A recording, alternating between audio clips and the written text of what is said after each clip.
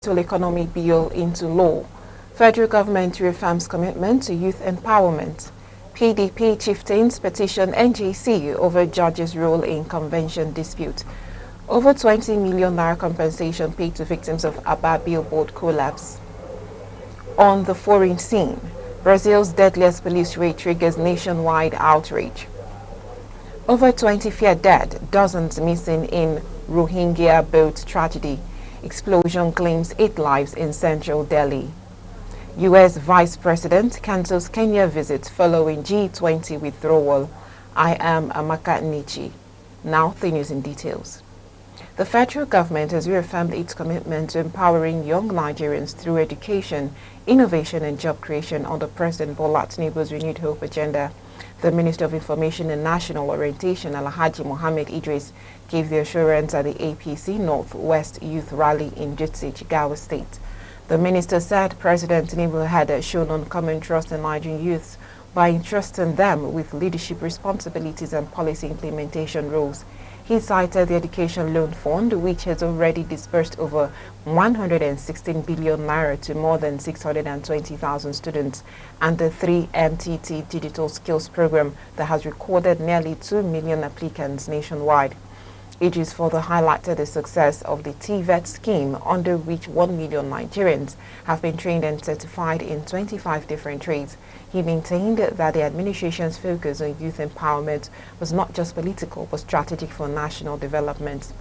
He also appealed to young people to shun fake news, hate speech and divisive tendencies, saying Nigeria's unity and progress depend largely on their sense of patriotism and positive engagement.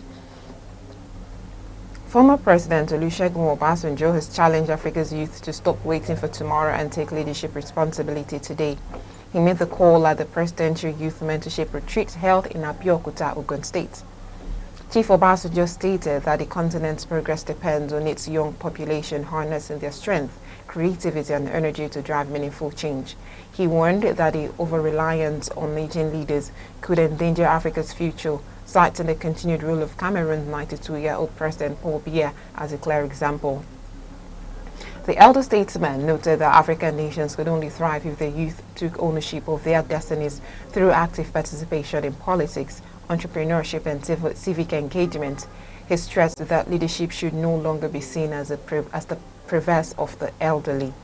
Also speaking at the event, retired General Martin Luther Agwai said recent remarks by U.S. President Donald Trump on insecurity in Nigeria should serve as a wake-up call for African leaders to confront their security challenges decisively. 3 chieftains of the People's Democratic Party (PDP) have petitioned the National Judicial Council, accusing Justice A.L. Akintola of the Oyo State High Court of abuse of judicial authority. The petitioners Austin Machuku, Amar Abraham Nana and Turner Abla George urged the NJC to investigate and sanction the judge. They alleged that Justice Akintola issued an ex parte order permitting the PDP to hold its national convention in Ibadan despite a subsisting order by the Federal High Court in Abuja restraining the party from doing so.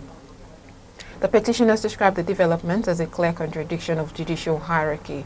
According to them, the order amounted to judicial recklessness and undermined public trust in judiciary. They maintain that no state court has jurisdiction to overrule a federal court's decision, calling the judge's action a dangerous precedent.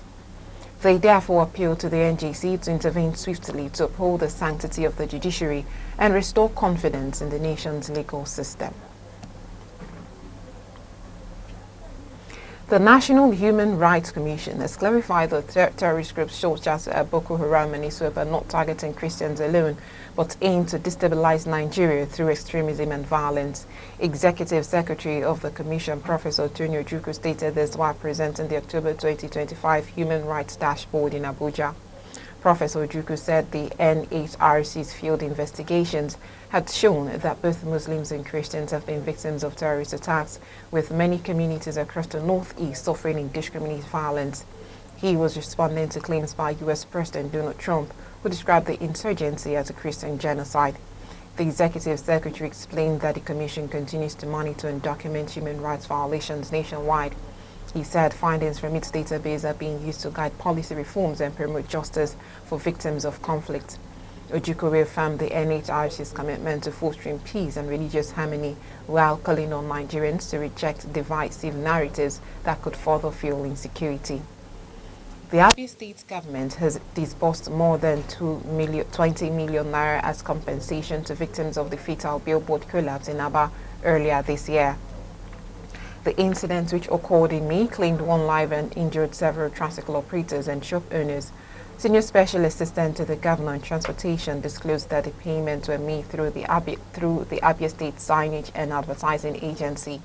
According to him, the widow of the deceased cyclist received 9.6 million naira, while injured tricycle operators got 1.6 million naira each. Shop owners affected by the incident received 500,000 naira apiece. He explained that the gesture was part of Governor Alex Oti's commitment to citizens' welfare. Even though the collapsed billboard was privately owned, the victims, he said, needed government support to recover and resume their businesses. Expressing gratitude, the widow of the deceased said she would invest part of the compensation in business and her children's education, commending the administration for its compassion.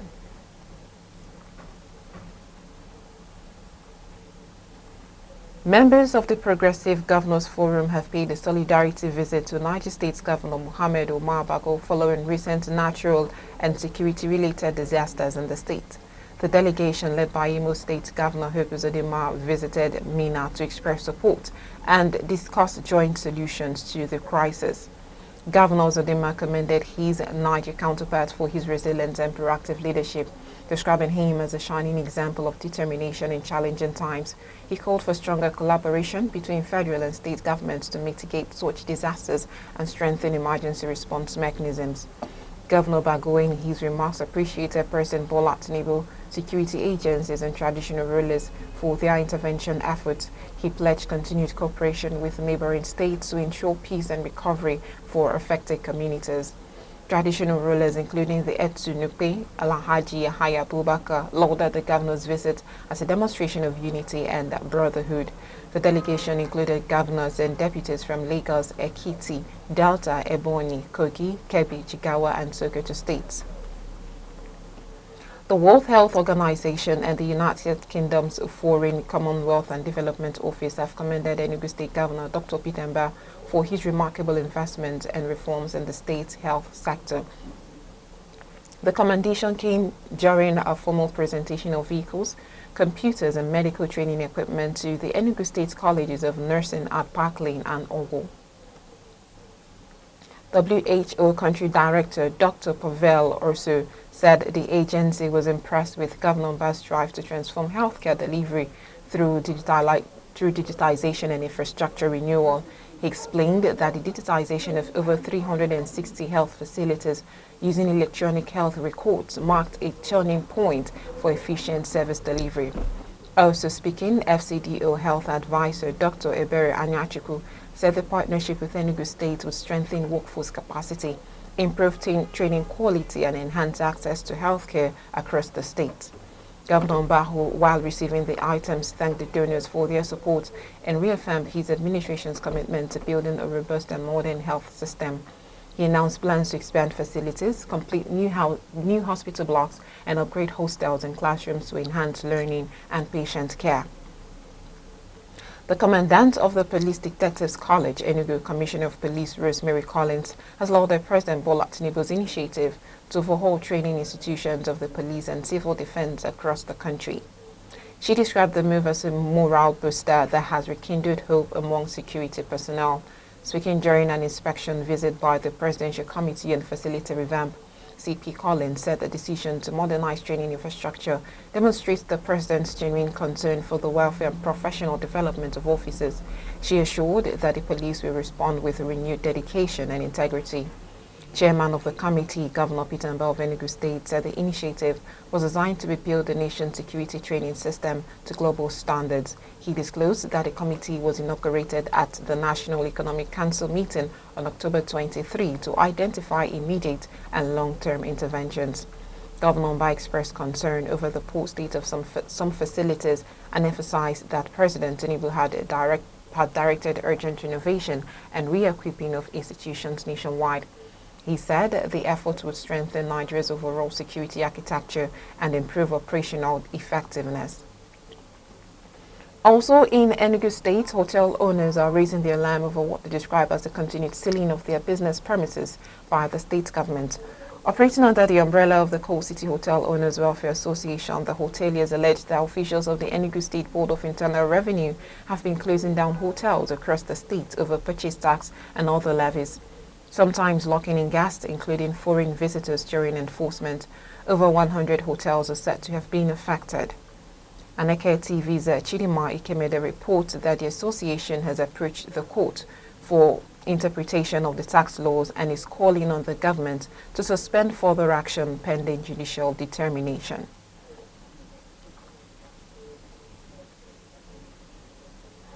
This news broadcast is coming to you live from Aneke TV. Remember, you can stay connected with us on all social media platforms: Facebook, X, Instagram, TikTok, and YouTube, all at Aneke TV.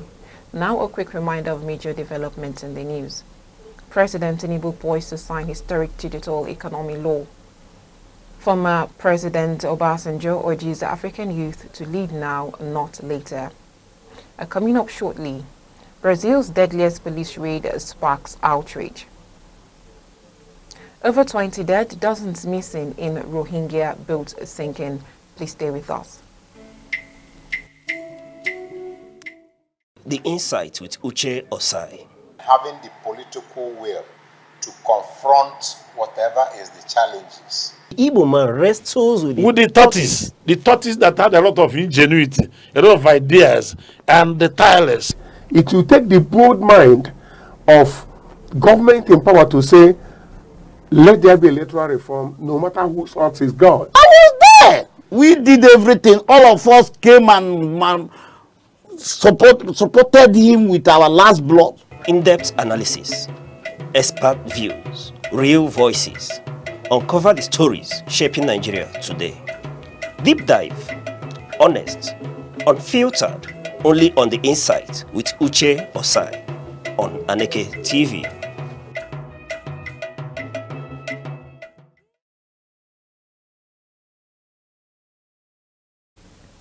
You're still watching Around the Globe on Aneke TV. Now we'll bring you the foreign news. In Brazil, widespread outrage has trailed a police operation in the Rio de Janeiro that left 121 people dead, including 4 officers and 2 teenagers. The raid, described as one of the deadliest in the country's history, failed to capture any senior members of the Commando Vermelho gang. Authorities defended the operation as a success, claiming 117 suspects were neutralized. However, a Reuters investigation revealed that none of those killed were on the prosecutors' wanted list of gang leaders. This revelation has sparked renewed debate over police accountability in Brazil. Eyewitnesses reported scenes of chaos with bodies left on the streets in the city's favelas. Families of victims accused police of indiscriminate killings and excessive use of force. President Luiz Inácio Lula da Silva has since condemned the raid as disastrous, calling for a thorough probe. While some Brazilians see the operation as a show of state power, human rights groups have described it as evidence of systemic brutality in Rio's poor neighborhoods, calling for urgent reform of law enforcement practices. At least 8 people have been confirmed dead following a massive car explosion near India's historic Red Fort in Delhi. The incident, which occurred late Monday, sent shockwaves through the densely populated area and caused widespread panic. Police say several others were injured and are receiving treatment at nearby hospitals. The cause of the blast remains under investigation, and authorities have not ruled out terrorism. No group has claimed responsibility at the time of this report. Security forces have condoned off the area as a forensic expert combed the scene for clues. The explosion damaged nearby shops and vehicles, leaving behind a trail of destruction in the bustling market district. The Red Fort area has suffered multiple terror attacks in the past, including major bombings in 2000 and 2005. Monday's explosion ranked among the most devastating in recent years, reigniting calls for tighter urban security in India's capital. Rescue operations are continuing off the coast of Malaysia and Thailand following the sinking of a boat carrying Rohingya refugees. At least 21 people have been confirmed dead, while dozens remain missing after the vessel capsized over the weekend. Officials say 13 survivors have been rescued so far, with Malaysian and Thai maritime agencies coordinating search efforts around Koh Tarutao Island. Authorities believe rough seas and overloading caused the wooden vessel to overturn. The tragedy is the latest in a series of deadly incidents involving Rohingya refugees fleeing persecution in Myanmar and overcrowded camps in Bangladesh. Many attempt the dangerous sea journey hoping to reach Malaysia or Indonesia for better living conditions. Amnesty International and other human rights groups have urged ASEAN nations to end the practice of turning back into migrant boats and instead establish the safe landing and asylum procedures for refugees. The United States Vice President J.D. Vance has cancelled his planned visit to Nairobi following President Donald Trump's decision to withdraw from the upcoming G20 summit in South Africa. The cancellation has raised questions about Washington's current diplomatic approach toward African nations.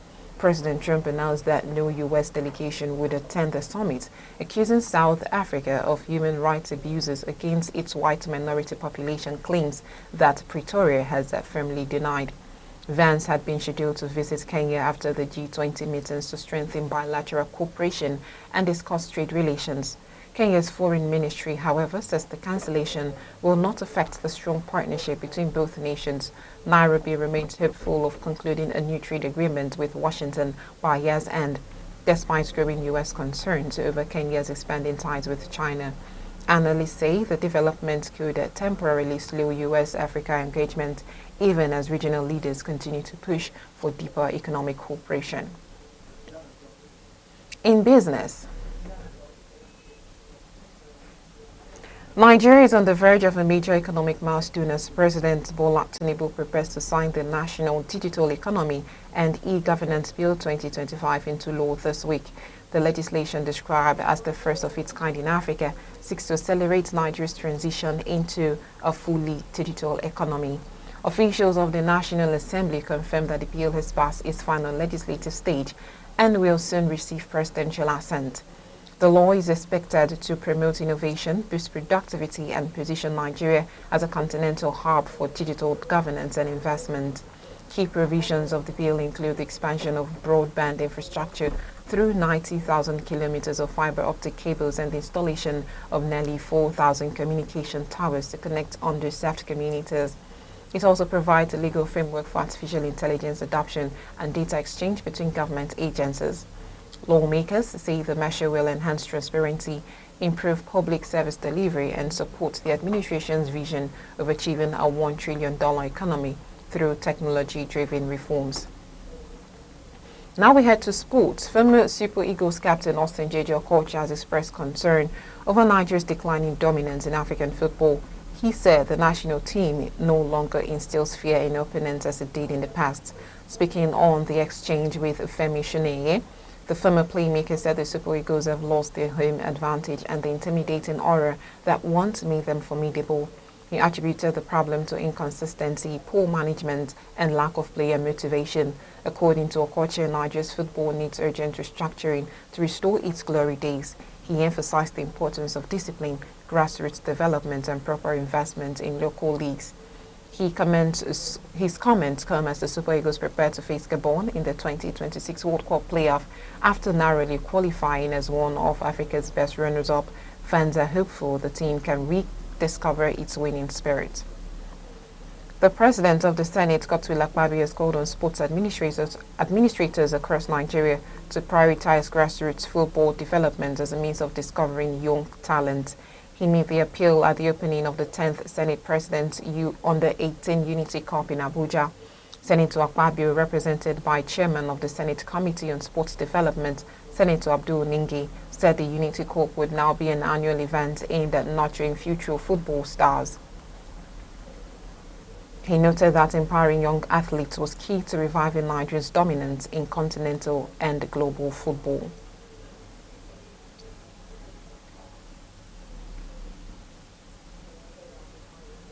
In entertainment, Nigerian music legend Innocent Idibia, popularly known as Two-Face, has described his iconic hit African Queen as both a blessing and a burden. He made the revelation while speaking on the Lagos-based entertainment talk show. Two-Face said while the 2004 song brought him global fame and multiple awards, it also came with controversies and expectations that have followed him for years. He recounted that the track's success made him the first African to win the BET, MTV Europe and the Mobile Award, solidifying his place in Afrobeat history. However, the song's ownership has remained contentious, with his former bandmate Blackface repeatedly claiming co-authorship. The debate was reignited after Billboard named African Queen the greatest Afrobeat song of all time in August 2025. Two-Face maintained that despite the challenges, the song remains a timeless celebration of African beauty and continues to inspire a new generation of artists across the continent. And that's all around the globe. But before we end around the globe, here are the main points. President Tinubu poised to sign historic digital economy law. Former President Obasanjo urges African youth to lead now, not later. Over 20 million naira paid to victims of fatal Aba billboard collapse. And that's Aneke TV News at 9 a.m. For more news and live updates, follow us across all social media platforms: Facebook, X, Instagram, TikTok, and YouTube, all at Aneke TV. On behalf of the producer, Chidima Sogwa, I am Amaka Anichi. Thank you for joining us.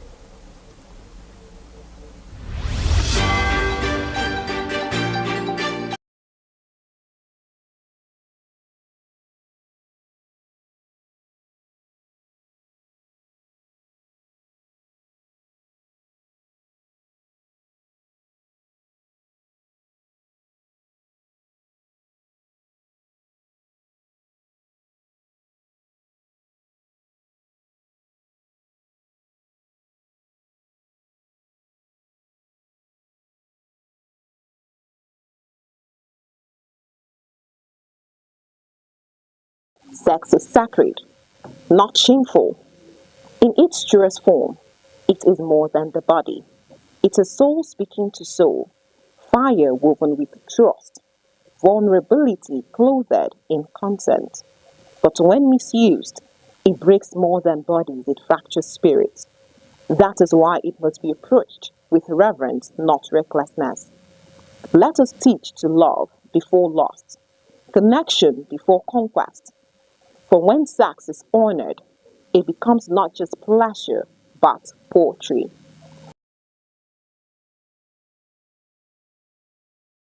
Anambra State, located in southeastern Nigeria, is one of the nation's most dynamic and enterprising regions. Created in 1976, it takes its name from the Anambra River, a tributary of the Niger.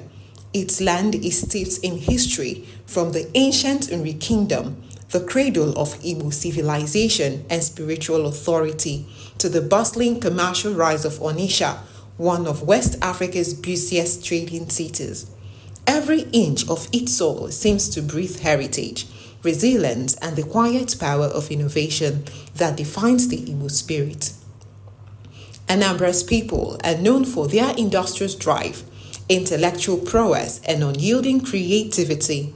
Across Nigeria and beyond, they stand tall as business leaders, scholars, inventors, and professionals whose influence reaches every corner of society.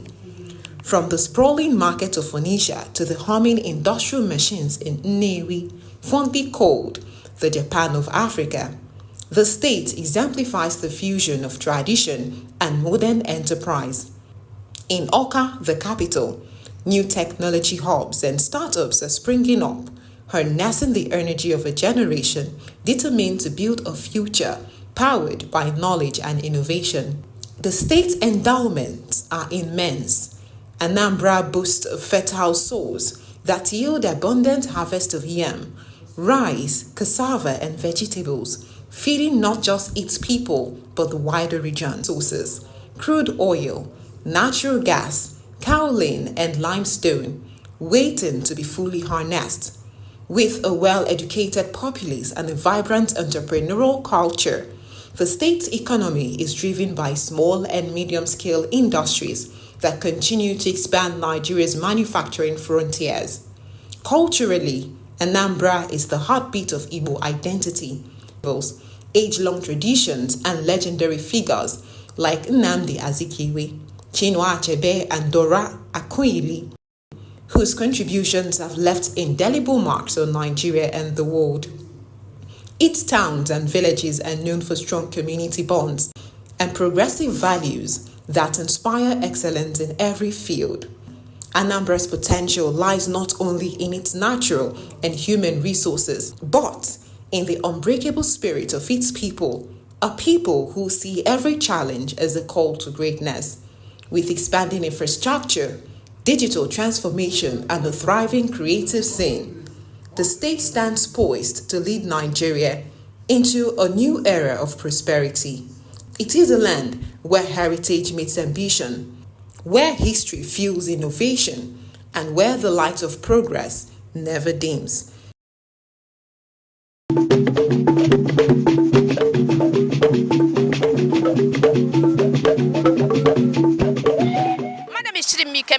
And we are on the street today to find out what Nigerians think about some trending issues in the society. Please join us as they share their thoughts.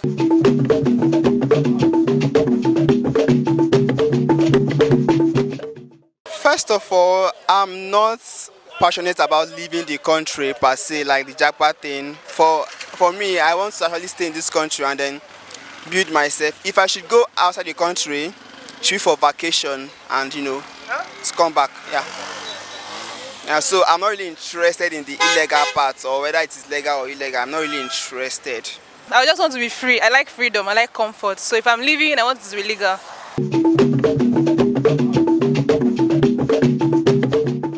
Human trafficking in Nigeria is not something we hear about every day, but then we know it's happening. But we don't hear about measures they take to curb this thing happening in the country. I don't necessarily have to say they are doing very well, but from the news, we don't hear things we don't hear things like them getting curbing it, or maybe them busting out these human traffickers. We don't hear things like, okay, so number of persons were caught trafficking and then they have been jailed or an action has been taken against them. We don't hear these things, so we don't know if they're actually doing enough. So we'd actually urge them to do these things, and when they do it, they have to let the public know that, okay, we as a government, we are fighting human trafficking. When you talk about human traffickers are talking about exchanging of, that is sending our young ones outside for personal purposes and personal profits. Well, what I will actually say is because the way this country is something else now. Because the first thing that the government need to do is have to fish out those who are involved in it, and I know they are doing it. Now, one benefit I know as a computer scientist or as a computer engineer is making use of what this AI to fish out them. If they can improve on that technology, I believe they can easily be able to track out those who are involved in it. And once they are able to track out those in it, then those who are involved should face the persecution, should face the law. What the law says about it, then they should be able to face it. By the time they face it, I believe things like this will reduce. So my advice to the government is for them to improve their technology and how to track this thing. But for now, for me as a scientist, Nigeria is really lacking behind in terms of improvement of technology. That's what I actually want them to improve on. Nigeria is actually lacking behind in terms of technology. By the time they improve in technology, I believe tracking of this human trafficking will be very easy for Nigeria to do. For human traffickers, I feel like there should be a capital punishment because no one deserves to be trafficked, and it's actually a very, very serious offense. It's something the government should take into consideration. It's not something we hear about all the time, but then it's something that still happens, and it still happens in many places, but then we don't really hear about it that much. So the government should actually do something or take any measure to curb human trafficking.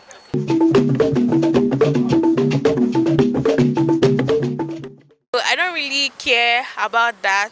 Again, I feel like everybody should mind their business. It's their marriage and it's their life. There's a reason why Regina Daniels, is coming out to everybody to complain. Again, probably she's too scared to face it, out in her marriage. You understand? Because I heard that she was domestically abused. You get, so that can traumatize her to do anything. So she's not seeking help from outside people. Nonetheless, anyone that works for them. I don't think it's over. I think it's just hitting a rough patch. Yeah, because as they say, you cannot get in between two lovers. As she said in her recent post that she married him out of that she fell in love with him. So I am Chidimi Kemede, Aneke TV. To be a man is not to be hard, but to be whole. A true man feels, weeps, protects, dreams. He does not hide behind silence. He speaks with strength and softness. He carries responsibility, yes, but also joy. He provides, but he also hugs. He's not just a builder of homes, but a nurturer of hearts. A man is not less when he leans on others. He is more when he uplifts them. In truth, in tenderness, in integrity, that's where manhood truly begins.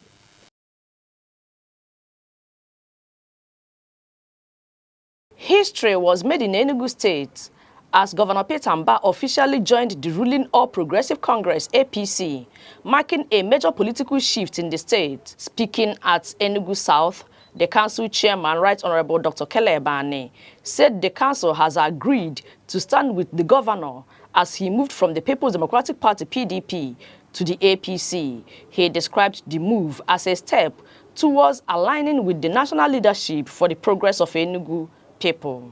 In aligning ourselves with the policies and the principles of the state, we have found it worthy that we should address our followers, our party members today, that we are taking that very bold step.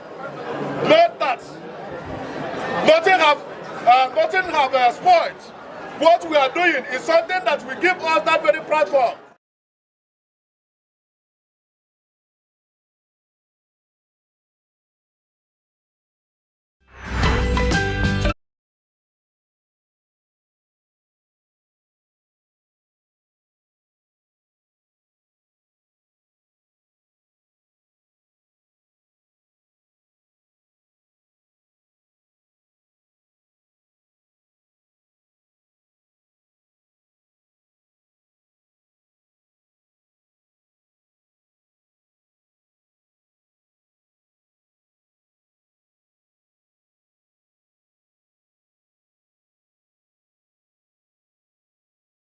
Good morning, Nigeria. Good morning, 042. You're tuned into Sunrise on Aneke TV. Your daily dose of brightness and joy. I am Deborah Wakobo, coming to you live from our studio here in vibrant Enugu. Good morning to everyone watching. It's another pleasant day. It's good to have you here. I am Aneke Princess. Thank you for joining us once again on another edition on Sunrise on Aneke TV, where every sunrise begins with positivity and purpose. And good morning to you, our global audience. I'm Uche Osai. Wherever you are, at home, in your office, or in traffic, thank you for letting us into your space this beautiful Tuesday morning. As always, we're here to refresh, inform, and motivate. Yes, it's Tuesday, 11th November 2025, and it's another new edition of Sunrise on Aneke TV. So, of course, it's a packed morning with your trending stories, weather updates, and that special sunrise vibe to help you begin your day. So, grab that cup of coffee or tea, relax, enjoy the cruise, because the sunrise is here.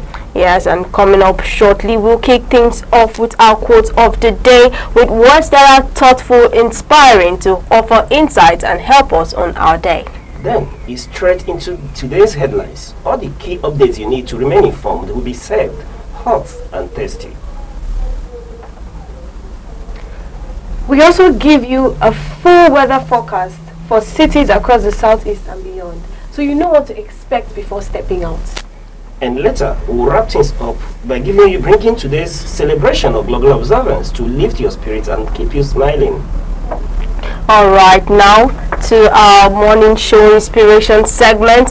I will be kicking off today with a thoughtful and deep provoking Yoruba proverb that says, he that beats the drum for the madman to dance is no better than the madman himself.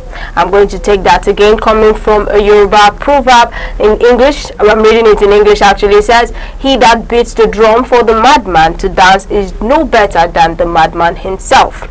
And now this proverb reminds us that when we encourage or support wrong behavior, we become part of the problem. And in simple terms, if you help someone do foolish or harmful things, even if you're not doing them, you're actually, or you're also guilty. So when we encourage someone doing something bad, we're actually doing that bad thing ourselves. You might say your hands are clean, but instead you're provoking someone, you're pushing someone towards a wrong direction. And you're saying, okay, is the person doing it, I am not doing it, but instead we are responsible and we are also guilty.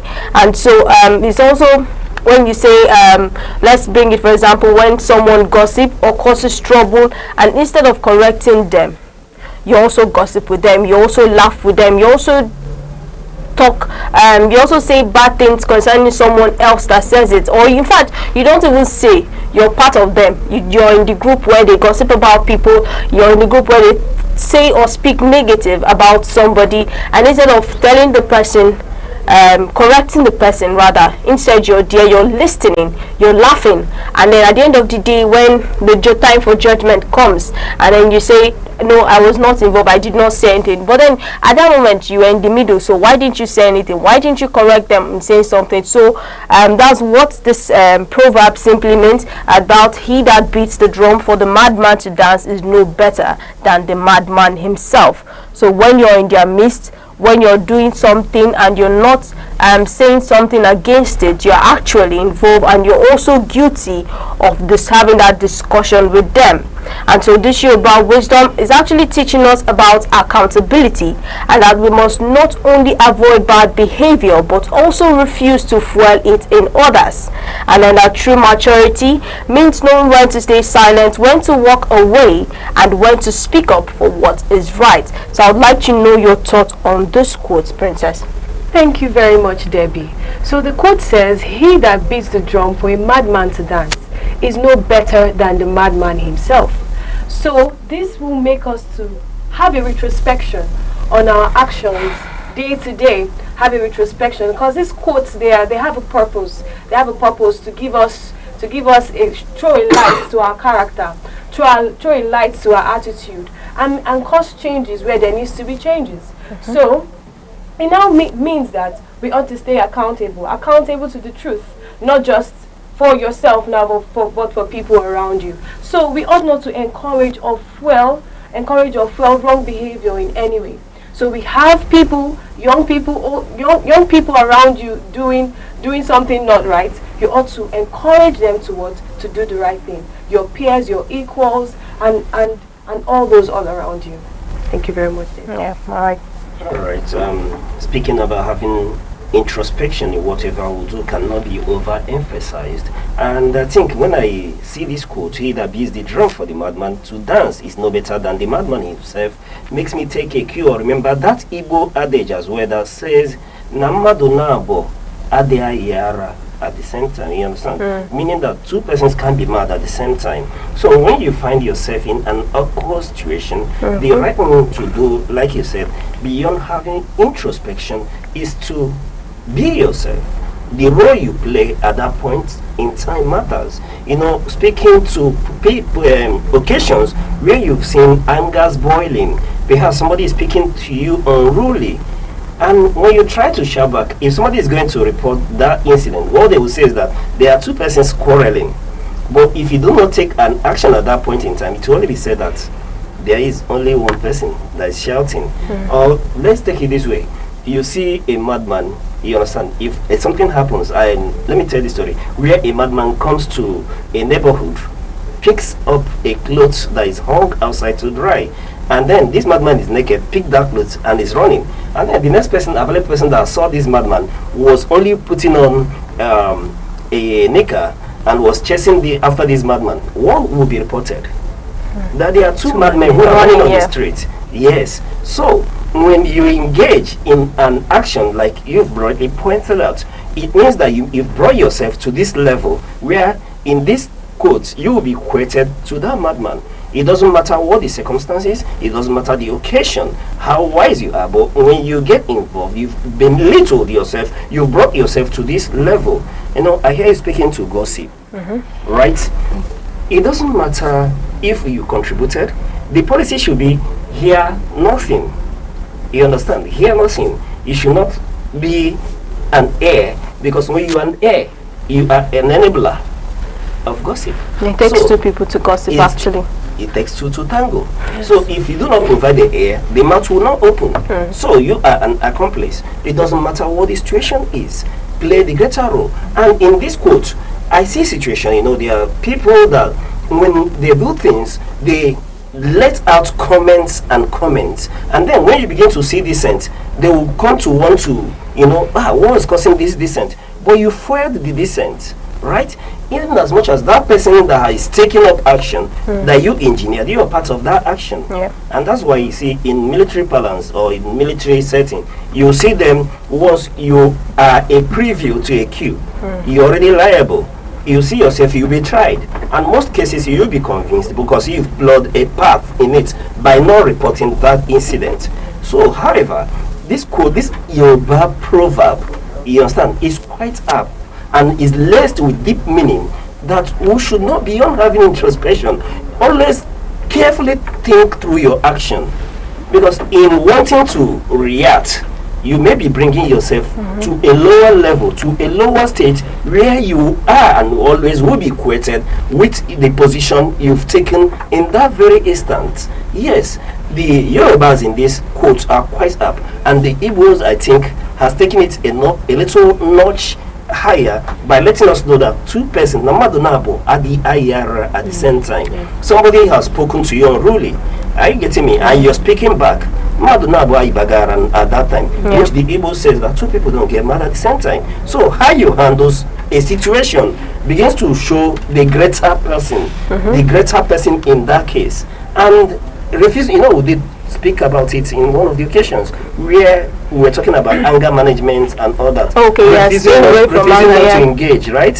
When you refuse not to engage, you see that there are two scenarios that we talked about. Either this other individual begins to boil more, or at the end of the day begins to see the folly in their action and begin to repent and turn a different path. But whichever way it is, when you refuse to engage, you see that you walk out unscattered, you walk out the greater person with your integrity intact in that very situation. So David Princess, yes, this is quite up, and I just want to repeat that for one more time. He says, he that beats the drum for the madman to dance is no better than the madman himself. And then I'm having this mental picture of, you know, growing up, we used to see madmen on the street. Nigeria, unfortunately, that should be a story for another day. How we take care of our mentally deranged or grief people is an honor of issue that we have to bring this into perspective. Because I've seen madmen on the streets. I'm diverting now. I've seen madmen in our streets with multiple kids.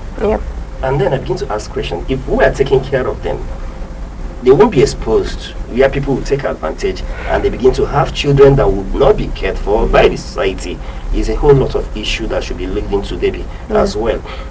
But what I'm trying to bring out here, in that time we were growing up, you see the madman there with the metallic this thing on the street, and then I'm beginning to imagine a same person who is singing to a dancing mad person. When people report, you say, madmen are dancing, and that's just the situation. Is applicable everywhere, in the home, in the religious settings, in organizations, in workplaces.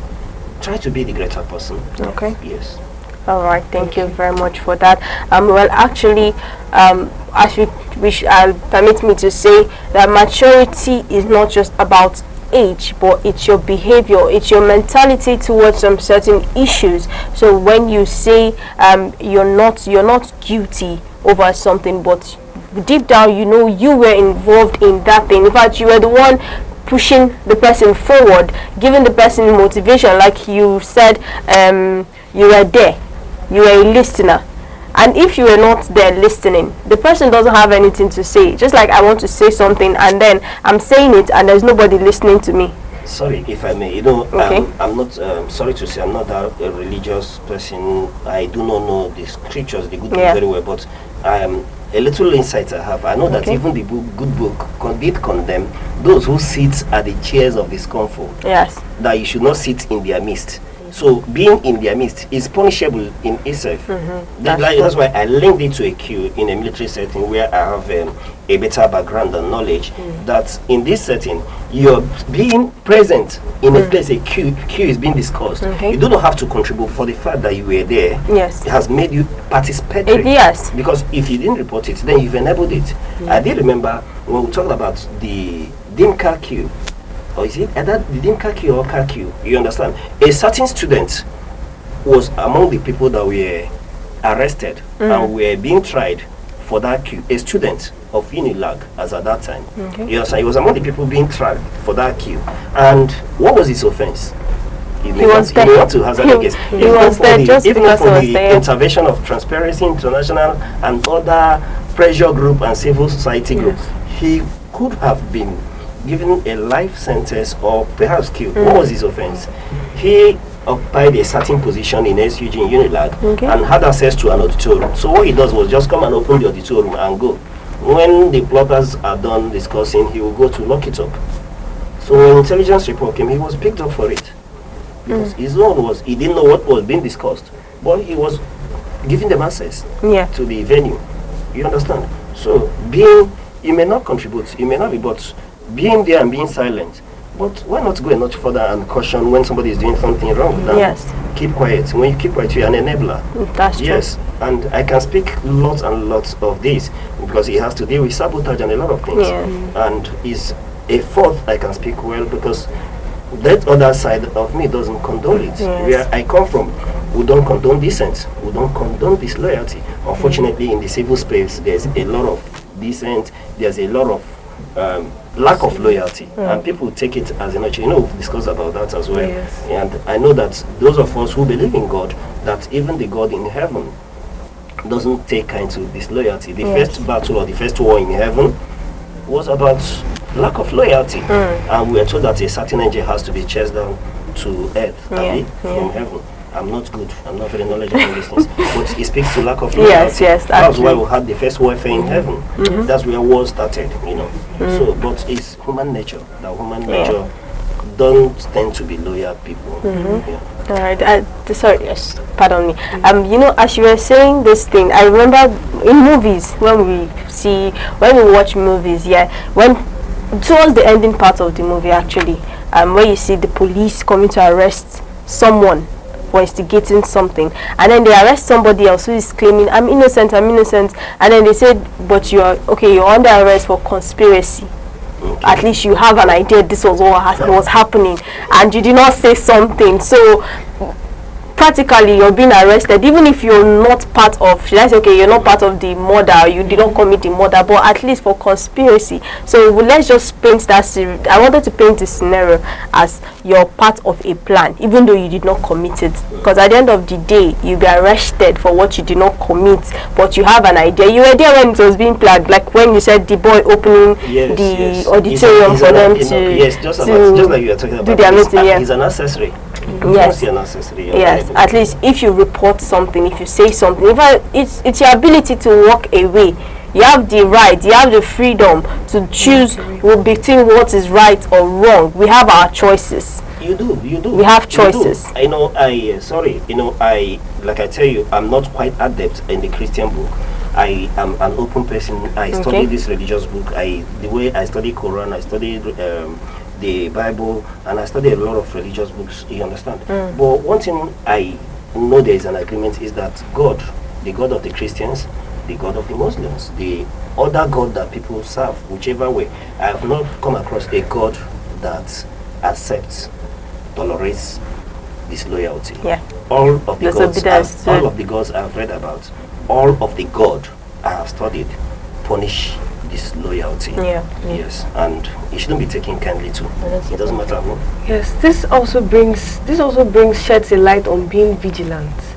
Being vigilant as an individual, always trying to be very aware of the kind of friends you keep, of the kind of people that are in your space, because you might just let's go out to hang out, and then they plan something and they just want you to be on the lookout for them, and then they say, oh, just stay here, tell us if someone is coming, and then you find yourself in trouble. So just be vigilant always in all your interactions. Be very vigilant, because this world is evil. It's something else. And after you're talking about being vigilant and people who get involved, you know, a lot of time you see a lot of people fight unnecessary battles, and you tend to fight your friend's battle. Or, you know, I did tell you that story when we grew up. That I have this friend. If I get involved in anything, he doesn't ask what happened. He gets into it. And we will fight. Then after we fight it, he will never ask question. He gets, except he doesn't have wind of it. He gets involved, and after that, when the whole battle is over, he must have dealt with you, you know. And then he would like, what happened? He will call me by say, what happened? Alpha, what is it? And I was like, this. He goes, say, guy, you get stupid. You know, but he has fought. Yes. So a number of times you see adults. That's where is this happening. Get into unnecessary battle. You begin to make enemy because your friend, this person is an enmity with your friend, and then you begin to take side. Why take side? Why fight another person's battle? And this quite the challenge. And that's where you see that the number of madmen that we are talking about will continue to be on the increase and will continue to be high, because a number of times we are enablers and we join in battles that we should not. And these are the madmen the Yorubas and the Igbos talk about. All right, thank you very much for that. So please, as you go about your day, please remember that you shouldn't be the drummer for a madman, and you should be the drummer for another person's foolishness. Do not be an instigator of a plan. Do not be careful of where you are, your surroundings. Like I have said earlier, that you have the opportunity or the right to walk away from anything right or wrong. You have the opportunity, in fact you have your mouth, you're the owner of your mouth, you're the owner of your ear. You can walk away from any situation that will compromise you, that will stand against you. And also, please try choosing peace, try choosing wisdom, and then also reflect on good action. And we'll be right back after the break. The Arena with Chris and Ibogo is the platform where we meet to take critical analysis of burning and topical issues and matters in the society as to proper solutions on making the society better. You came into office, you locked the door to everybody. Nobody can even access you. You don't even play the politics. Month in, month out, year in, year out. So where is the money going to? Where's the resources? Whenever the economy is in a shambles, you find the government embracing pro-people policy to assuage the harsh economic reality. It was used to settle political interest, and Nigerians were paying dearly for it. Tune in to the Arena with Chris and Ibogo every Monday through Thursday by 1 p.m. only on Aneke TV. Join us.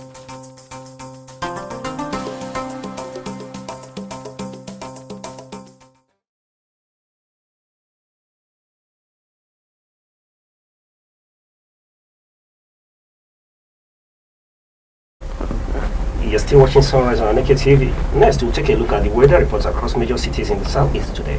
Yes, and we're beginning with Oka.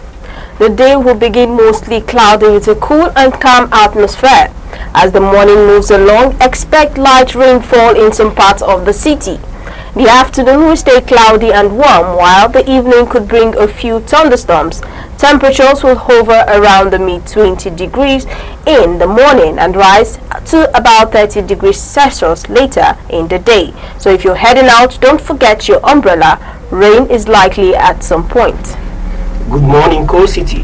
Enugu will start the day partly cloudy, giving way to a mix of sunshine and clouds by midday.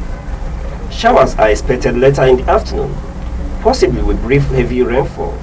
The weather will remain warm, around 33 degrees Celsius, but cooler by evening. A good day to plan indoor tasks in the afternoon and enjoy the evening breeze. Good morning, Abakeleke. You can expect a clear and mild start. Cloud cover will increase as the day progresses, and showers are likely by mid-morning. Thunderstorms may appear later in the evening, but they will gradually ease off. Temperature will reach about 31 to 32 degrees Celsius during the day. It's a warm but slightly unsettling day overall.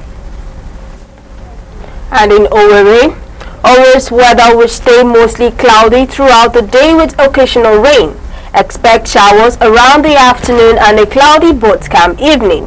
The temperature will stay between 26 degrees Celsius and 32 degrees Celsius, so if you're out and about, light clothing and a small umbrella will come in handy.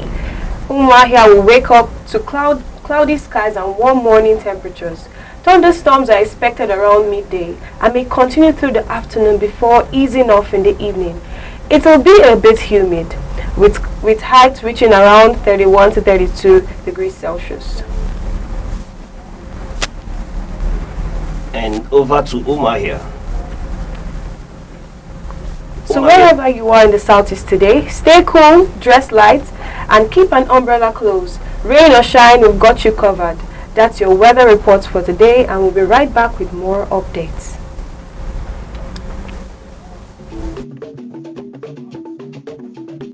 The Insight with Uche Osai. Having the political will to confront whatever is the challenges. Igbo man wrestles with the tortoise that had a lot of ingenuity, a lot of ideas, and the tireless. It will take the broad mind of government in power to say, let there be electoral reform, no matter whose heart is God. I was there. We did everything. All of us came and supported him with our last blood. In-depth analysis, expert views, real voices, uncover the stories shaping Nigeria today. Deep dive, honest, unfiltered, only on the Insight with Uche Osai on Aneke TV. Join us.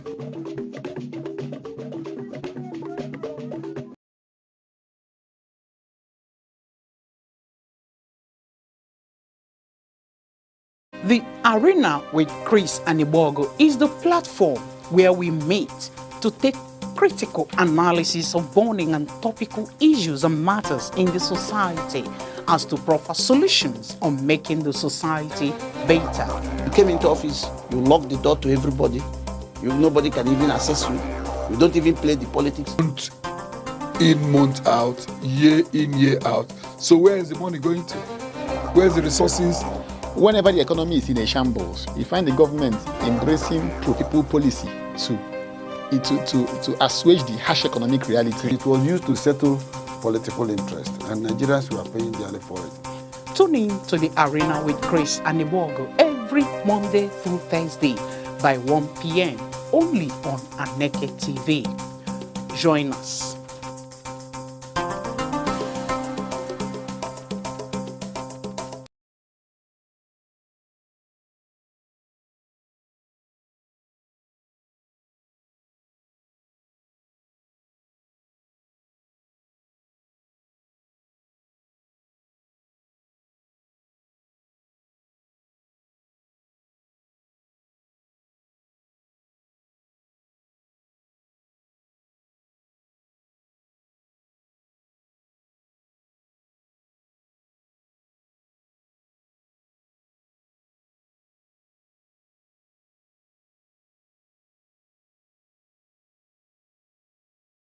Anambra State, located in southeastern Nigeria, is one of the nation's most dynamic and enterprising regions.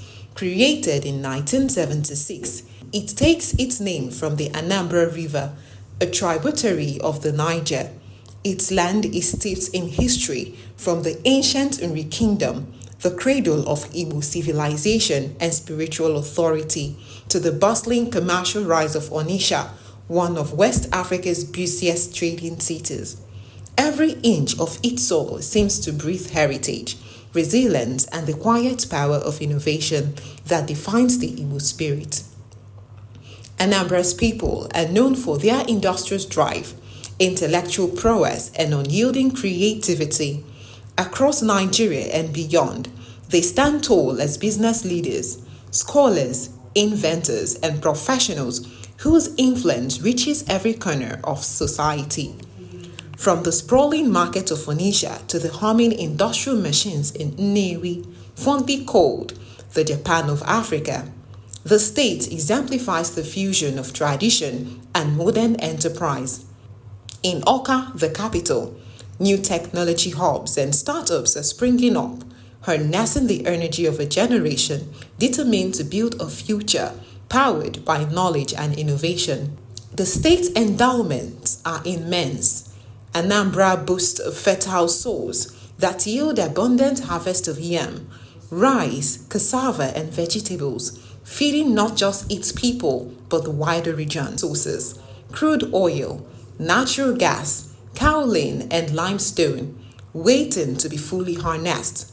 With a well-educated populace and a vibrant entrepreneurial culture, the state's economy is driven by small and medium-scale industries that continue to expand Nigeria's manufacturing frontiers. Culturally, Anambra is the heartbeat of Igbo identity.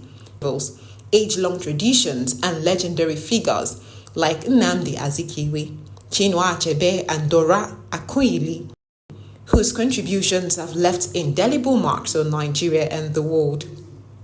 Its towns and villages are known for strong community bonds and progressive values that inspire excellence in every field. Anambra's potential lies not only in its natural and human resources, but in the unbreakable spirit of its people, a people who see every challenge as a call to greatness. With expanding infrastructure, digital transformation, and a thriving creative scene, the state stands poised to lead Nigeria into a new era of prosperity. It is a land where heritage meets ambition, where history fuels innovation, and where the light of progress never dims.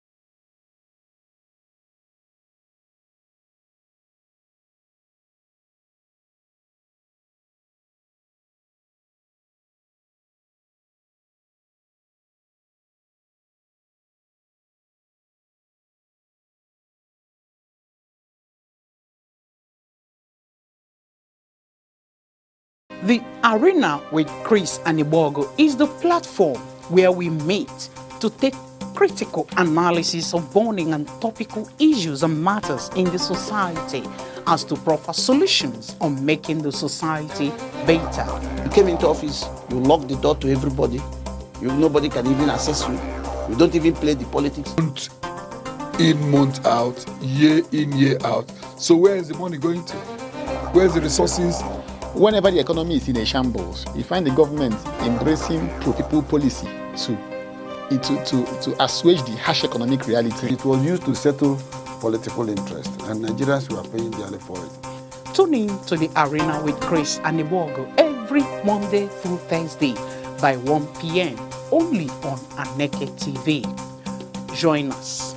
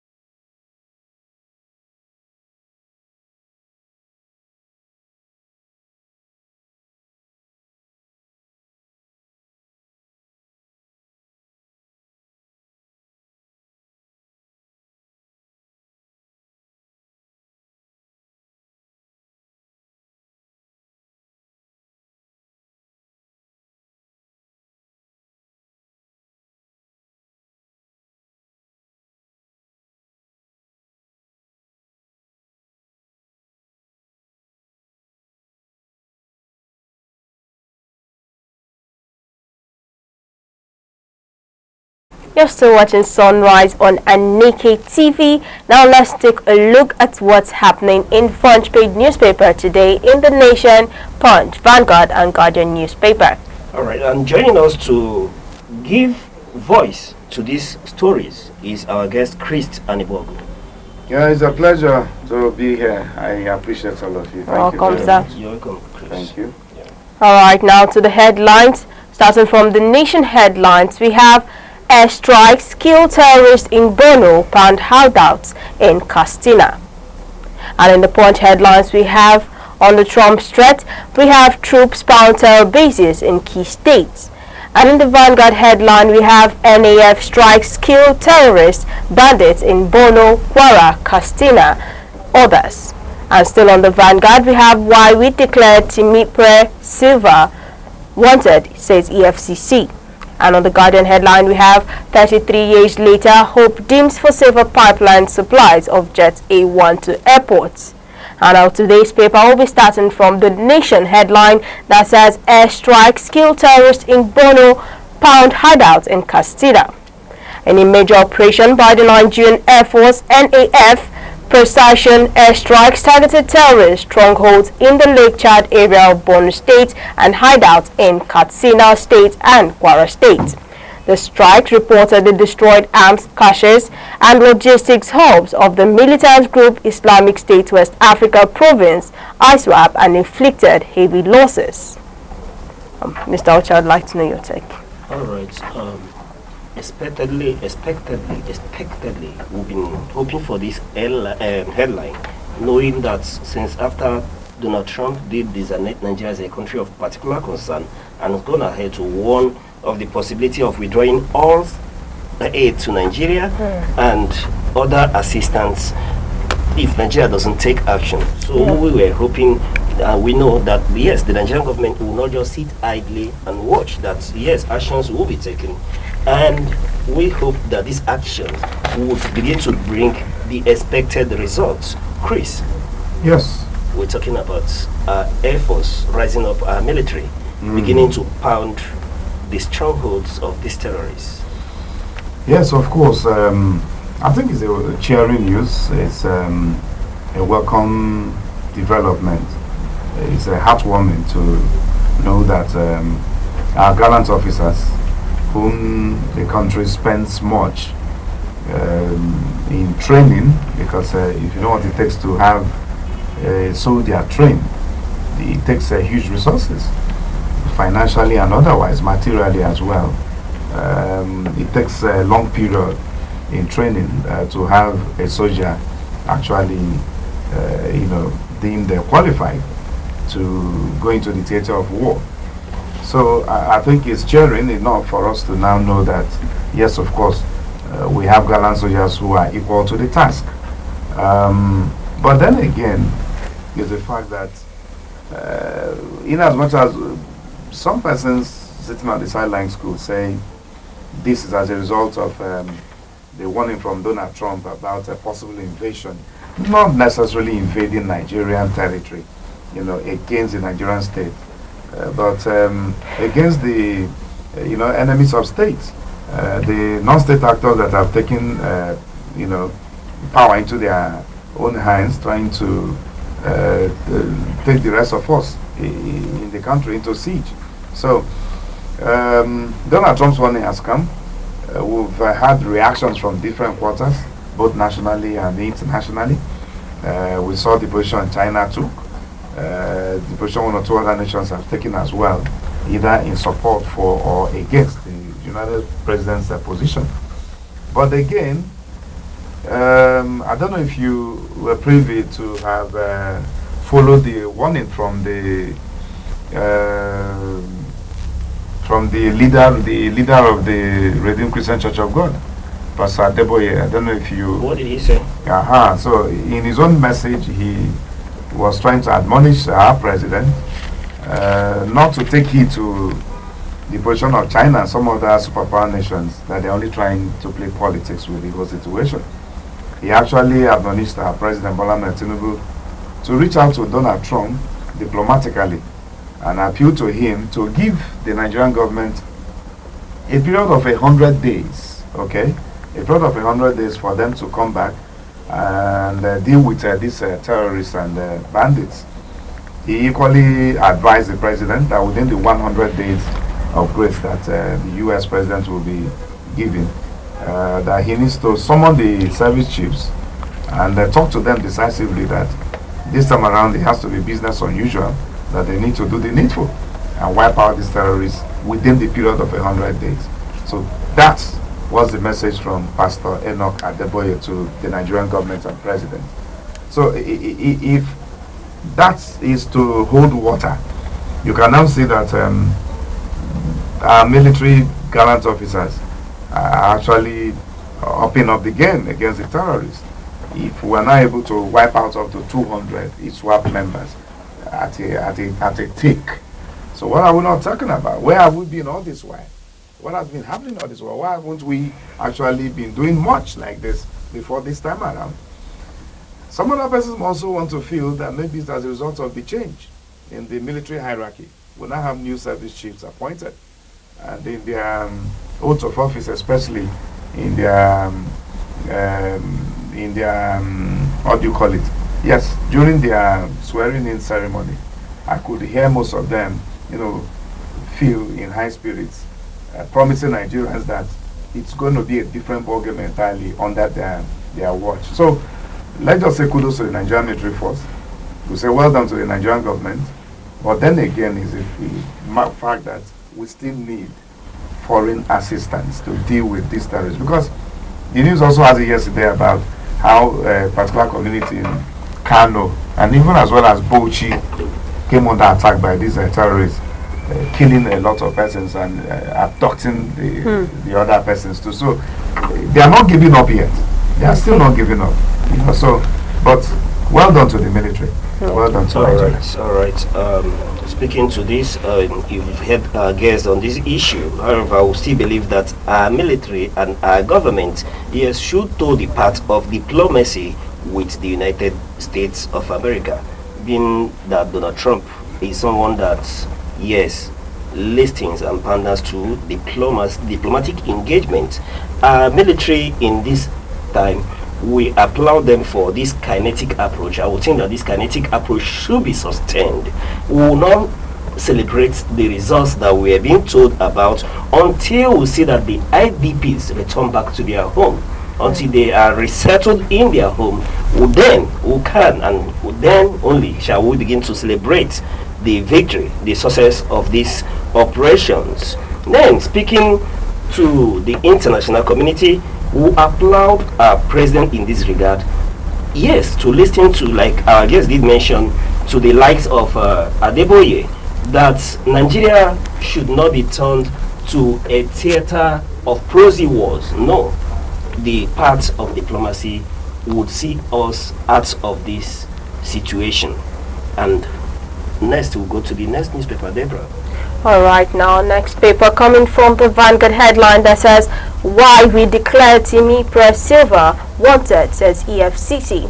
According to the commission, Silva is wanted in relation to an alleged conspiracy and dishonest conversion of about $14.86 million, and those funds are said to have been provided by the Nigerian Content Development and Monitoring Board (NCDMB) for investment into Atlantic International Refinery and Petrochemical Limited for refinery construction, and apparently diverted.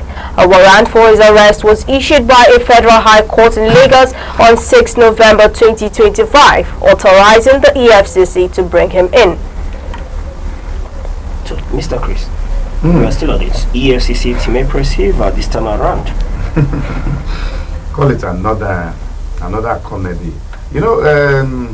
If you follow the turn of events in this country, it will amaze you to see that once the politics becomes heated up, from nowhere, we'll just begin to have this comic relief coming from, distraction coming from the main issue on the table. Our politicians and political leaders have a way of, playing out this script. I don't know who writes the script for us, but I think we are good actors in this country, as a matter of fact. But looking at this drama now, well, who is Timi Press Silva? a man from Ijo, he's from Bayelsa. A one-time former governor of Bayelsa State, where he served 1 term, and he has been interested in serving out his 2nd term as governor of Bayelsa. Well, he was opportune to have served Nigeria as a minister under the former administration led by late President Muhammadu Buhari, where he was very, very prominent among the cabinet members of that administration. Well, Timi Silva, well, if the EFCC says they're after him because of cases of corrupt practices, held against him, well, we may understand. But what we really do not understand is the other twist to the matter. This whole matter came up with Timi Silva when we started getting stories around the military coup that was planned against this government, Bola Tinubu's regime. We saw where military officers were said to have been arrested. All of a sudden, we started getting reports that a former governor from somewhere in the southern part of the country, Nigeria, was actually indicted to have been part, if not having masterminded, the coup d'etat that actually was foiled. And when we heard that Silva had fled overseas, well, we saw his aide coming out to say that he was not running. Are you getting the point? That he wasn't really running, he was not escaping arrest, but then he was just going on medical grounds overseas. So, if not that the government is not trying to, shield certain information from Nigerians, I think it's high time we come out clean and clear on the foiled military coup that actually took place, that actually would have taken place. Because up till now, even those of you within the media space, I doubt if you have enough information about that planned coup that was said, the perpetual coup that was said to have been foiled. Who were the masterminds? How was it orchestrated? How was it planned? Who are those behind the scene and those equally directly involved? We just hear that military officers were arrested. Who are these military officers? Who were their sponsors? So you see that the government seems to be very silent and playing politics with this thing. So Nigerians deserve to know what actually is going on in their country. Military coup is not a child's play. Military coup comes to topple an elected government, and if the people of Nigeria has given their mandate, mandate to this particular government enough in place now, anything that's going to disrupt it, dismantle it, I think the citizens deserve to know. Either they kick against it, because power belongs to the people. So, but then the way the government is going about it, the information is not so clear out there. We'll just begin to hear what they want to tell us. So, if Silva's, will I say, Silva's position in the whole affair is now ending up on the tables of the EFCC, if that's what they're trying to tell us, that it's no longer about the military coup, it's not about his corrupt practices, well, the EFCC deserves to go after him if he's actually indicted. But then, we hope this will not just be swept under the carpet like every other matter in Nigeria, where we see elected political office holders get into power, they siphon our public, resources, and at the end of the day, nothing gets to come out from it. What has happened to the case of Yahya Bello, the former governor of Kogi State? Who has ever heard anything again from his side with the EFCC? So, we watch. But then again, we must have to caution the politics of ethnicity in Nigeria. The very moment someone happens to come from your ethnic nationality in Nigeria, then he is a saint. Even if he's corrupt, even if he's indicted of corrupt practices, you see his kinsmen trying to shield it. You'll be surprised to know that what happened with the case of James Onanefi Ibori of Delta State, the former governor of Delta State, who was indicted overseas, served out his jail term there. We saw when he returned home to Nigeria, his kinsmen organized a very big welcome party for him, as if we are celebrating corruption. So if he's my brother, then he's a saint. If he's from another ethnic nationality, then he should be killed. I mean, they are not helping us as a people. Okay. So we appeal to the kinsmen of silver. If the EFCC has said he is wanted for corrupt practices, he should come and answer to terms. But if his case has anything to do with the foreign military coup in Nigeria, then the government needs to come and clean and tell Nigerians actually what has happened. That's just my own take about it. All right, thank you very much for that. And then to the EFCC, we hope you're listening to us, and our advice is that you stop playing politics with some of these issues. And when you are certain that this individual is needed for investigation, see to it that you carry out this investigation beyond or not in front of the newspapers. We always hear about this arrest, but nobody gets to hear about how they ended. The prosecution. We don't get to hear about the prosecutions and the convictions that come out from this whole publicity. And then, speaking to the government, anyways, there are attempts to link this to the issue of a failed queue, but until the government comes out publicly to tell us that there was actually a failed queue, and then we'll begin to make these linkages to it. All right. And that's a wrap on today's newspaper review. As always, you can grab a physical copy of your favorite paper from your nearest vendor or catch the full details online. Stay with us. More stories and trending issues will be right after this short break. The Arena with Chris Anibogo is the platform where we meet to take critical analysis of burning and topical issues and matters in the society as to proper solutions on making the society better. You came into office, you lock the door to everybody. Nobody can even access you. You don't even play the politics. Month in, month out, year in, year out. So where is the money going to? Where's the resources? Whenever the economy is in a shambles, you find the government embracing pro-people policy to assuage the harsh economic reality. It was used to settle political interest, and Nigerians were paying dearly for it. Tune in to the Arena with Chris Anibogo every Monday through Thursday by 1 p.m. only on Aneke TV. Join us.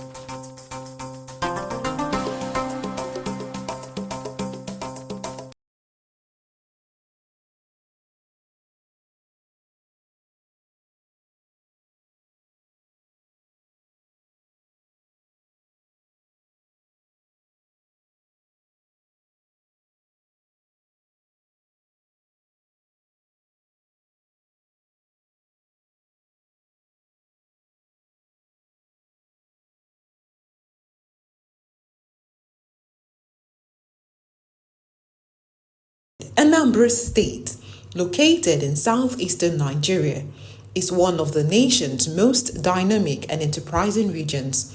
Created in 1976, it takes its name from the Anambra River, a tributary of the Niger. Its land is steeped in history, from the ancient Nri Kingdom, the cradle of Igbo civilization and spiritual authority, to the bustling commercial rise of Onitsha, one of West Africa's busiest trading cities. Every inch of its soil seems to breathe heritage, resilience, and the quiet power of innovation that defines the Igbo spirit. Anambra's people are known for their industrious drive, intellectual prowess, and unyielding creativity. Across Nigeria and beyond, they stand tall as business leaders, scholars, inventors, and professionals whose influence reaches every corner of society. From the sprawling market of Onitsha to the humming industrial machines in Nnewi, fondly called the Japan of Africa, the state exemplifies the fusion of tradition and modern enterprise. In Awka, the capital, new technology hubs and startups are springing up, harnessing the energy of a generation determined to build a future powered by knowledge and innovation. The state's endowments are immense. Anambra boasts fertile soils that yield abundant harvest of yam, rice, cassava, and vegetables, feeding not just its people but the wider region. Sources: crude oil, natural gas, kaolin, and limestone, waiting to be fully harnessed. With a well-educated populace and a vibrant entrepreneurial culture, The state's economy is driven by small and medium-scale industries that continue to expand Nigeria's manufacturing frontiers. Culturally, Anambra is the heartbeat of Igbo identity. Still watching Sunrise on Aneke TV. Alright, now we'll be taking a look at what's trending today concerning the Regina and Senator Ned Nwoko story. Nwoko, the senator representing Delta North, has publicly accused Regina Daniels of substance abuse, claiming her behavior and his intervention via rehabilitation. And Regina Daniels responded sharply, admitting past drug use, rejecting Nwoko's narrative as a diversion.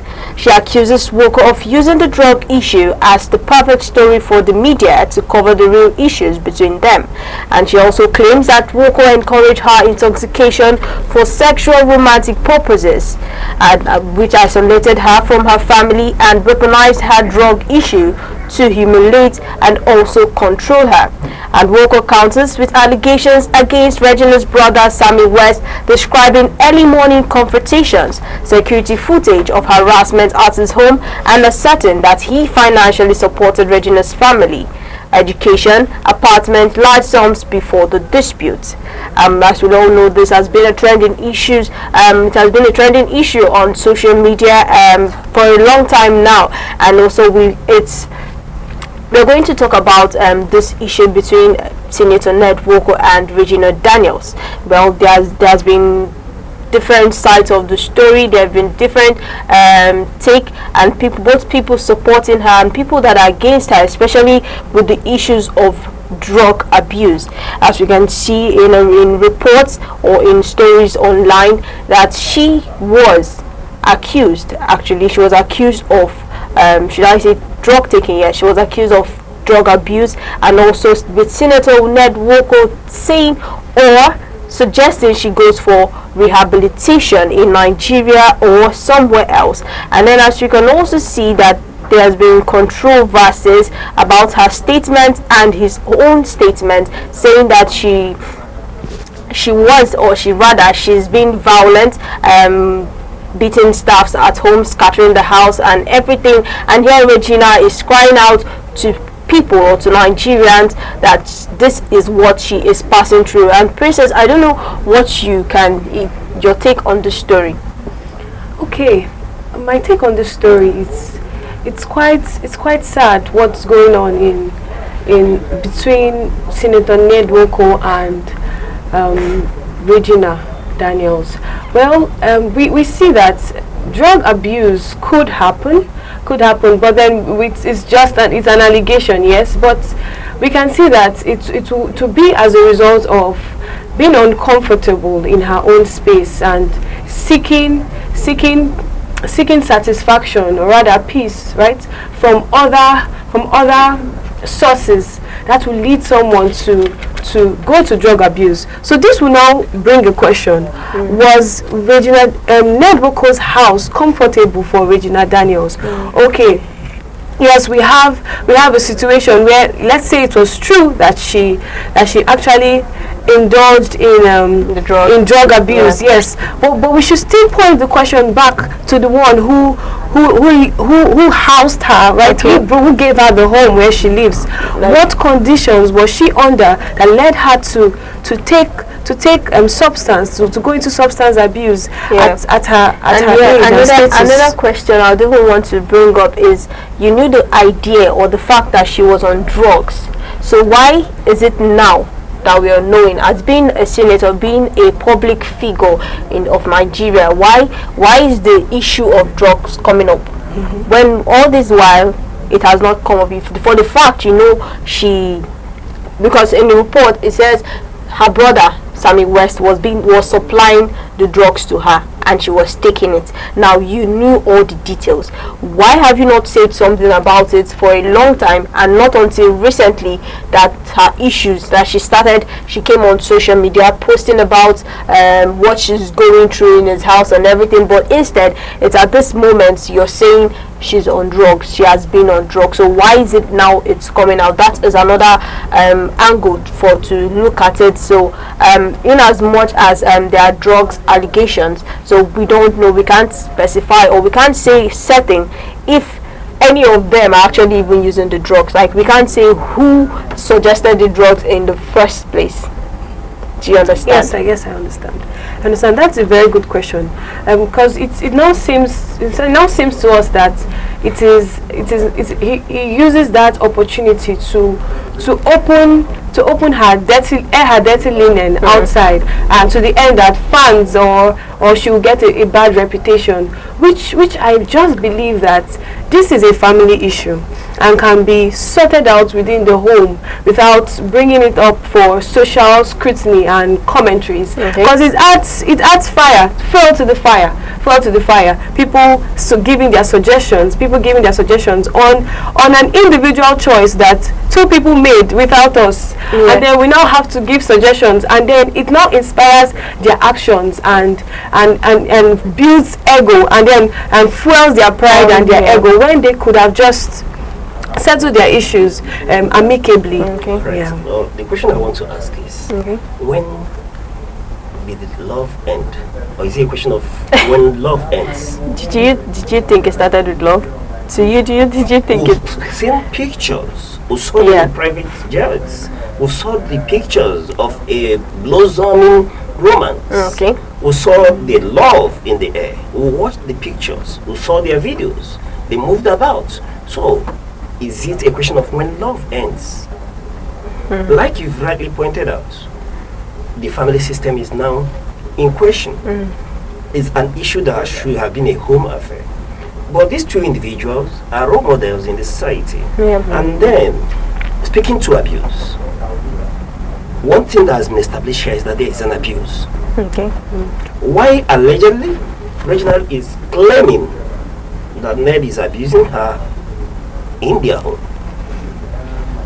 and Senator Ned Nwoko is alleging, because we've not seen her with the substance, that the wife uses substance in their home.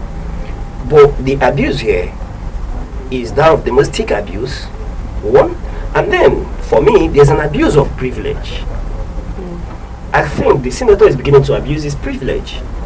Why arrest the brother to your wife, or ex-wife I should say? Why arrest him? Why use your position to arrest the young man and keep him under detention? And in this case I have to thank Showore and Mercy Johnson for standing up as for the bail of that young man, because as at this moment I heard that the courts have granted him bail. You understand? Then when I speak about these things, nobody, no individual should abuse their privilege. And in as much as they go back and forth, they should remember that they are role models in the society. They are role models for a lot of persons. Our children look up to these people, their personality. They shouldn't be what our children should emulate. They shouldn't be the stereotype for families in Africa, in Nigeria as a whole. And like I did mention when this story became public, I said, the question for Senator Ned Nwoko is, if you are aware that your wife is making use of substances and you knew the suppliers, why didn't you take action then? Is it now that the love has gone south, then everybody's coming to the media trying to draw the sympathy of Nigerians? No, the clear case should be made here. There should be an investigation. If the woman is abused as she's claimed, then the senator should be able to be brought to give account, because it's a crime in Nigeria to abuse someone. And then talking about substances, was the senator aware that the wife is under the influence of substances? And he came publicly to mention the suppliers.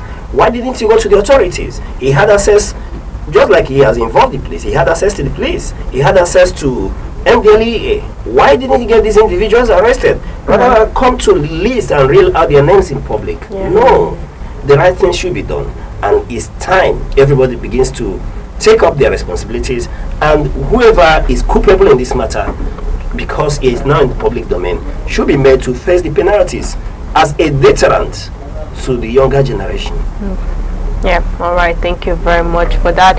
Well, we can still see that according to this issue between Senator Ned Nwoko and the celebrity Regina Daniels, that I wanted to say, do you think this matter will ever come to an end?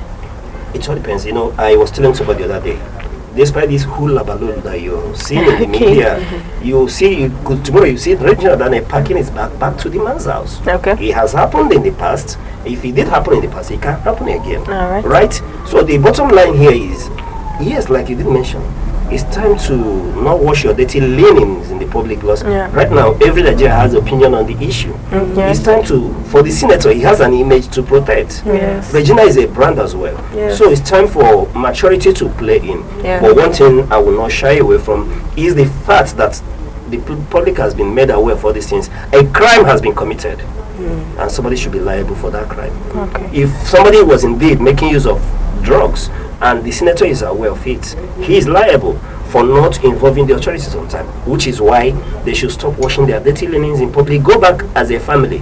Because when they started, I did ask, is it a question of when love ends? When they were lovey-dovey, we were not brought into it. Yeah, a lot of people were, salivating, wanting a marriage like that. The women, the younger girls, when you speak to them, they want an odogu like they that. want a declare. So let them go in, let them not, be a dent on the kind of life our children learn from.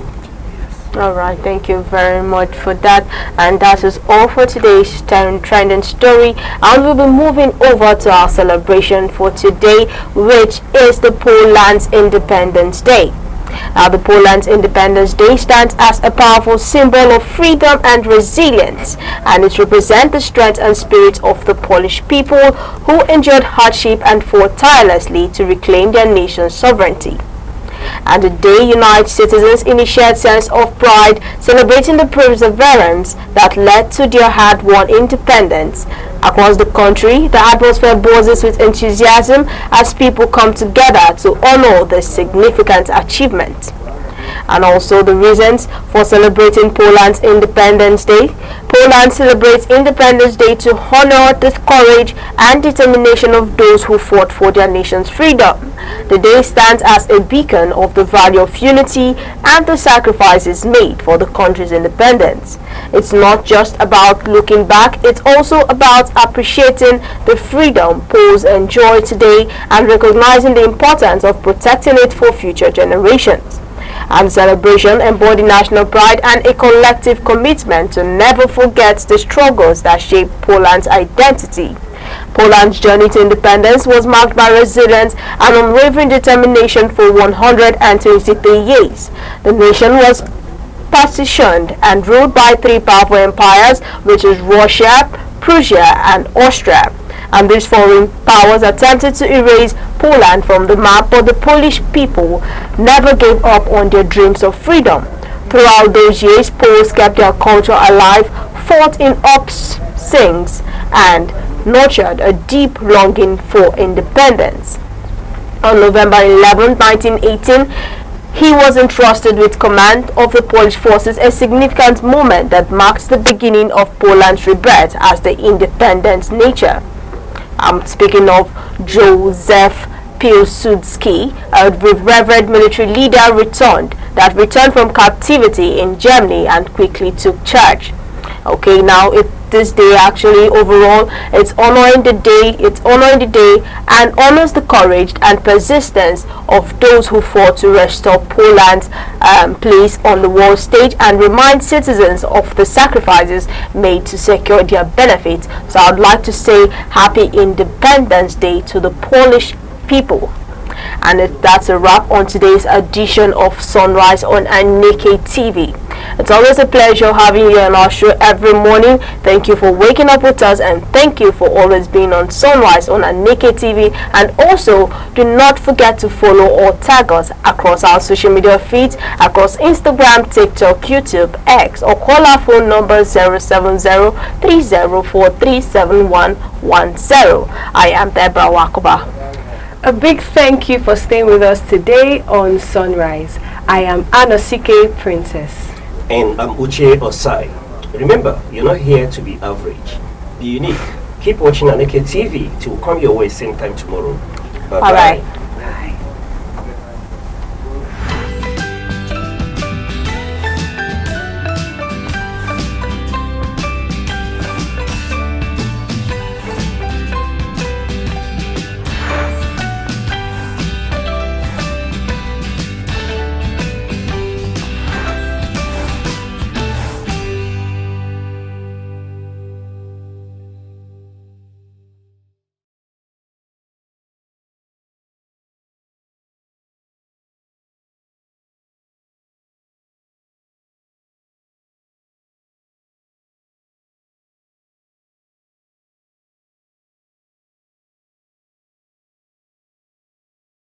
Sex is sacred, not shameful. In its truest form, it is more than the body. It is soul speaking to soul, fire woven with trust, vulnerability clothed in consent. But when misused, it breaks more than bodies, it fractures spirits. That is why it must be approached with reverence, not recklessness. Let us teach to love before lust, connection before conquest. For when sex is honored, it becomes not just pleasure, but poetry. Abia State, nicknamed God's Own State, was created on August 27, 1991, from the old Imo State by the military administration of General Ibrahim Babangida.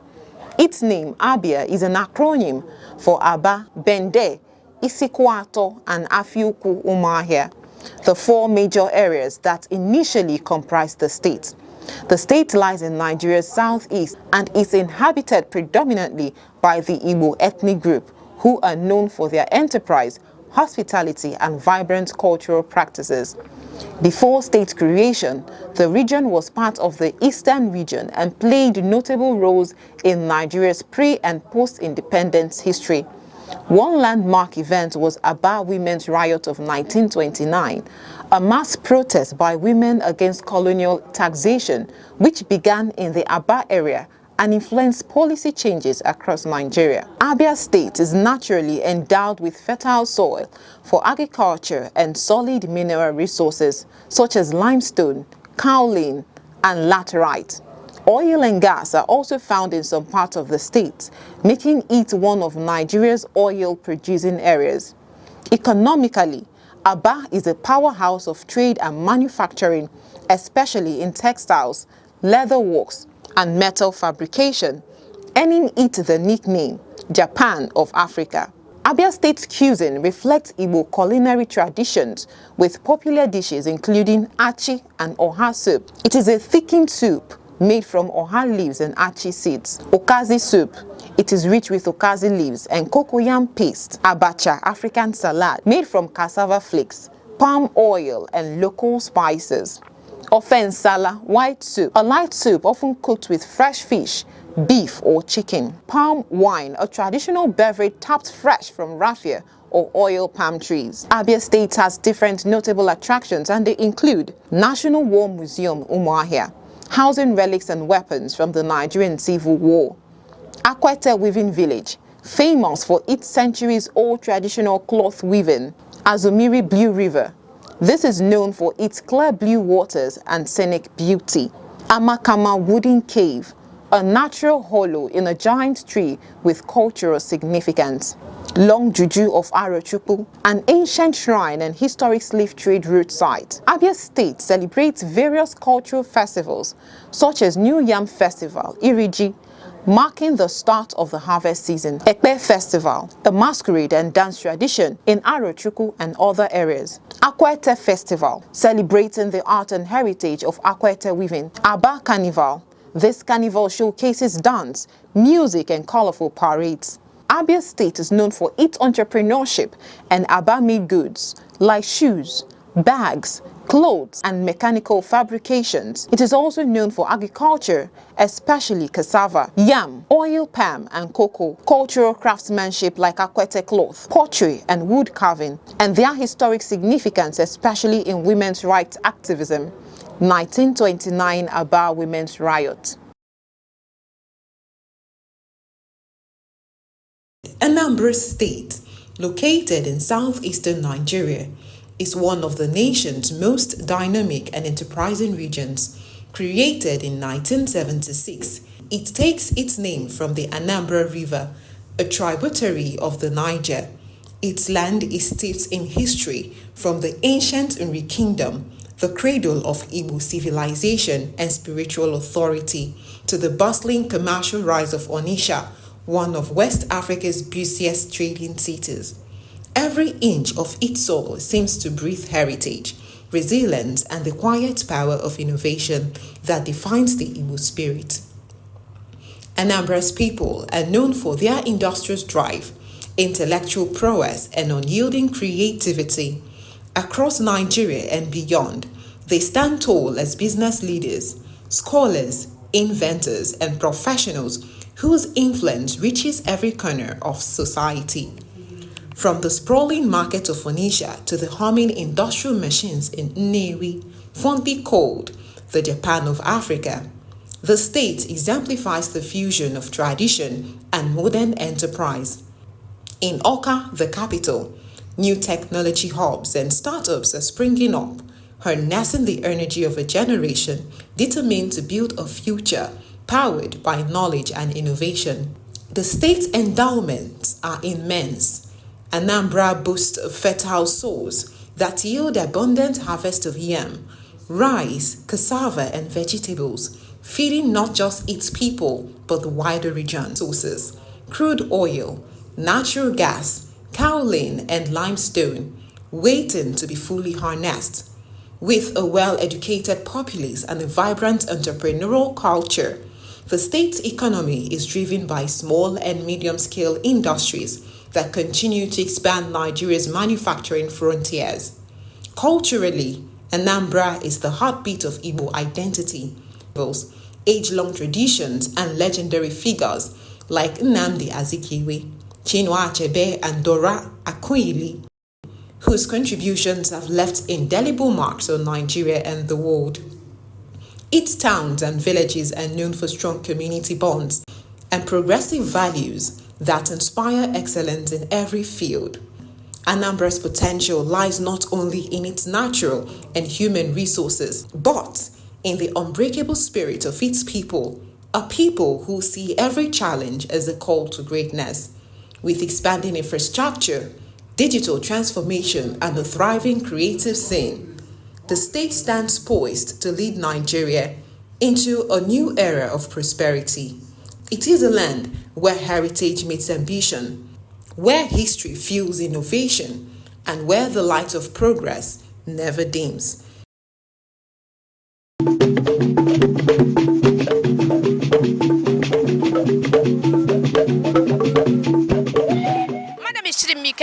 And we are on the street today to find out what Nigerians think about some trending issues in the society. Please join us as they share their thoughts.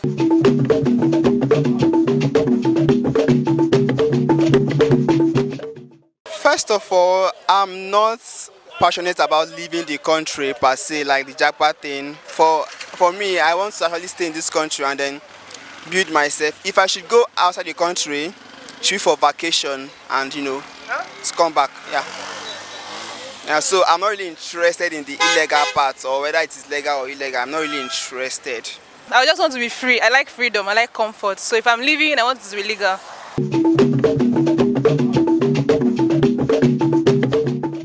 Human trafficking in Nigeria is not something we hear about every day, but then we know it's happening. So, but we don't hear about measures they take to curb this thing happening in the country. I don't necessarily have to say they are doing very well, but from the news, we don't hear things where we don't hear things like them getting curbing it, or maybe them busting out these human traffickers. We don't hear things like, okay, so number of persons were caught trafficking and then they have been jailed or an action has been taken against them. We don't hear these things, so we don't know if they're actually doing enough. So we'd actually urge them to do these things, and when they do it, they have to let the public know that, okay, we as a government, we are fighting human trafficking. When you talk about human traffickers are talking about exchanging of, that is sending our young ones outside for personal purposes and personal profits. Well, what I will actually say is because the way this country is something that's now, because the first thing that the government need to do is have to fish out those who are involved in it, and I know they are doing it. Now, one benefit I know as a computer scientist or as a computer engineer is making use of what this AI to fish out them. If they can improve on that technology, I believe they can easily be able to track out those who are involved in it. And once they're able to track out those involved in it, then those who are involved should face the persecution, should face the law. What the law says about it, then they should be able to face it. By the time they face it, I believe things like this will reduce. So my advice to the government is for them to improve their technology and how to track this thing. But for now, for me as a scientist, Nigeria is really lacking behind in terms of improvement of technology. That's what I actually want them to improve on. Nigeria is actually lacking behind in terms of technology. By the time they improve in technology, I believe tracking of this human trafficking will be very easy for Nigerians to. For human traffickers, I feel like there should be a capital punishment because no one deserves to be trafficked, and it's actually a very, very serious offense. It's something the government should take into consideration. It's not something we hear about all the time, yeah, but then it's something that still happens, and it still happens in many places, but then we don't really hear about it that much. So the government should actually do something or take any measure to curb human trafficking.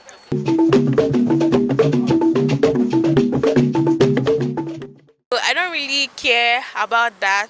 Again, I feel like everybody should mind their business. It's their marriage and it's their life. There's a reason why Regina Daniels, is coming out to everybody to complain. Again, probably she's too scared to face it, out in her marriage. You understand? Because I heard that she was domestically abused. Again, so that can traumatize her to do anything. So she's not seeking help from outside people. Nonetheless, anyone that works for them. I don't think it's over. I think it's just hitting a rough patch. Yeah. Because, as they say, you cannot get in between two lovers. As she said in her recent post that she married him out of that, she fell in love with him. So, I am Chidimi Kemede, Aneke TV.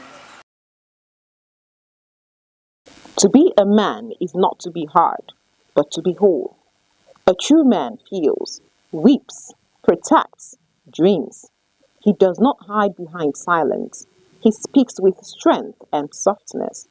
He carries responsibility, yes, but also joy. He provides, but he also hugs. He's not just a builder of homes, but a nurturer of hearts. A man is not less when he leans on others. He is more when he uplifts them. In truth, in tenderness, in integrity, that's where manhood truly begins.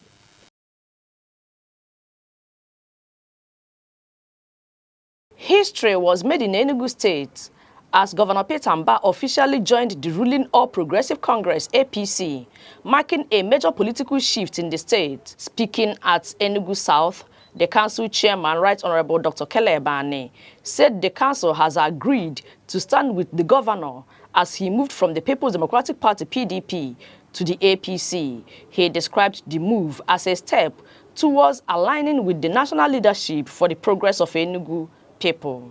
In aligning ourselves with the policies and the principles of the state, we have found it worthy that we should address our followers, our party members today, that we are taking that very bold step.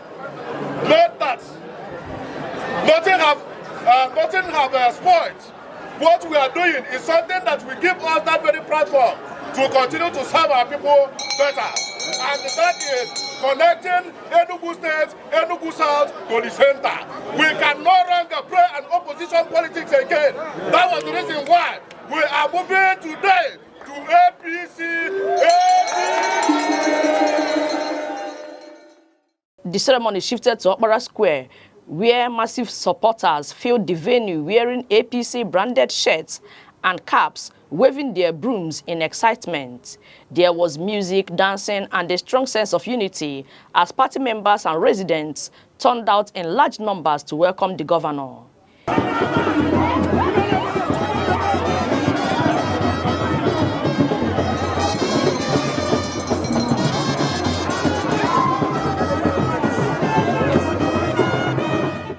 In a speech, the Speaker, House of Representatives, Honorable Tajuddin Abbas, said the APC's presence in Enugu State signaled a new beginning for the Southeast, while the President of the Senate, Chief Godswill Akpabio, commended Governor Mbah for his performance and said it was only right for him to join a progressive team. Enugu is the heartbeat of the southeastern Nigeria. Is it true? When we have Enugu, are we not having Southeast as a whole? Are we going to do that? Thank you you very much. A man that is transforming, a man that is performing, should belong to the progressive family. So if I say Pitamba, you say progressive. Pitamba, progressive. Pitamba, progressive. The former governor of Enugu State, Barrister Sullivan Chime, thanked President Bola Ahmed Tinubu for welcoming Governor Peter Mbah into the APC family and called it a move that would strengthen the state politically. I want to say on behalf of the entire Enugu State, a very big thank you to our distinguished visitors. Thank you so much for coming here. Thank you so much for being here to honor and receive our governor into our fold. For the executive governor of Enugu State, Dr. Peter Mbah, his decision to join APC was a collective one made in the best interest of the people. APC! Tomorrow is here! APC! Tomorrow is here! Ndi Enugu kwenu! Ndi Igbo kwenu! Ndi Southeast kwezonu! Today begins a march from the margins. It marks an end of being on the sideline. Today, we are coming together as the Southeast to put an end to fragmented politics. Representing the President, Vice President Kashim Shettima praised Ndigbo for their resilience and contribution to the nation. He declared Governor Peter Mbah the new leader of APC in Enugu State. I believe Ndigbo have come to the mainstream of Nigerian politics. I want to warmly welcome you to the APC. And as for the APC convention and constitution, the governor is the leader of the party in the state. Your Excellency, you are now the leader of the APC family in Enugu State. Again, the event was attended by several prominent figures, including Senator Ken Nnamani, Senator Uche Ekunife, Prince Nicholas Okachuku, and others. The high point of the day was the official presentation of the APC flag to Governor Peter Mbah by the party's national chairman, Dr. Nentawe Yewada. Aneke TV. Sex is sacred, not shameful. In its truest form, it is more than the body. It is soul speaking to soul, fire woven with trust, vulnerability clothed in consent. But when misused, it breaks more than bodies, it fractures spirits. That is why it must be approached with reverence, not recklessness. Let us teach to love before lust, connection before conquest. For when sex is honored, it becomes not just pleasure, but poetry. Abia State, nicknamed God's Own State, was created on August 27, 1991, from the old Imo State by the military administration of General Ibrahim Babangida. Its name, Abia, is an acronym for Aba, Bende, Isikwato, and Afiuku Umahia, the four major areas that initially comprised the state. The state lies in Nigeria's southeast and is inhabited predominantly by the Igbo ethnic group, who are known for their enterprise, hospitality, and vibrant cultural practices. Before state creation, the region was part of the Eastern region and played notable roles in Nigeria's pre- and post-independence history.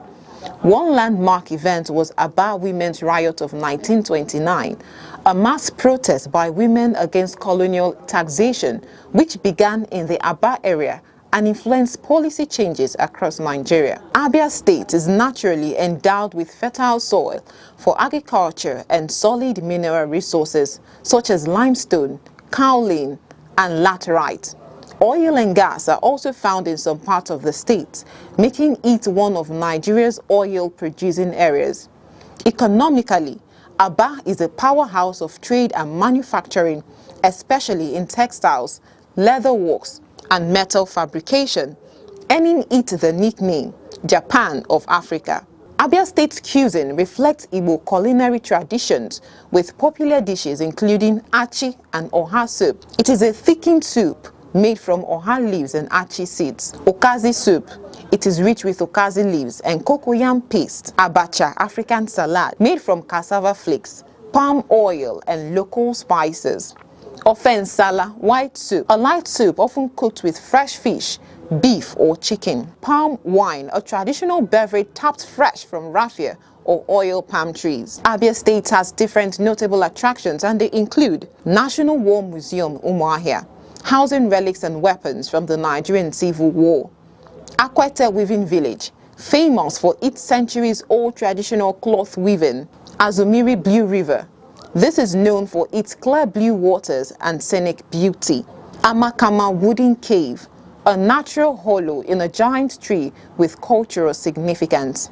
Long Juju of Arochukwu, an ancient shrine and historic slave trade route site. Abia State celebrates various cultural festivals such as New Yam Festival, Iriji, marking the start of the harvest season. Ekpe Festival, a masquerade and dance tradition in Arochukwu and other areas. Akwete Festival, celebrating the art and heritage of Akwete weaving. Aba Carnival, this carnival showcases dance, music and colorful parades.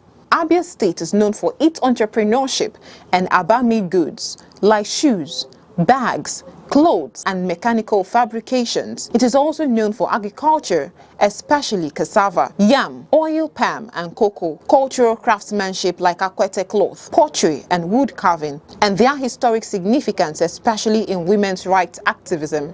1929 Aba Women's Riot. Anambra State, located in southeastern Nigeria, is one of the nation's most dynamic and enterprising regions. Created in 1976, it takes its name from the Anambra River, a tributary of the Niger. Its land is steeped in history from the ancient Nri Kingdom, the cradle of Igbo civilization and spiritual authority, to the bustling commercial rise of Onitsha, one of West Africa's busiest trading cities. Every inch of its soil seems to breathe heritage, resilience, and the quiet power of innovation that defines the Igbo spirit.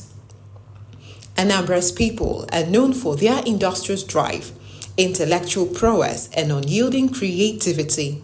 Across Nigeria and beyond, they stand tall as business leaders, scholars, inventors, and professionals whose influence reaches every corner of society. From the sprawling market of Onitsha to the humming industrial machines in Nnewi, fondly called the Japan of Africa, the state exemplifies the fusion of tradition and modern enterprise.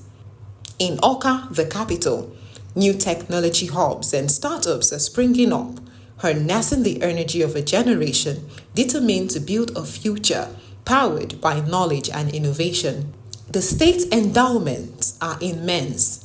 Anambra boasts of fertile soils that yield abundant harvest of yam, rice, cassava, and vegetables, feeding not just its people but the wider region. Sources: crude oil, natural gas, kaolin, and limestone, waiting to be fully harnessed.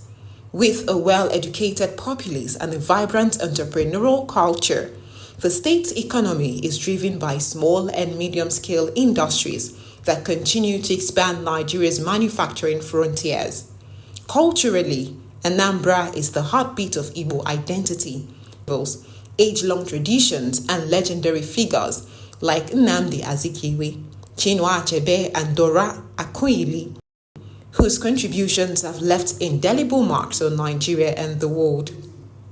Its towns and villages are known for strong community bonds and progressive values that inspire excellence in every field.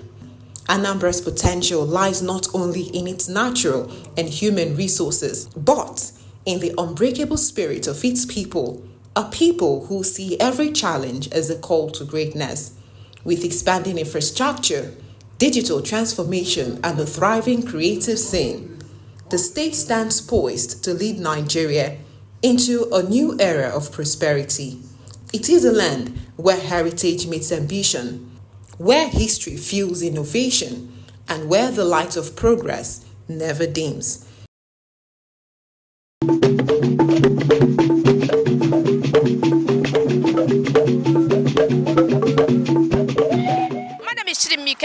And we are on the street today to find out what Nigerians think about some trending issues in the society. Please join us as they share their thoughts.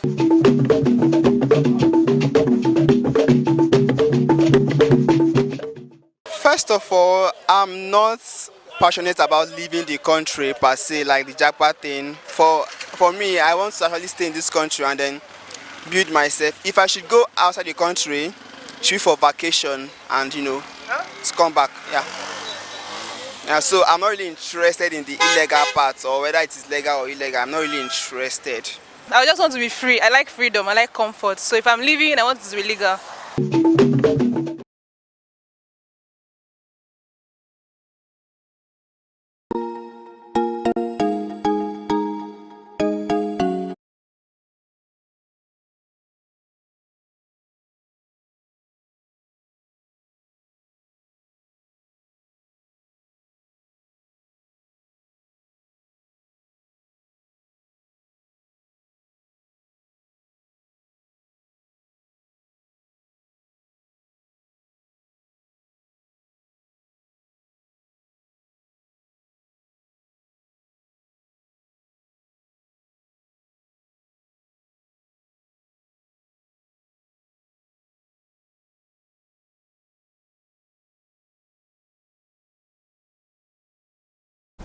Good morning and thank you for joining us today on The Insight.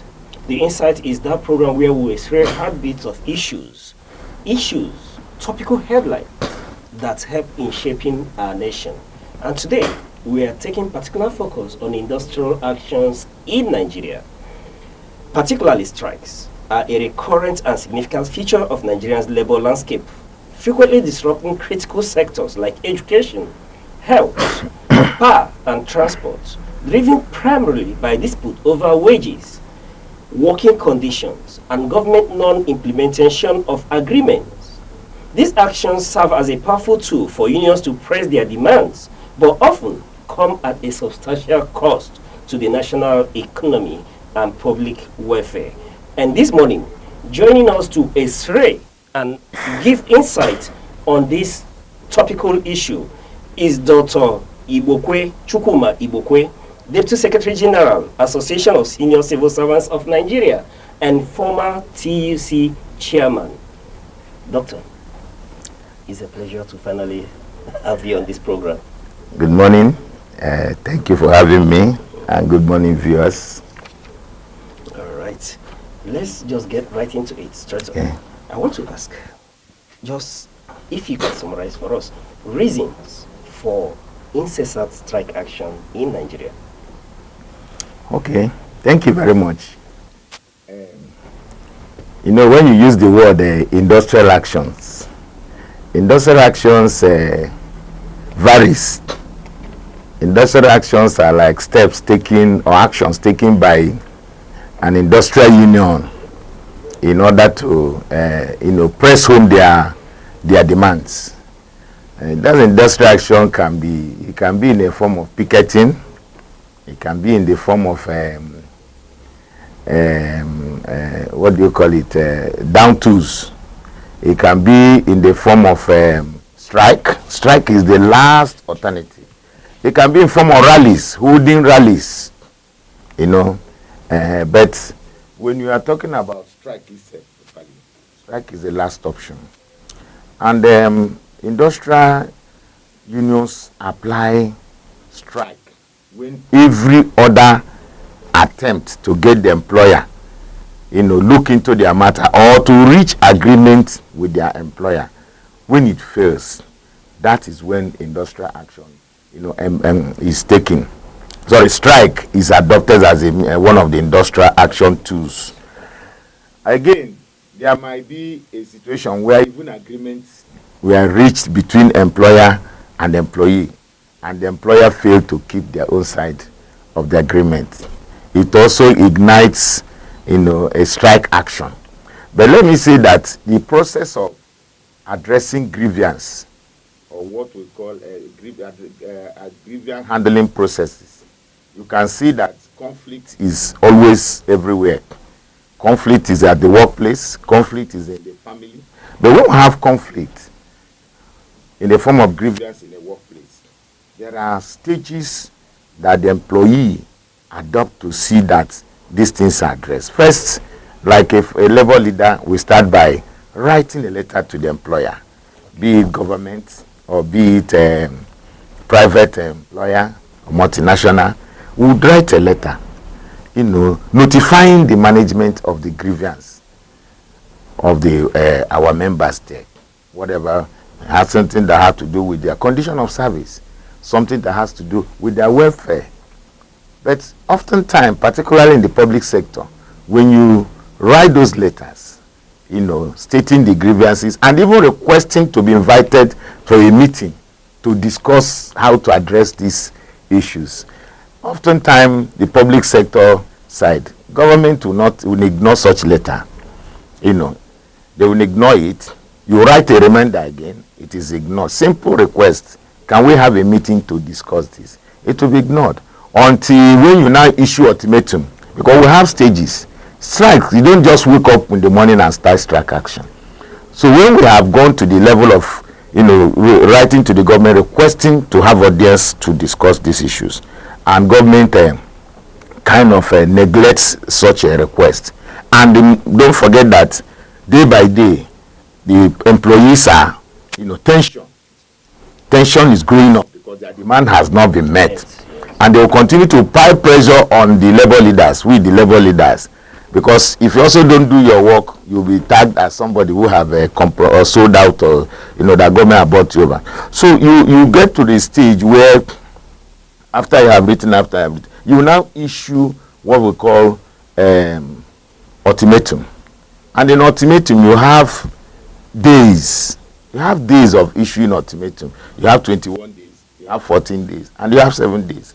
So that will tell you that strike don't happen by sudden.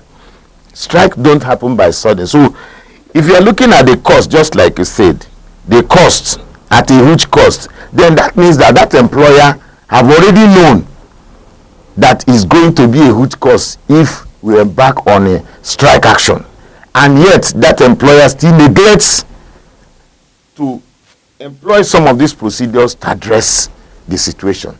That means it was a deliberate act, to bring heavy losses, to the employer, whether it's government or the private sector. All right, very well said. Well, I want to still take your mind into this issue, and I want to know how you respond to the fact that the federal government now often accuses labor of being strike-mindedness in their method and their course of actions whenever negotiation with government is involved. Well, the government will always say that. It's a defensive statement. It's a defensive statement. It's trying to whip up sentiment from maybe other stakeholders, to say that labor is always terrible. Well, we don't enjoy strike. As a trade unionist, strike action is one of those activities that if it can be wished away, I will tell you I don't want, because to mobilize people for strike, that's number one. Two, to ensure that the strike is effective is another activity that involves a lot of risks. And again, even in carrying out that strike, there are sensitive places like hospital, and we're also conscious of the fact that while you are going on to the industrial action, we should also save lives. You understand? So what I'm trying to say is that the government itself can say that we are not a strike-minded when we are negotiating with them. Okay, take for instance, ASU had an agreement in 2009. So if ASU goes on strike based on agreement of 2009, you will say that ASU is strike-minded. You have an agreement, you extracted agreement to somebody, and you wrote it down and you signed a government, and you didn't implement it 10 years to 15 or 20 years after, and the person goes on embarks on strike, and you say the person is strike-minded. Take for instance, at the federal level, we negotiated wage award of 35,000 to be paid until minimum wage takes effect. Now, minimum wage took effect since last year. They started paying minimum wage, but that wage award will still have 3 months arrears, getting to almost 1 year plot. It has not been paid. So if somebody now decide to embark on a strike action, you say it's strike minded. No employee enjoys strike. No employee enjoys strike because employee wants to work, employee wants to go out every day, employee wants to give out his best. But if you are pushed to the wall, that's when we go on strike. Once an employer listens to you, even if employer you are in need of 1 million today, an employer tells you, I can't afford 1 million once. Can we spread this 1 million for 1 year? We will always agree, provided you keep to your own side of the bargain. Every month, give us this until we get that 1 million. In our place, they say that a hunger that has hope, it does not kill anybody. You understand? So if you agree with your government, that's why I say it is more in the public sector. In the private sector, they agree with their management.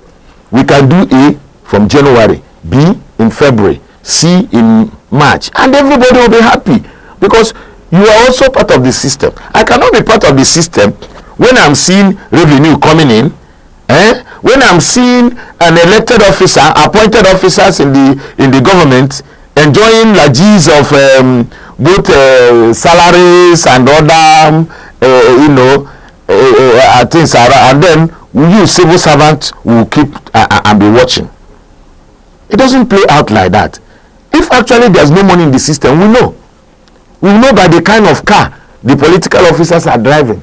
We know by the kind of expenses they are doing. We know by the kind of salaries they are paid. Then everybody will make sacrifice. Okay. Understand? It's not about the story of the hunter and the dog that went hunting, and when the dog now killed an animal, when they got home, the hunter now told the children that they should not let the dog near the meat, that is a thief. You understand?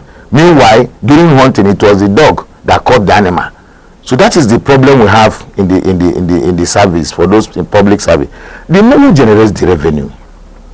Who works every day for revenue to be generated? Whether you call it FIRS, whether you call it custom, whether you call it immigration, who are those people? They are the staff. They are staff of those institutions. And when it is time to, make sure they are well, your payment is enhanced and paid as when due, now you start giving,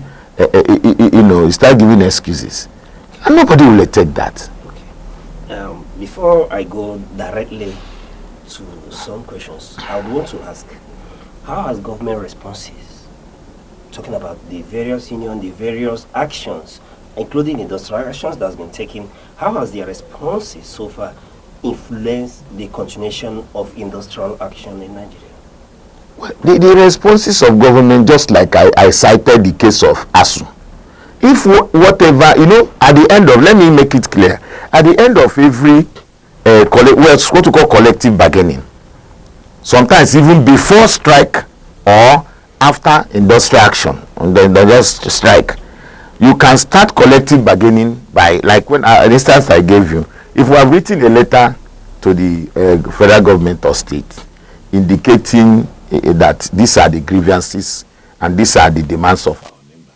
Well, if you convey a meeting for discussion, collective bargaining has started. Now, we'll continue that collective bargaining. Nobody is going on strike until we discover that two things. The collective bargaining might end with an agreement. Say, okay, we have agreed to give you this. We agree, who is two as our side, because in collective agreement, collective bargaining is give and take. Yes. There are the ones you say, this one we can waive this one, we can waive this one, but this must be done. If we extract such agreement, we'll go back to our members and begin to tell them to celebrate that this is what I've gotten for you.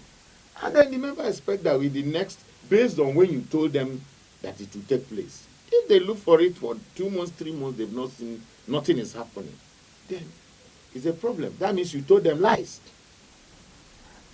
Except you have the paper to prove where government signed, which most time we do have, and then you present such paper. You see, that's why I say their actions So if we have such an agreement and is not kept to, it will fuel strike action. It will fuel strike action.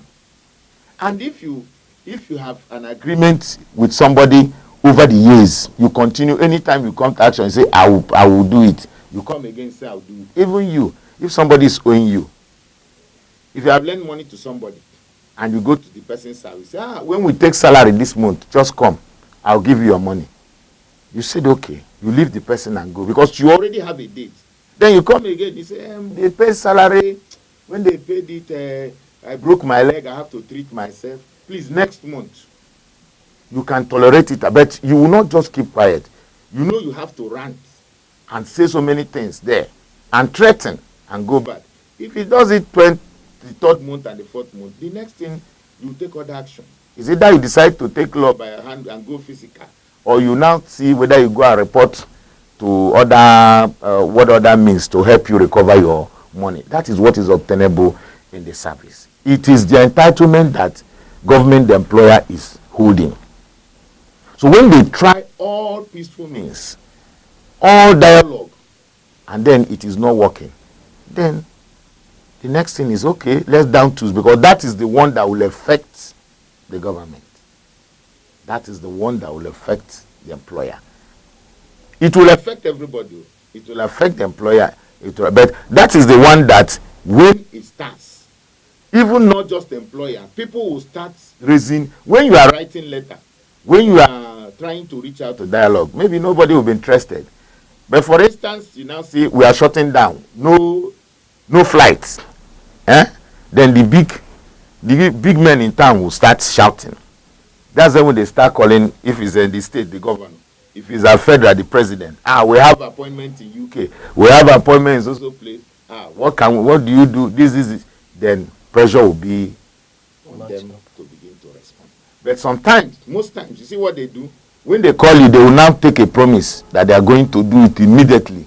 After that promise, you now suspend the strike and go.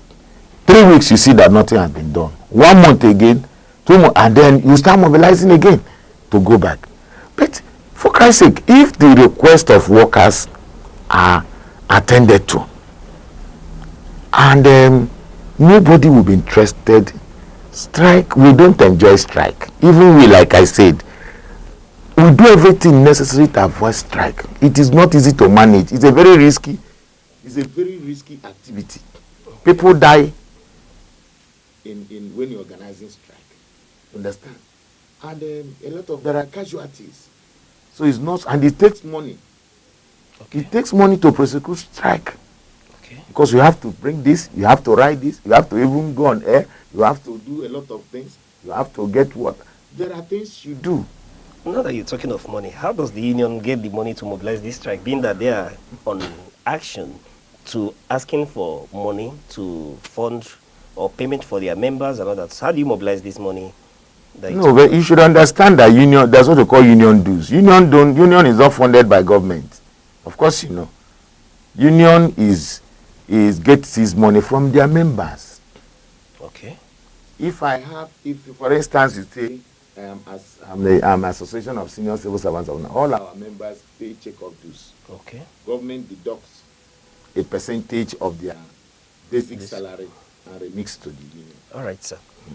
Now let's look into the strike actions that we've had this year. Also has been on strike. Yes. There's been a question of Pengasson. There's been incessant issues with Dangote Refinery. TEC wedded in a lot of even resident doctors as well are not left out in all this. I want to ask, do you think these whole actions have produced or yielded the needed results? Well, there are two things about strike. Let me not use the word. Strike sometimes resets some people's mind or head. Okay. Because what thrives in the circle of governance is, what do you call it? Number one is that there are these people, deceit. You have people who want to deceive the chief, whoever, whether it is state at the federal level. Continue to tell them, you can handle this, you don't need this. We don't know that. We cannot do that. The amount is too much. You understand? Yes. But I'm telling them we can prevail on them not to. Then propaganda will set in. Propaganda will set in. Some they will rush to court, thinking they can use court to stop the action. Some will also start writing that if you don't come to work, this will happen, this will happen. You understand? Propaganda. They try to break it instead of addressing that issue. So, well, strike is just a means of registering your grievance. However, it comes out in terms of solving the problem. They are two different things. First is that for somebody to come out and say, I will not work again today, all of us will not go to work, it means that that thing is very serious. Okay. It's very serious. When you see a woman that is being beaten by the husband in the house for a long time, you know, she's not complete. The day she comes out to stand outside to shout, everybody come, will see what this man has been beating me for the past 2 years. That means she can't bear it anymore. So a strike is when you get to a stage we cannot tolerate it anymore. Strike is when we get to the stage that the employer is seeing you as there's nothing you can do. Are you getting me? When you want to force the policy on top of people, when you want to force people to when they are telling you these are the negative tendencies that will come out of these policies, and you say, no, I must do it. And people know that if you implement this, look at how it's going to be. And at a time we say, no, we have gotten to a stage that we can no longer bear it. Then that is, strike is just crying out. Okay. Strike is workers crying, staff, public servant or any group of workers crying out to say this is too much, we cannot bear it anymore. Let the world hear our voice. Now we have cried.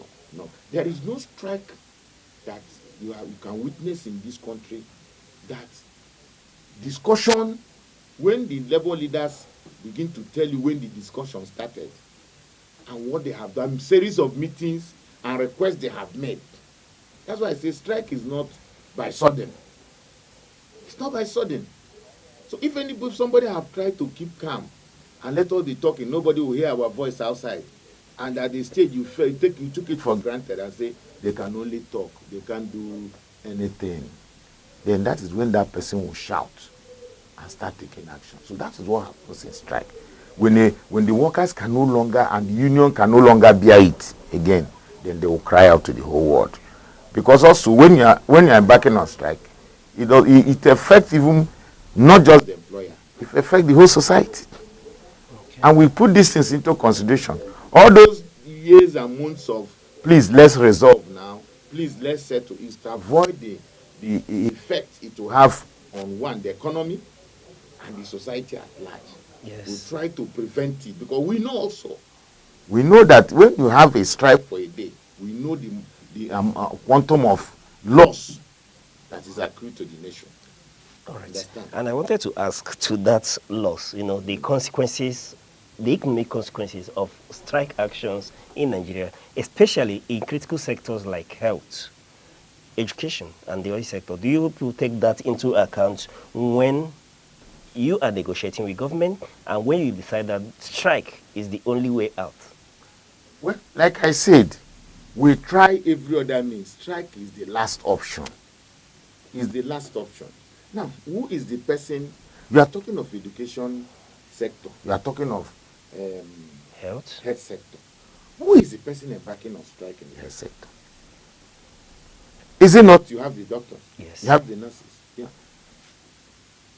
If they are not satisfied, if you have not taken care of them, can the health sector function? That machine there, is it going to operate itself? Even if you buy the best machine in this world and put it here, except to have robots, except we have gone to the stage in Nigeria where we can buy robots to operate, then no problem. You can make do with that. So you are even playing with the life of the person in the hospital. Because if somebody is not well taken care of, is not concentrating, is already feeling disenchanted in the work, he might even, instead of giving chloroquine, he will give another one. Instead of giving this injection, he will carry another one and give somebody, and the person will just die. Because he's not happy with the place. He's not happy with the work. So, but let him be happy doing it, with all his mind. That's what we're asking for. 2, equip him to do it. Don't go and create a hospital somewhere and no equipment there. And you just leave the doctors and nurses just battling without nothing and watching patients dying because there was no equipment and nothing to treat them. That is why they shout out. They say first, the remuneration. They say equip the hospitals. Let's have manpower. Employ more too. These are what they're asking for. As we stay here, let's reform the universities. Let's equip the universities. Let it look like the modern day universities in other countries. These are things that they are requesting for. They are not only saying it is only our salary. Are you getting it? No. All right. But don't forget that you have to motivate the man who is training children in a school, education, both teacher or lecturers. If you don't motivate him, he will not go to class when he's supposed to go to class. He will not teach what he's supposed to teach. And at the end of the day, you are not getting the result. All right, Doctor, what you're saying is that... Because labor is one of out of the 4 factors of production. No labor. If you won't get labor right, you can't get other ones. Yes, it's one of the serious factors of production. Yes. So, Doc, in other words, what you're saying is that one may be right to say that the unions are often left with the devil's alternative. Yes, because they are pressed to the wall. All right, on that note, we'll go on a short break, and when we return, we'll continue to probe on this issue.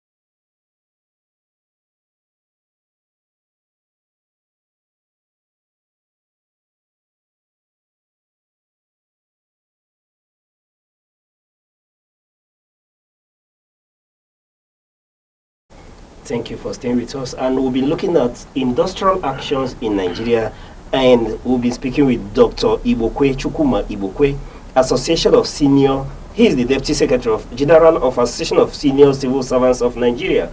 Doc, thank you. But this time around, I want to ask. We always hear government talk about no work, no pay. What impact does this have in your negotiation and on your members? Well, like we were discussing before, like strike, you don't go on strike because you just want to go on strike. You go on strike because it's the last alternative. If somebody is oppressed to a level, pushed to the wall, he will tell you, okay, no problem. Whether there is love, no work, no pay, he will go on strike. So is it because of the salary you will not pay for 1 month? Can you compare the salary you will not pay for 1 month for a particular set of workers that go on strike? How do you now reconcile it with the huge losses that the nation will incur, or that the state will incur? You say, okay, I will not do what they say, I will not listen to them, let them go on strike, and I will not pay them. They can say, okay, we're ready to forfeit. We're ready to forfeit 3 months salary, but let's register, or 1 month salary, but let's register our case. Let's register it. By the time you say you will not pay the doctors and nurses and the whole hospital, nobody is there for 1 week or 2 weeks, you take their salary. Do you know how many lives that have been lost? Do you know the impact of it in the economy? So the law of no work, no pay has been there. You understand? But if you think you use it to threaten any labor organization not to go on strike, well, Once they are ready, they'll tell you, okay, you can take the salary, take it, but they must do what they want to do. That's when you recover, you discover that what you are paying is peanuts. In the civil service, you are paying a director 100 and something thousand. Then you say no work, no pay, and you will not come to work for 1 month, 1 full month. You want to take the salary for 1 month. Divide that 100 and something, divide it by the 30 days. I will tell you that what the man have lost maybe 2,000 something or 3,000 something in a day, which is not enough to transport him to work, not to talk. You discover you're not even paying the man anything. All this no work, no pay. But the state would have been, in fact, activities in the state would have gone down to the extent that huge losses. Now I want to ask. Yeah. The protection of your members. We know Nigeria for what it is. Though there are laws stipulating about the right of workers to freedom of association, the freedom to unionize, but we know that that's not always the case. Let's focus on the Dangote. No, we have. Okay. I just want to bring the Dangote workers in perspective. Okay. You understand? And ask how you people have been able to reintegrate them into the system after the issues. You know, there was equally a strike action. I know. Yeah, the action is there. You know, one peculiar thing about the private sector, there's a private sector issue. Industrial action in the private sector is a different ball game from the industrial action in public sector, because one, the organization has to survive first. Yes, sir. And it's a one-man. Dangote is a one-man business. If Dangote decide today to say, I don't want to employ again, I don't want to even run the company again, the only thing he owes us is pay everybody all their benefits. For the years they have worked, they have their benefit, they have their entitlement. If you want to disengage everybody, you understand, you don't, because you can say, I don't want to continue this business again, I don't have money, I want to shut down. You will not tell him, Dangote, you must continue to run the refinery. No. But even whenever you have issues, we are not doing well again, we are doing a reform, we want to disengage, labor will come in and say, okay, give us the reasons, because it's your business. We don't force you to continue your business. You want to close it, fine, but let's sit down and say, how many people are affected? Check their entitlement. What are they entitled to as at today? You check their terminal benefits. You write the check or pay them. When you pay them, tell them, okay, you can go to another place and look for another. The man says his company is not a function, but you know what it means. If you are doing it just because you want to, make a point, you have to also understand the input of those people, the training you have given them. They are taking it to another organization. So the issue with Dangote, if you want to set these people out, pay them off. Are you getting it? Because this issue, you don't determine for people. People choose to be in the union. Management don't determine whether you be in the union or not.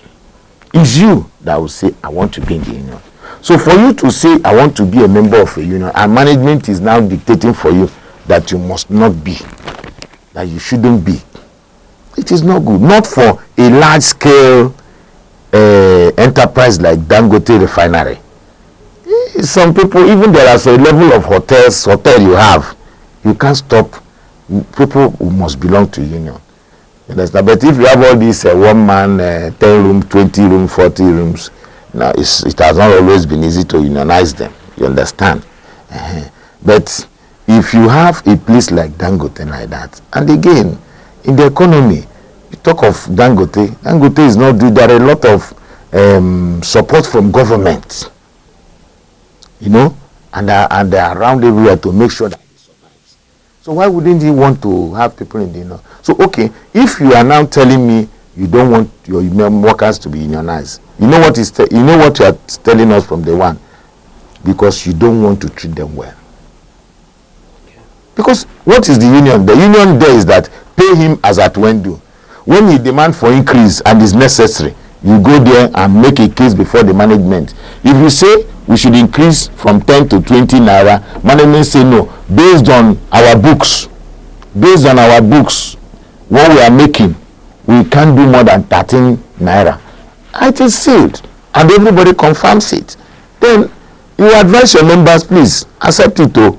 The organization will have to survive for you to be here. It's not that union will come and be telling you how to run your place. So if you are now running away from union in the first place, that means you have this intention not to treat them well, or you have intention to oppress your workers. That's why you don't want union. Let me tell you, when you even have union will help you to coordinate the workers. Because if you go to NBL, for instance, night media, we have union.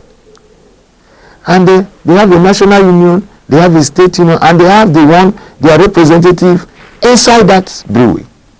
So once management calls him and say, this is what we need to do, talk to your people, let us agree, that's all. When you don't have union, you may talk to A will form, 5 will form group here, 3 will form group here, you talk to this one will say they don't. It will not be easy for you to bring them together. That's why even at the public service level, government, they are conscious of that. For instance, in the state here, if you want to issue of workers, you call TUC chairman, NLC chairman, and then GNC chairman, and the issues, sit down with them, and when you finish, they will go and bring all the workers and address them, and we move. You can imagine a situation where the governor will have to go and first talk to nurses, finish with nurses, talk with doctors, talk with civil, in the civil service, you have like 8 more than 10 unions. Go and talk to secondary school teachers. Go and talk to primary school teachers. Go and talk to NASU members. You come to university, you have ASU, you have NASU, you have the technical engineering. How many do you have? So before you start talking to them, VC will be talking. But if you just have them together, then you talk to their leaders, and the leaders will go and explain to them, and it is easy to manage. Okay. No, but there's been this argument, we've heard this a lot of times, that because these governments listings, that's one of the reasons why we're witnessing a lot of industrial actions in Nigeria recently. I think it is negative. It is the other way around. When a government listens, you don't witness industrial action. If a government listens to you, what does it mean by listening? Listening does not imply just to hear what you say. The concept of listening here means that somebody will sit you down and ask you what is the matter, and listens to you, and at the end they say, okay, this thing you complain now, okay, you need 5 of this thing. The way it is, I can't do this 5 for you. Please, I'll give you 2 now. Next year I'll give you 2. Another year I'll give you 1. That's listening. Okay. If government listens, you don't have any issues again now. Why are you going on strike? Even your members will disagree with you. Even your members. But eventually some people say no. Because when we come out from negotiating table, we sit down and look at it. What have we gotten? Because when you finish from a venture, you assess it. Okay, what have we gotten? Okay, we wanted minimum wage. We wanted health insurance. We wanted something to do with pension. We wanted housing. We wanted, okay, for now, we have gotten first one and second one. Government say we should give them time to look at the second one. Then, we tell ourselves, yes, at least we have done something. Understand? Okay, a situation, you might go to a government now, and you discover that what you are asking for is arrears of payment owed by maybe two administrations ago, or the last administration.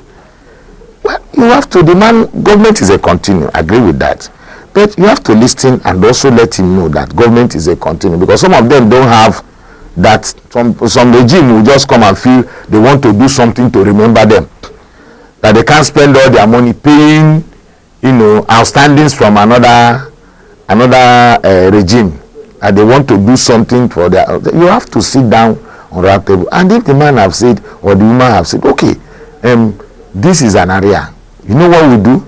We are going to set aside money every year, every month.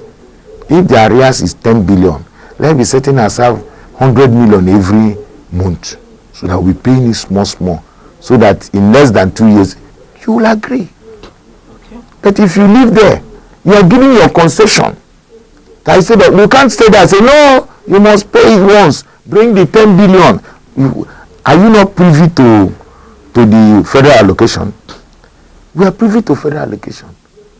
To some extent, we are privy to IGR. So when we make our own demand, we also know what is doable. So it's not as if we are not rational. We are very, very well. That's why in the minimum wage negotiation, Labour has to move down from 200 and something to end at 70,000. It's not that we wouldn't, if we have insisted, no, it must be 200 or 400. You know, that's what we get to say. Somebody will say it is not a. But when they brought this issue of, not only because minimum wage is minimum wage, you have the civil servant, you have the private sectors, you have within the private sector, you have the small and medium scale enterprises, and you have the other pure private businesses, and this is a law. It's a law that somebody can take you, that once you have so number of staff and you're not paying the minimum wage, somebody takes you to court, you are gone for it. We are going for that. Nigeria, people will say, what am I taking? Let me be paying me even 50, let me be eating. But that is what it means. That if in this establishment now that they're not paying minimum wage, somebody will go to court. So because of that, we now sit down and say, okay, let us agree to something that can be paid everywhere. That's how we came down to 70. Will somebody now say you're not reasonable? Will somebody say because government is listening? If government listens, there will be no industrial action. If government listens, there will be a solution to any problem that there is any demand of workers or any demand from labor. There must be a solution. There may be short-time solution and there's long-time solution. Provided you keep to it. Even if it is one naira every month, they are ready to take it. But make sure it is standby. That is standby. Not to come back again and start agitating before you release it again. No, now. Okay. Doc, I want to ask, given by the number of strikes that we've witnessed, I'm just talking about this year alone, is there any arrangements or any move to engage the legislature to influence policies that will see to it that government is compelled to listen to avoid these industrial actions? There is no new legislature need for that. Even the current legislature have covered all those things. Are you getting it? The issue is this. Now, in this some of these policies, for instance, in the pension law, there's the law is to compel those in contributory pension. The law says if they default, if a state defaults in making their own contribution, or even a federal government, after so many days, there's a penalty. But can PENCOM, as an agency of government, can they enforce it? Can now a DG appointed by president now come to tell president that he has defaulted in pension contribution? The next day you are out of that place because you are there by appointment. You understand? So it's the issue of enforcement that we are talking about. The relevant laws are there. Okay. The law now says after 3 years now, we are due for another minimum wage. But no government will not set up the machinery now to say, by law, we sign minimum wage so in 2023. Okay, based on this, minimum wage should be due in 2026. That the relevant agencies like Salary and Wages Commission should liaise with other agencies like National Bureau of Statistics to look at the economy. Look at it. Look at inflation rates. And look at other things. Cost of goods in the market. And say, okay, based on this, let's do analysis to say we should be ready with the new proposed new minimum wage before the expiration of this 70,000. That is what government should be doing. That's when the government is proactive. That's when the government is there to serve the people. But once you put it that way, you will know that before it's expiring, government is already saying that they are working on new minimum wage. Labour don't have any business until they are called to the table to see what they have done. I don't know if you get me. Yes, yes. Then that will come now everywhere. Workers will be celebrating. The government have set up a team to work on new minimum wage. Motivation will be high everywhere, expecting it to come out. In that case, you don't need any. You tell them, look at the statistics. Based on this, we are moving it for 70,000, maybe to 120. That this is just this. My dear, they will clap for you. They will clap for you. They will celebrate you. You know, Nigeria, we are quick to celebrate people for just one little thing. You forget all the punishment we have had for years. They will celebrate you. And in that case, you will not be talking of industrial action. Why do we have agencies like this Salary and Wages Commission? Is it only when you finish, direct them to compute? They should also be part of knowing that salary has to be, adjustment has to be done. It should liaise with agencies like National Bureau of Statistics and other agencies to be ready to adjust salaries. There are places to do upward review and downward review. If tomorrow things start normal, things became normal now, dollar come down to maybe 500 naira or 300 naira per dollar, and then petrol and whatever now start coming down. Somebody can do a downward review and say, too much money in people's. You understand what I'm saying? So what we're saying is that government should be proactive. Don't wait for like this one now. Next year now, they wait until we start our action. It is when we start rally, demonstration here and there. That is when they will set committee. That's fire brigade approach. It doesn't show somebody who is in administration. So the legal thing you are talking about, the law, they are relevant. How many agencies do we have in this country? For all these things, there are agencies that is their job to monitor it and follow it up. You don't need to go and create a new one. All right. Doctor, for want of time, there are a lot of issues to explore, but for want of time, I want to ask one line advice that you would give that you feel would bring to calmness this issue of actions, especially on the government part.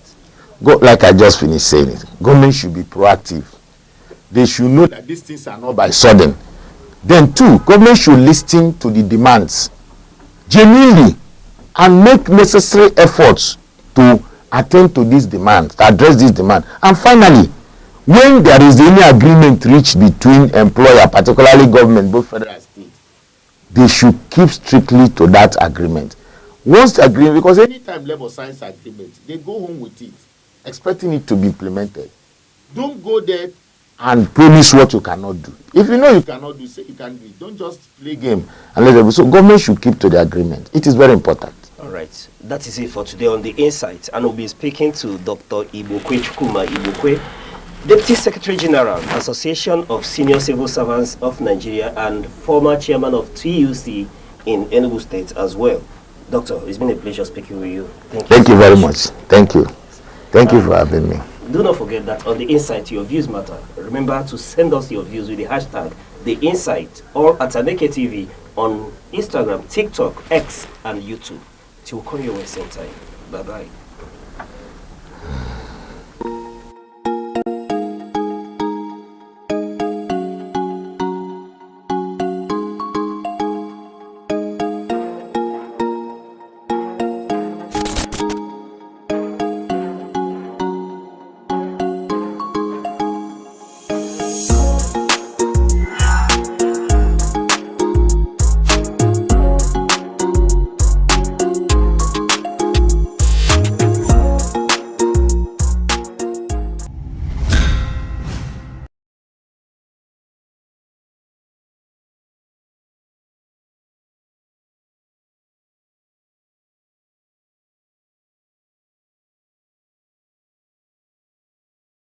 Sex is sacred, not shameful.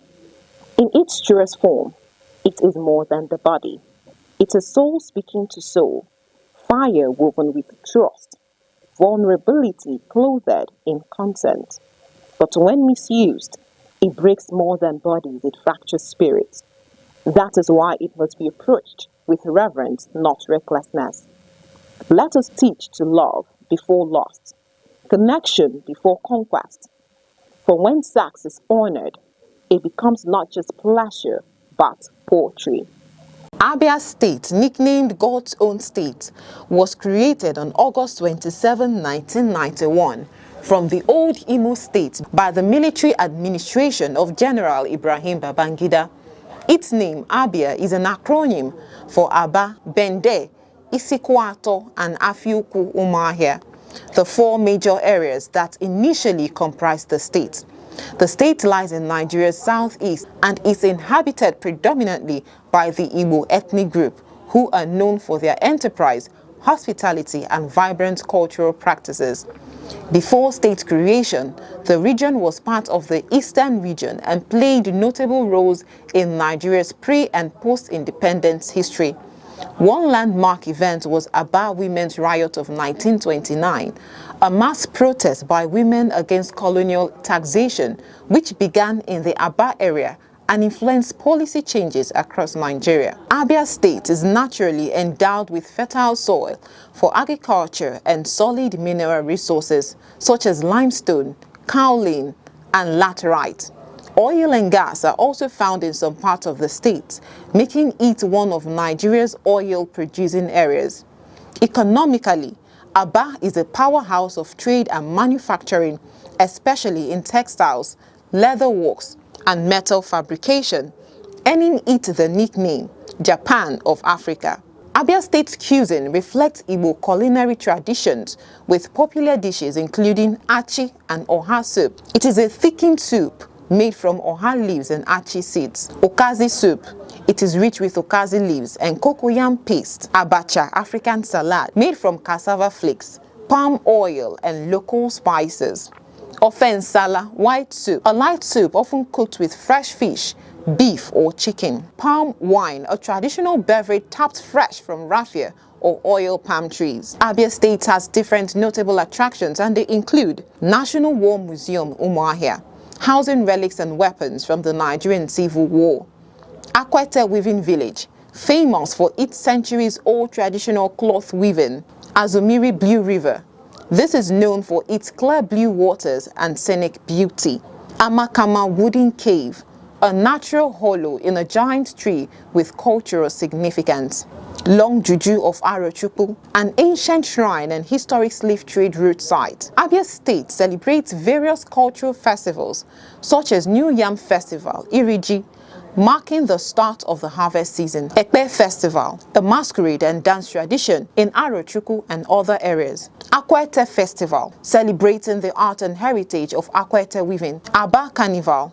This carnival showcases dance, music, and colorful parades. Abia State is known for its entrepreneurship and Aba-made goods like shoes, bags, clothes, and mechanical fabrications. It is also known for agriculture, especially cassava, yam, oil palm, and cocoa, cultural craftsmanship like Akwete cloth, pottery, and wood carving, and their historic significance, especially in women's rights activism. 1929 Aba Women's Riot. Anambra State, located in southeastern Nigeria, is one of the nation's most dynamic and enterprising regions. Created in 1976,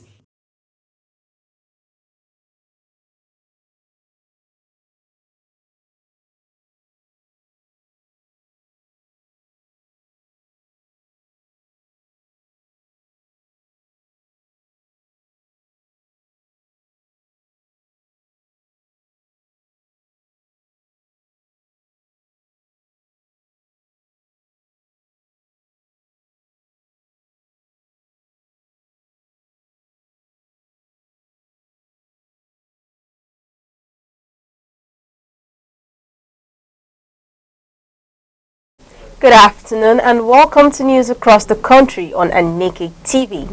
I'm Deborah Wakaba. Now to the headlines. President Tinubu reaffirms commitment to defeating terrorism ahead of U.S. talks. Gombe approves multi-billion naira infrastructure for governance and safety. Ondo partners global bodies to promote sustainable urban development. Kaduna hosts national dialogue on food security and agricultural transformation. Anambra elections sparks concern over vote buying ahead of 2027. Diabetes Association of Nigeria urges federal government to declare diabetes emergency. Oyo government launches digital platform for building plan approvals. And now to the details of the news. The presidency has reaffirmed President Bola Tinubu's unwavering determination to end terrorism and promote unity across Nigeria. Special Advisor on Policy Communication, Sunday Dare, made this known on X, stating that the President Tinubu remains firmly committed to fostering collaboration, peace and tolerance among Nigerians of all faiths and backgrounds. Dare noted that the President's vision is to create an environment where diversity becomes strength and mutual respect drives economic growth. While our faiths may differ, our destinies do not, he said, describing Nigeria as a nation of shared pain and shared hope. The statement comes ahead of the President Tinubu's scheduled meeting with U.S. President Donald Trump to discuss concerns raised over alleged persecution of Christians in Nigeria. The federal government has consistently dismissed such allegations as unfounded, reiterating that the administration upholds freedom of worship for all. The discussions in Washington are expected to focus on counter-terrorism cooperation, strengthening interfaith dialogue, and enhancing international understanding of Nigeria's efforts to maintain peace and national security.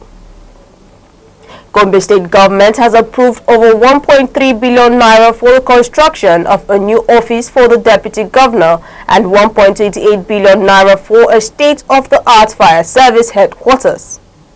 The approvals were reached during the 50th State Executive Council meeting presided over by Governor Muhammadu Inuwa Yahaya on Monday. According to the Commissioner for Information, the new Deputy Governor's office will be located close to the Government House to improve administrative efficiency and coordination. The Fire Service Headquarters, on the other hand, will provide a modern, well-equipped base for the state's emergency response system. Governor Yahaya emphasized that the new infrastructure forms part of his administration's commitment to modernization, safety, and effective service delivery. He disclosed that the council also approved 1.3 billion naira for the completion of 5 mega secondary schools and 461.8 million naira for a new police station in the Shehu Abubakar district. The Gombe government said the project reflects its focus on capital development and its drive to transform the state into a model for sustainable governance, safety, and infrastructure planning. Ondo State government has reiterated its commitment to sustainable urban planning, modern infrastructure, and improved quality for life for residents. Speaking during the 2025 Wartime Planning Day celebration in Akure, Commissioner for Physical Planning and Urban Development Sunday Olajide said the state is partnering with UN Habitat and the Royal Town Planning Institute, London, to achieve these goals. Olajide explained that the collaboration will focus on urban renewal, transportation, improvement, and environmental protection. He emphasized that modern tools such as geographic information systems and artificial intelligence would be integrated to enhance development planning and tackle issues like flooding and traffic congestion. The Commissioner stressed that inclusive planning, public participation, and innovative thinking are vital to building resilient and livable cities. Director of Master Planning, Abimbola Tofowomo, and the Ondo NITP Chairman, Bolabo Oshosami, also urged professionals to uphold ethical standards in planning practice. They noted that with strategic investment and public-private partnership, Ondo City can become models of smart, sustainable, and people-centered development. Kaduna State has hosted the 47th National Council on Agriculture and Food Security, bringing together policymakers, farmers, and development partners to chart new strategies for sustainable food production. The event focused on tackling Nigeria's agricultural challenges, including low investment, poor credit access, and limited infrastructure. Experts revealed that only about 20% of farmers have access to formal credit, while modern storage facilities, irrigation systems, and transportation remain inadequate. These constraints, they warned, have significantly affected national food productivity. Actions Aid's food system specialist Azubike Wokoye stressed the need for gender-inclusive policies in empower women and youth in agribusiness. He called for reforms in agricultural finance, mechanization, and land accessibility. Minister of Agriculture Abubakar Kyari reaffirmed the federal government's resolve to achieve food sovereignty through mechanized farming, improved extension services, and private sector participation. He said the dialogue's outcome would shape the next phase of National Food Security Roadmap. The Sokoto State Pilgrims Welfare Agency has commended President Bola Tinubu for approving a reduction in Hajj fares for the 2026 pilgrimage. Chairman of the agency, Alhaji Ali Musa, said the decision demonstrates the president's compassion and understanding for citizens' economic realities. Addressing journalists through the agency's Director of Administration, Ladan Ibrahim, Musa announced that the Northern Zone Hajj fare has been reduced from 8.24 million naira to 7.7 million naira. He advised intended pilgrims to complete their payments before the December 5th deadline. He disclosed that all transactions will now be conducted online to promote transparency and accountability. Musa also appreciated Governor Ahmad Aliyu for his continued support and reforms in the state pilgrims management system. The agency reaffirmed its readiness to ensure a smooth, well-organized and spiritually fulfilling Hajj experience for all participants. The commandant of the Police Detective College, Enugu, Miss Rosemary Collins, has lauded President Bola Tinubu for initiating a comprehensive overhaul of security training institutions across the country. She described the move as a major morale booster that reflects the president's commitment to enhancing professionalism and welfare among security personnel. Ms. Collins explained that the initiative had rekindled confidence among officers, improving their motivation and readiness for national service. She pledged the continued dedication of the police to uphold integrity, discipline, and service to the nation. Leading the Presidential Inspection Committee, Enugu State Governor Dr. Peter Mbah said the effort aims to modernize police and civil defense training infrastructure nationwide. The committee, inaugurated at the National Economic Council meeting on October 23rd, is tasked with assessing and recommending critical interventions. Governor Mbah decried the poor state of some training facilities, noting that President Tinubu has directed immediate renovation and re-equipping to meet global standards. He said the reforms will strengthen national security and improve personnel efficiency. Governor Peter Mbah says Enugu State's ambitious plan to train 3,000 health professionals every year is achievable with continued support from the World Health Organization, WHO, and development partners. He made the remark while receiving medical equipment and materials donated by WHO and its partners to the state's colleges of nursing in Parkland and Ogo.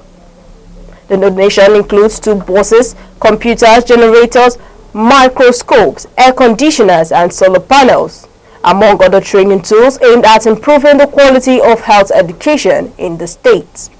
Governor Mbah described the gesture as a boost to his administration's human resource development goals. He noted that Enugu is constructing 260 primary healthcare centers and upgrading hospitals to ensure better service delivery. Plans are also on the way to digitalize health management systems and expand facilities and training institutions. He praised Enugu's readiness to become a regional hub for medical education and workforce development. Hotel owners in Enugu State have raised alarm over what they described as the continued sealing of their business premises by officials of the state government. Operating under the banner of the Coast City Hotel Owners Welfare Association, the group claims that agents of the Enugu State Board of Internal Revenue have been shutting down hotels across the state over taxes and levies. The association alleges that the enforcement exercises have been carried out in a manner that violates due process, sometimes locking in guests.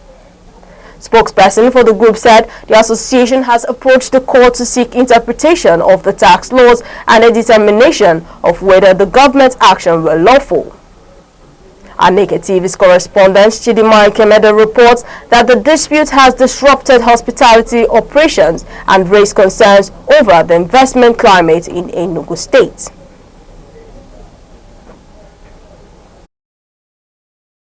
Hotel proprietors in Enugu State, under the incorporated trustees of the Coast City Hotel Owners Welfare Association, have raised alarm over the continued sealing of their business premises by the Enugu State government. The hotelers alleged that officials of the Enugu State Board of Internal Revenue have been shutting down hotels across the state over purchase tax and other levies, with guests including foreigners reportedly locked inside during enforcement. Over 100 hotels are said to have been affected. Counsel to the association, Barrister Chijioke Eze, told newsmen that the group has approached the Federal High Court in Enugu seeking judicial interpretation of the laws on value-added tax and purchase tax. He stressed that while the matter is before the court, the government should allow due process to take its course and suspend further enforcement. Barrister clarified that the hotel owners are not evading taxes but are concerned about double taxation, as both federal and state authorities allegedly impose similar levies on the same items. We are here to state the position of incorporated trustees of Coast City Hotel Owners Welfare Association over the recent happenings in Enugu State on the particular issue. The issue here was that in recent times there is what I may call a demand for the payment of purchase tax by the government and equally land use charge. And we were briefed to approach the courts, that is the Federal High Court, by virtue of Section 251, Sub 1, Paragraph E of the 1999 Constitution of the Federal Republic of Nigeria. The Federal High Court has the exclusive jurisdiction over matters on taxation. So we were briefed to approach the court to interpret relevant provisions of the laws relating to purchase tax. So based on that, we filed a suit number FHC/E/CS/308/2025, wherein we commenced an action by originating summons seeking interpretation of relevant provisions of the law, especially the VAT Act, Value Added Tax Act, which gave the federal government the right to collect or receive purchase tax through the Federal Inland Revenue. Because there is this law passed by the Enugu State House of Assembly, that's the finance law of Enugu State, which equally gives the Enugu State Board of Internal Revenue the right to collect the same purchase tax on consumables in the states. And we are saying, or we perceive that as tantamounting to double taxation.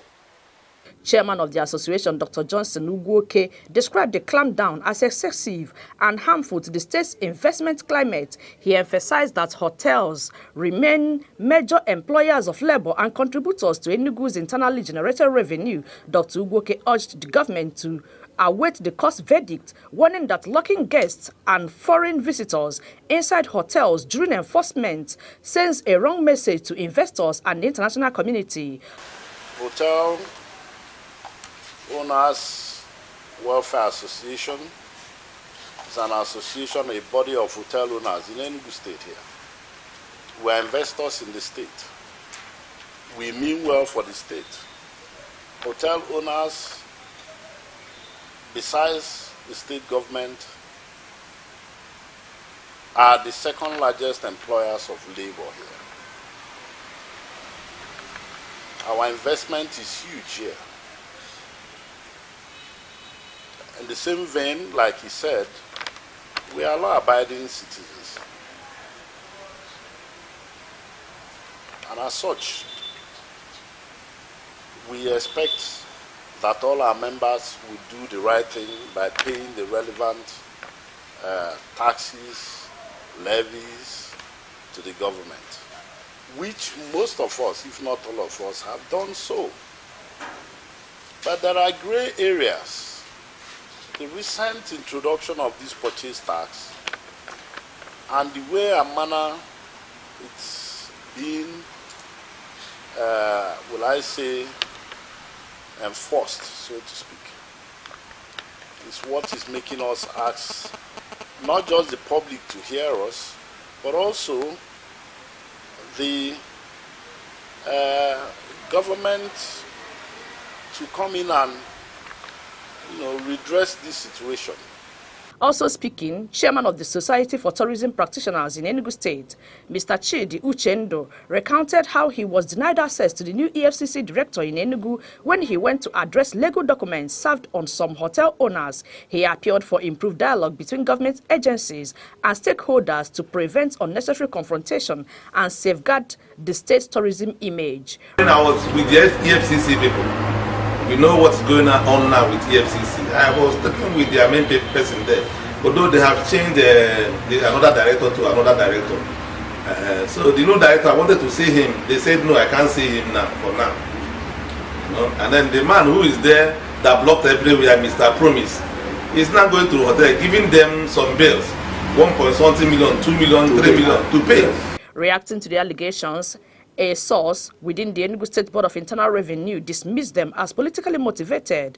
The source maintained that all taxes imposed are duly outlined in the state's consolidated tax notice and backed by law, urging the media to always verify claims before publication. Chidimi Kemede, Aneke TV.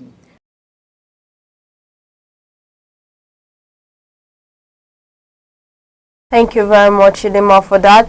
You're watching Aneke TV news across the country. Remember, you can follow us on Facebook, X, Instagram, TikTok, and YouTube, all at Aneke TV. Now, a quick reminder of major developments in the news. President Tinubu reaffirms commitment to defeating terrorism ahead of U.S. talks. Gombe State Government approves multi-billion naira infrastructure for governance and safety.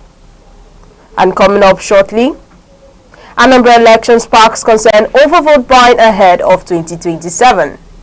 Diabetes Association of Nigeria urges FG to declare diabetes emergency. We'll be right back.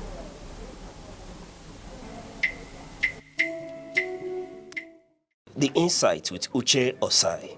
Having the political will to confront whatever is the challenges. Igbo man wrestles with the tortoise that had a lot of ingenuity, a lot of ideas, and the tireless.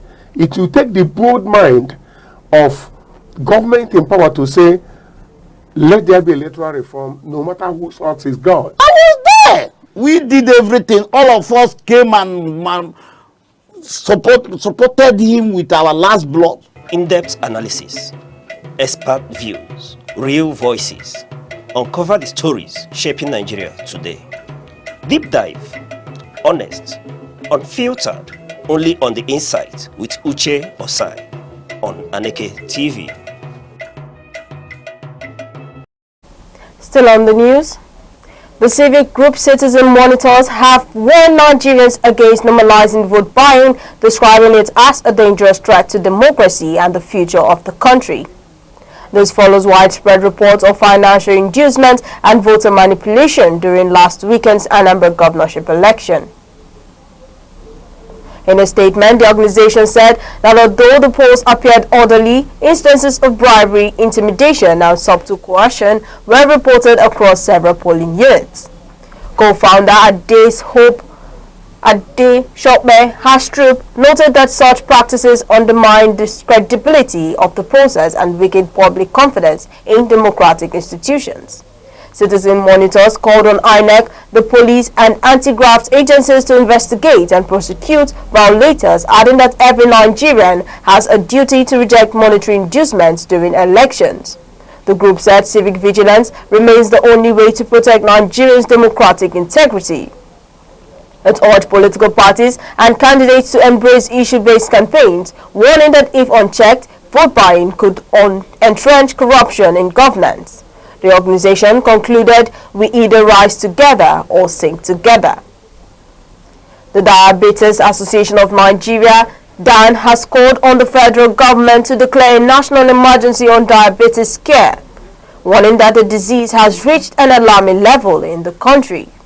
President of the association, Professor Ejiofor Ugu, disclosed that an estimated 11.4 million Nigerians were currently living with the condition.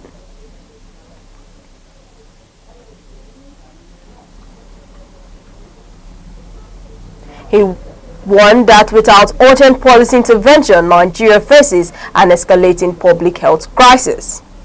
Oyo State government has launched a fully digitalized system for building and survey plan approvals aimed at improving transparency and efficiency in the construction industry. Commissioner for Lands, Housing and Urban Development Williams Akin Fumilayo made this known while unveiling the platform in Ibadan.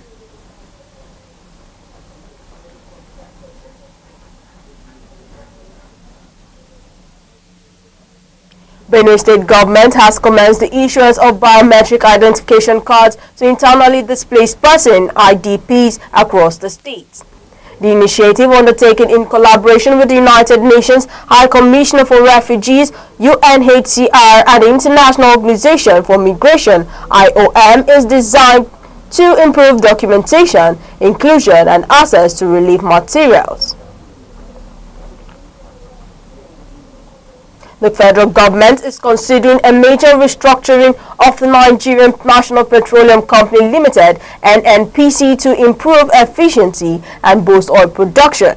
Special Advisor to the President on Energy, Oluvehejen, revealed this at the Nigerian Association of Petroleum Explorationists Conference in Lagos.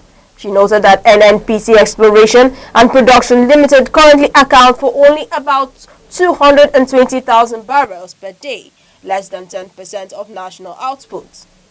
Verhagen questioned the company's financial capacity to execute the large-scale drilling campaigns required to achieve Nigeria's 3 million barrel daily production target. The Super Eagles have opened their training camp in Rabat, Morocco ahead of Thursday's crucial 2026 FIFA World Cup CAF playoff against Gabon. 18 players, including Kavi Bassi, Alex Iwobi, Samuel Chukwueze, and Wilfred Ndidi, are already in camp as preparations intensify. Head coach Eric Schell has named a 24-man squad combining experienced players and informed new talents, with records for Maduka Okoye and Chidera Ejuke following impressive club performances. The city of Lagos came alive as the 21st Africa Movie Academy Awards, AMA, honored the best in African filmmaking at a star-studded ceremony on Sunday, held at Balmoral Convention Center. The event showcased the creativity and global influence of African cinema. Nollywood Lateef Adejimeji won Best Actor in a leading role for Lisabi, The Uprising, while Tinamba clinched Best Supporting Actress for The Serpent's Gift. Burna Boy's co-produced Thriller 3, Cold Dishes, won Best Nigerian Film and Best Young Actor for Ruby Akubueze. Still on entertainment, veteran Nollywood actor Chiweta Alago has advised women to focus on self-development and financial independence before going into marriage. In a message shared via Instagram, Ago said women should view marriage as a partnership, not a form of dependence. He urged women to build careers, learn skills, and achieve spiritual and emotional stability, stressing that self-sufficiency is key to happiness and security. And now to end news across the country, here are the main points again. Citizen monitors have warned that vote buying during the Anambra governorship election threatened Nigeria's democracy ahead of 2027. The Diabetes Association of Nigeria has ordered the federal government to declare a health emergency as more than 11 million Nigerians battle diabetes. And the 21st Africa Movie Academy Awards in Lagos crowned 3 cold dishes co-produced by Burna Boy as Best Nigerian Film, while Lateef Adedimeji and Tinamba took top acting honors. That's news across the country at noon. For breaking news and eyewitness report, call 070-3043-7110 or follow us on Facebook, X, Instagram, TikTok and YouTube, all at Aneke TV. On behalf of the producer Chidima Sogwa and the entire news team, I'm Deborah Wakoba. Thank you for watching and enjoy the rest of your day.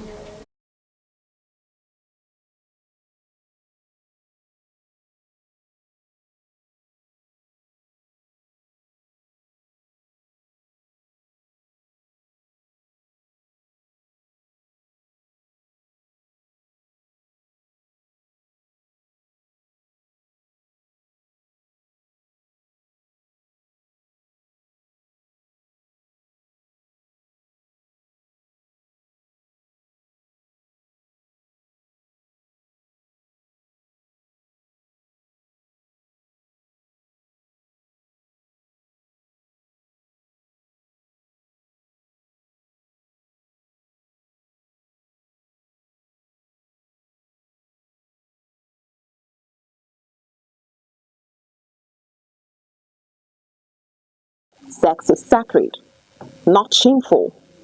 In its truest form, it is more than the body. It is soul speaking to soul, fire woven with trust, vulnerability clothed in consent. But when misused, it breaks more than bodies, it fractures spirits.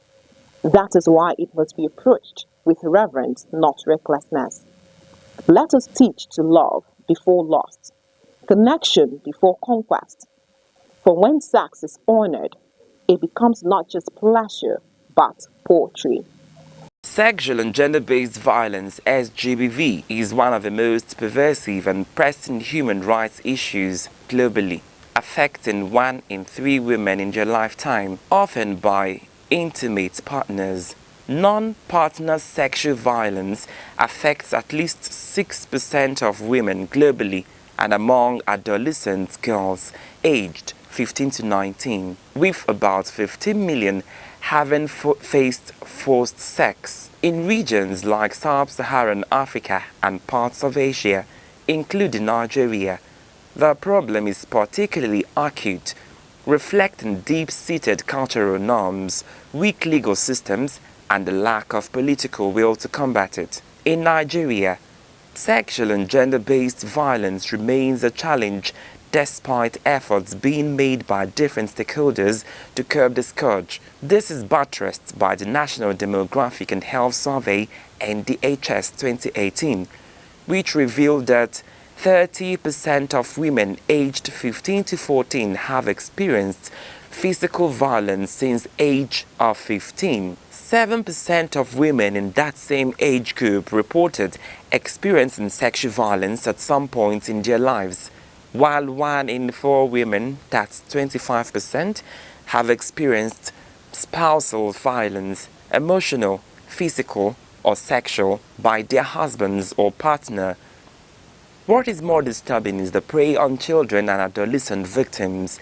According to UNICEF, 25% of girls and 10% of boys in Nigeria have been sexually abused before turning 18. This implies that 1 in 5 Nigerian girls experience sexual violence before 18 years. From metropolitan cities like Abuja and Lagos to rural areas and states across Nigeria, women, girls, men and boys continue to face physical, emotional and sexual abuse, often from those closest to them. In some cases, this abuse is perpetuated by influential members of the society. Even more disturbing is that the majority of cases go unreported, buried under layers of fear, ignorance, family ties, shame and societal silence. Sexual and gender-based violence is not a new phenomenon. Its roots are deeply embedded in history, culture, power dynamics, and deep-seated inequalities in power and social structures, particularly those that perpetuate the dominance of men over women. It's a complex issue with roots in cultural norms, society beliefs, and historical practices that normalize violence and discrimination against women. One of the oldest and most significant roots of SGBV is patriarchy, a societal system where men hold primary power. Societies have historically placed men in dominant roles, with women expected to be submissive, obedient, and silent. This imbalance has often justified violence against women as a means of control or punishment. Harmful traditional practices such as child marriage, female genital mutilation (FGM), widowhood rights, and honor killings are deeply rooted in societal customs. In many cultures, these practices are normalized and rarely questioned, even when they involve violence. Historically, laws and institutions supported or ignored violence against women and marginalized groups. For example, marital rape was not considered a crime in many countries until recent decades. Slavery, colonization, and armed conflicts also contributed to institutionalizing sexual violence, especially against women and girls. SGBV is often used as a weapon of war or conflict, where sexual violence is inflicted to humiliate, dominate, or destroy communities during wars and internal conflicts. Women and girls are often disproportionately targeted by sexual violence. Women have also fallen victims to rape during armed robbery operations. Additionally, economic dependence on men has made many women vulnerable to abuse, as they fear losing support or livelihood if they speak up. In workplaces, schools, and communities, people in authority often exploit their power through coercion and harassment for the purpose of emphasis. Some of the factors contributing to the prevalence of SGBV include unequal power relations, inordinate sexual fantasies and orientation, harmful traditional and cultural practices or beliefs, gender stereotypes, lack of enforcement of laws, poverty, armed conflict, denormalization of violence in communities, stigma and victim blaming, family ties, the Nigerian factor, suppression of cases, low awareness about rights, weak institutional frameworks, unwillingness of victims' family to pursue justice, among others. In many cultures, patriarchal norms reinforce male dominance and female subservience, discouraging victims from speaking out or seeking justice. SGBV refers to harmful acts or abuse committed against a person because of his or her sex or gender. It is forcing another person to do something against his or her will through violence, coercion, threats, deception, cultural expectations, or economic means. It includes a wide range of abuses such as domestic or intimate partner violence, forced marriage and child marriage, female genital mutilation (FGM), sexual harassment and exploitation, emotional and psychological abuse. Sexual violence is any act attempted or threatened that is sexual in nature and carried out without the consent of the victim. Sexual violence includes rape and sexual assault, sexual abuse and harassment, exploitation and forced prostitution. It can happen within marriages, especially when there is a lack of consent for sexual activity by one of the spouses. Any sexual activity with a child, any person who has not yet completed 18 years of age, constitutes sexual violence. The impact of SGBV is far-reaching. These acts not only violate fundamental human rights, but also lead to long-term physical, mental, and emotional trauma.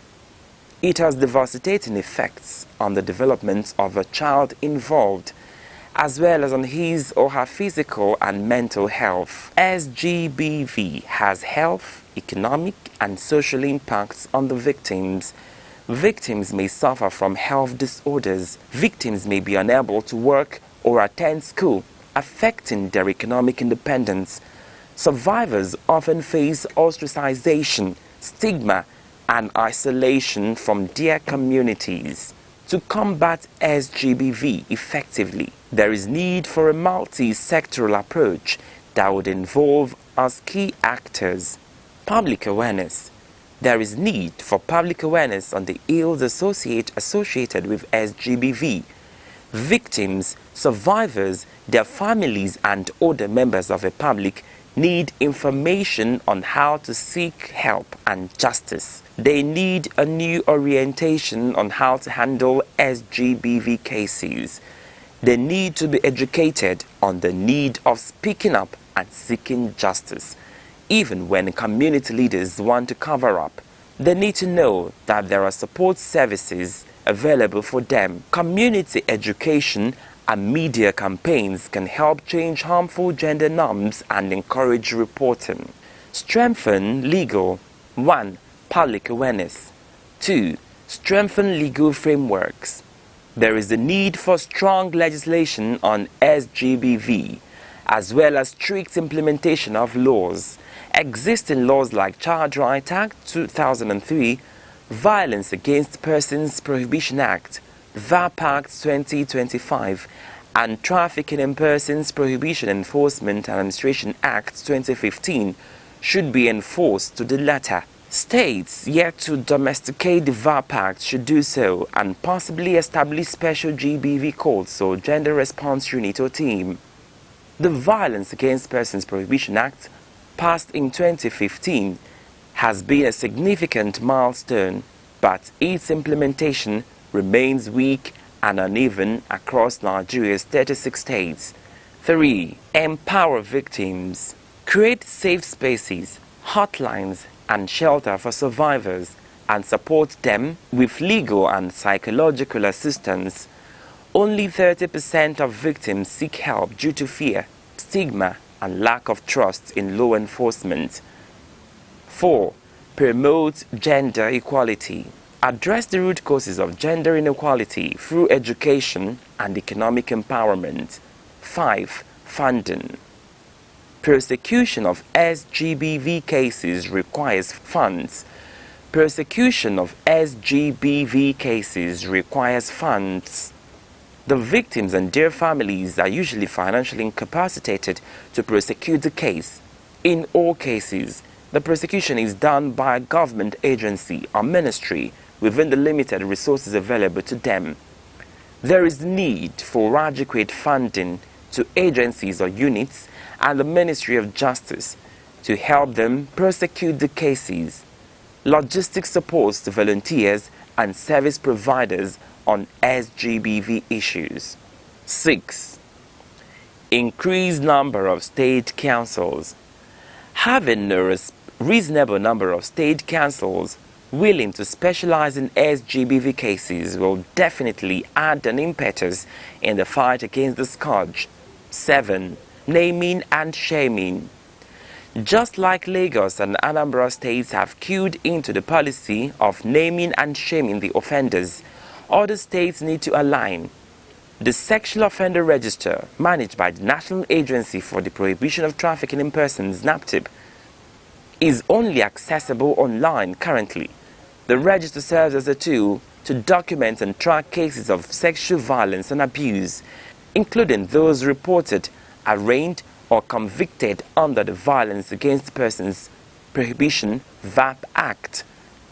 The register includes information on convicted offenders, as well as those who have been arraigned or reported, with varying levels of access depending on the user and the nature of the information. 8. Train law enforcement. Equip police, judiciary, and healthcare workers to handle SGBV cases with sensitivity and urgency. Aside the already listed measures, establishment of specialized SGBV prosecution units, a national SGBV agency, launched grassroots engagement structures, making it easy for victims to report and seek protection and justice.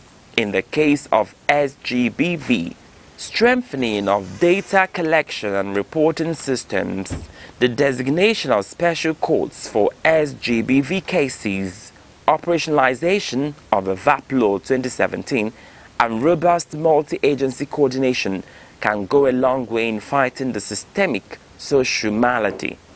The origin of SGBV lies in systemic inequality reinforced over centuries by culture, power structures, conflict and law.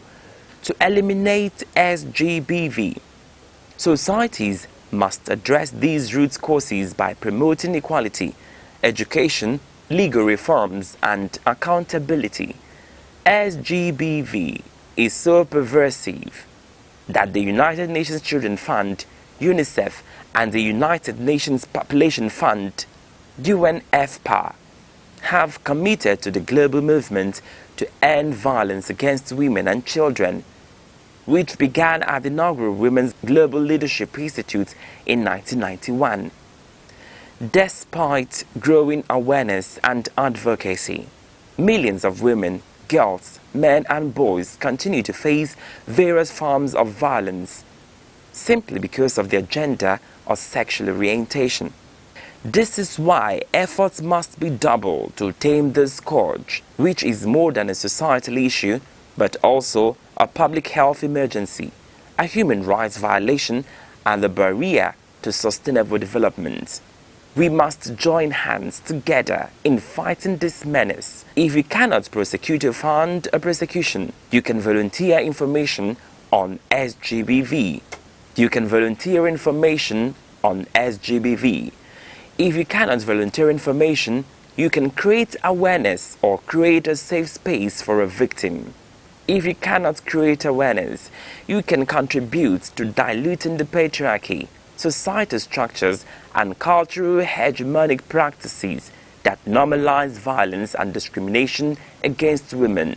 It is also important for state governments to support community initiatives as well as non-governmental organizations' efforts aimed at preventing sexual and gender-based violence crimes in the country. Abia State, nicknamed God's Own State, was created on August 27, 1991, from the old Imo State by the military administration of General Ibrahim Babangida. Its name, Abia, is an acronym for Aba, Bende, Isikwato, and Afiuku Umahia, the four major areas that initially comprised the state. The state lies in Nigeria's southeast and is inhabited predominantly by the Igbo ethnic group, who are known for their enterprise, hospitality, and vibrant cultural practices. Before state creation, the region was part of the Eastern region and played notable roles in Nigeria's pre- and post-independence history. One landmark event was Aba Women's Riot of 1929, a mass protest by women against colonial taxation, which began in the Aba area and influenced policy changes across Nigeria. Abia State is naturally endowed with fertile soil for agriculture and solid mineral resources such as limestone, kaolin, and laterite. Oil and gas are also found in some parts of the state, making it one of Nigeria's oil-producing areas. Economically, Aba is a powerhouse of trade and manufacturing, especially in textiles, leather works, and metal fabrication, earning it the nickname Japan of Africa.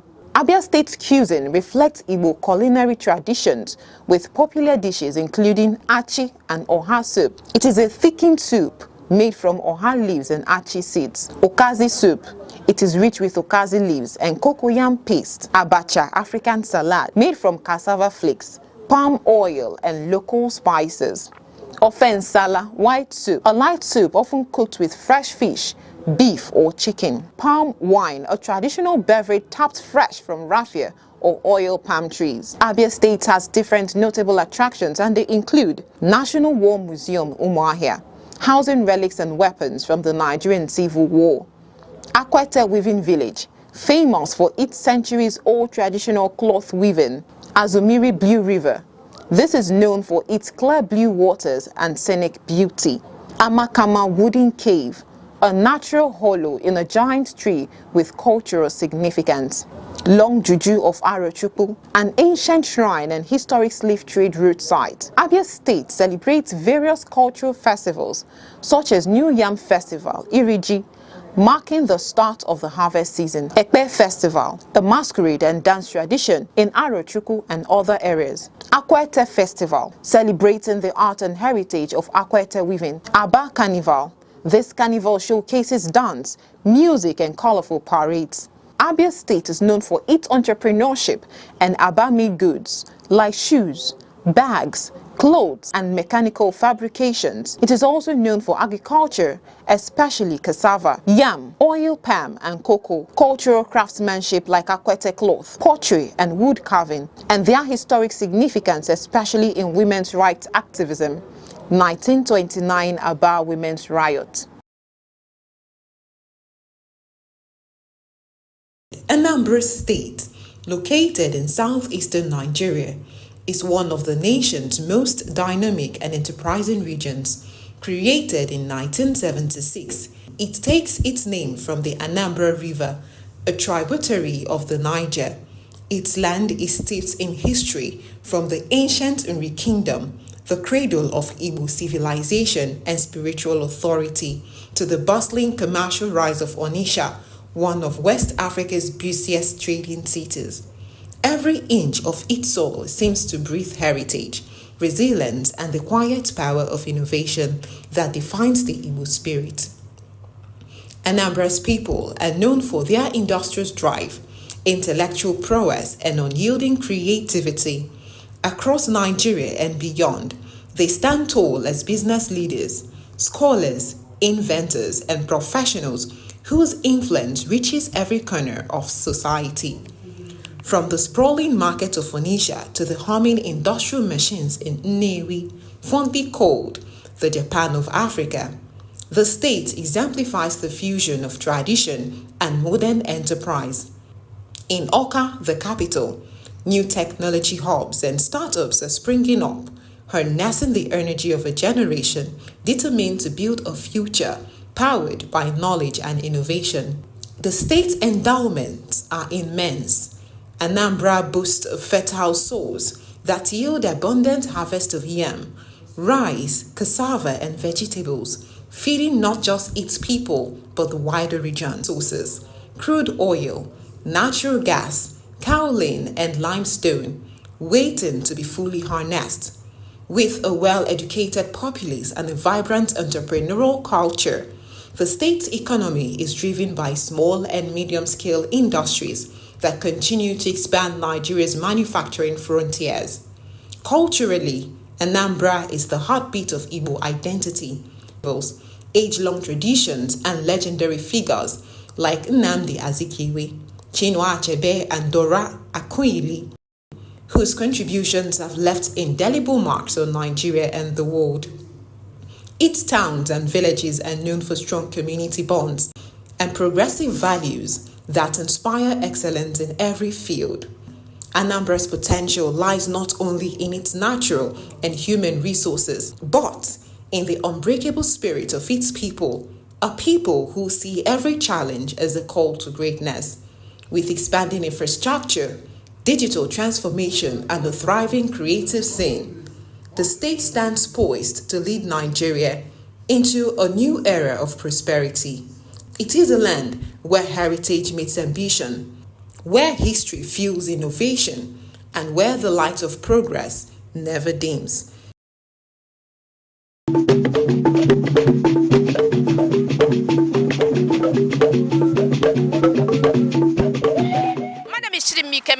And we are on the street today to find out what Nigerians think about some trending issues in the society. Please join us as they share their thoughts.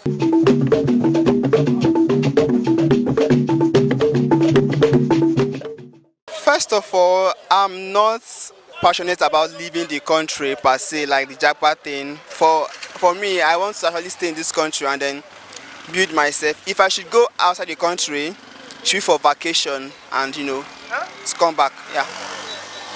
Yeah, so I'm not really interested in the illegal parts or whether it is legal or illegal. I'm not really interested. I just want to be free. I like freedom. I like comfort. So if I'm leaving, I want it to be legal.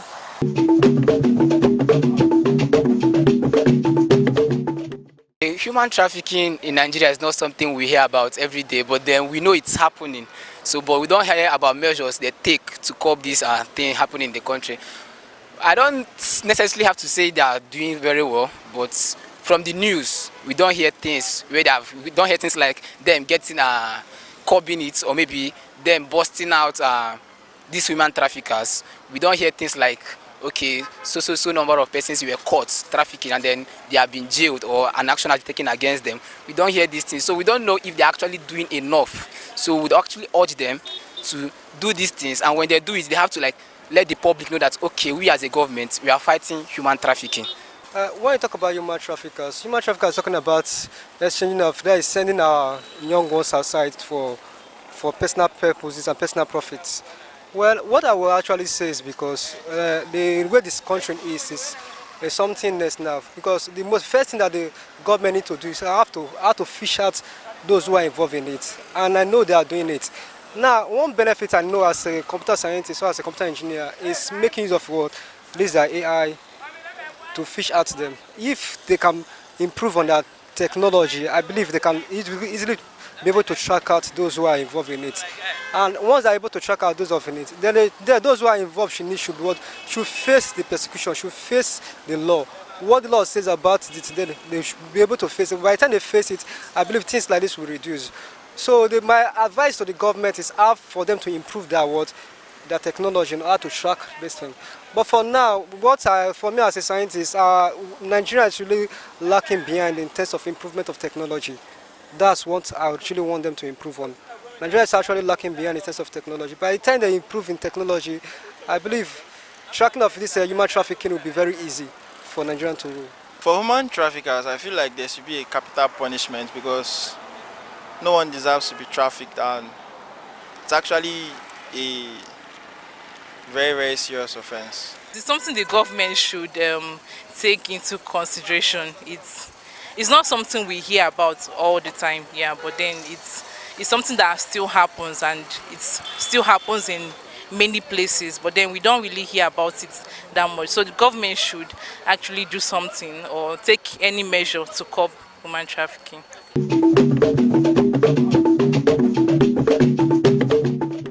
I don't really care about that. Again, I feel like everybody should mind their business. It's their marriage and it's their life. There's a reason why Regina Daniels, is coming out to everybody to complain. Again, probably she's too scared to face it, out in her marriage. You understand? Because I heard that she was domestically abused. Again, so that can traumatize her to do anything. So she's not seeking help from outside people. Nonetheless, anyone that works for them. I don't think it's over. I think it's just hitting a rough patch. Yeah. Because, as they say, you cannot get in between two lovers. As she said in her recent post that she married him out of that, she fell in love with him. So, I am Chidimi Kemede, Aneke TV. To be a man is not to be hard, but to be whole. A true man feels, weeps, protects, dreams. He does not hide behind silence. He speaks with strength and softness. He carries responsibility, yes, but also joy. He provides, but he also hugs. He's not just a builder of homes, but a nurturer of hearts. A man is not less when he leans on others. He is more when he uplifts them. In truth, in tenderness, in integrity, that's where manhood truly begins.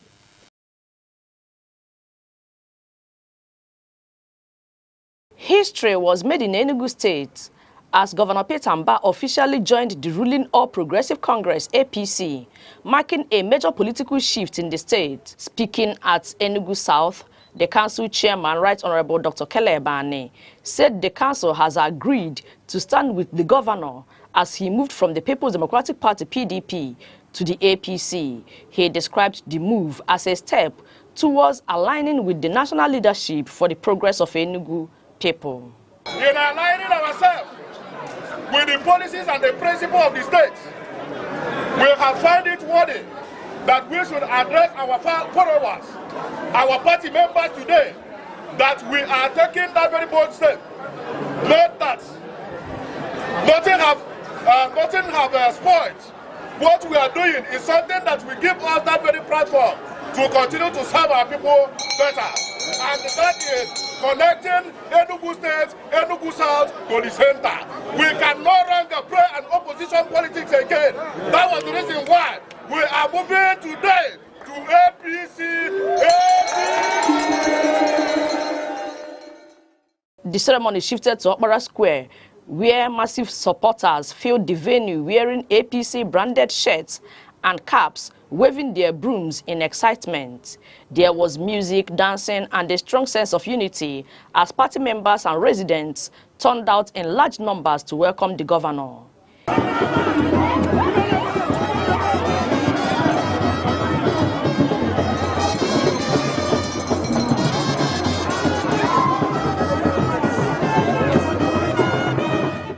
In a speech, the Speaker, House of Representatives, Honorable Tajuddin Abbas, said the APC's presence in Enugu State signaled a new beginning for the Southeast, while the President of the Senate, Chief Godswill Akpabio, commended Governor Mba for his performance and said it was only right for him to join a progressive team. Enugu is the heartbeat of the southeastern Nigeria. Is it true? When we have Enugu, are we not having Southeast as a whole? Are we going to do that? Thank you very much. A man that is transforming, a man that is performing, should belong to the progressive family. So if I say Pitamba, you say progressive. Pitamba, progressive. Pitamba, progressive. The former governor of Enugu State, Barrister Sullivan Chime, thanked President Bola Ahmed Tinubu for welcoming Governor Peter Mba into the APC family and called it a move that would strengthen the state politically. I want to say on behalf of the entire Enugu State, a very big thank you to our distinguished visitors. Thank you so much for coming here. Thank you so much for being here to honor and receive our governor into our fold. For the executive governor of Enugu State, Dr. Peter Mba, his decision to join APC was a collective one made in the best interest of the people. APC! Tomorrow is here! APC!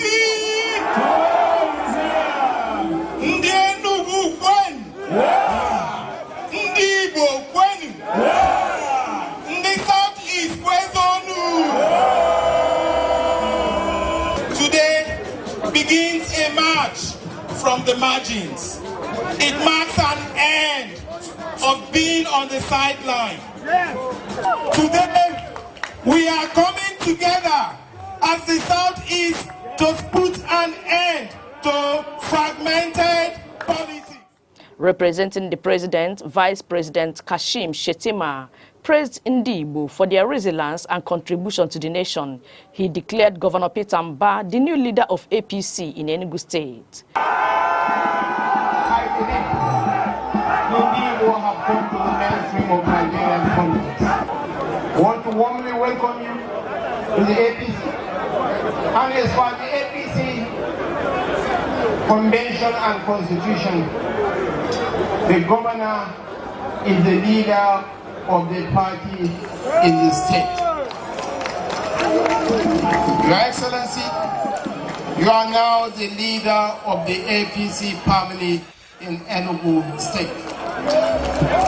Again, the event was attended by several prominent figures, including Senator Ken Nnamani, Senator Uche Ekunife, Prince Nicholas Okachuku, and others. The high point of the day was the official presentation of the APC flag to Governor Peter Mba by the party's national chairman, Dr. Nentawe Yewada. Aneke TV.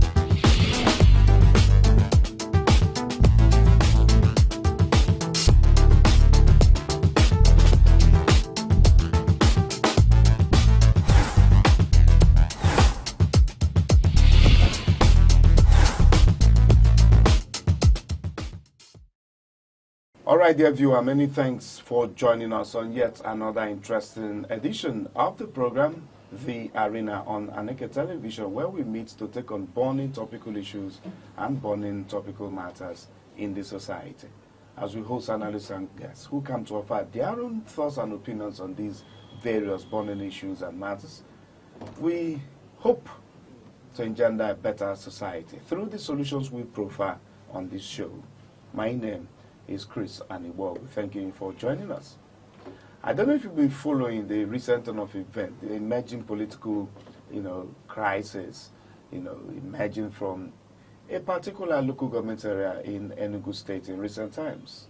Well, we are taking a look at the emerging political crisis rocking the Igbo local government area here in Enugu State. And we have joining us on the show to give us his own opinion on the matter as a stakeholder from that local government area, a former House of Assembly aspirant and the CEO of Agugu Agro Ventures, Honorable Amos Chukwemeka. You're welcome to Aneke TV.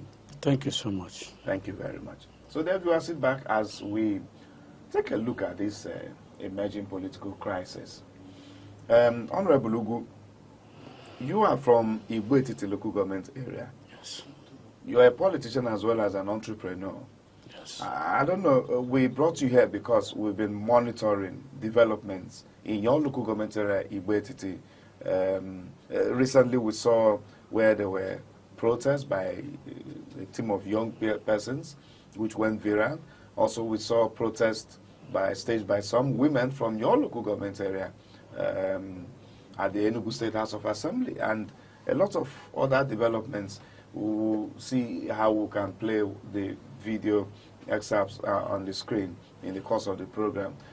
But then, hearing from you, what is going on in your local government area? Are you at war in the Igbo local government area? Are you in war? No, there is no war. What we call the protest by the youth in Igbo was purported and acclaimed the youth of Igbo protesting. Why it is not true? You're saying the what we saw is not true?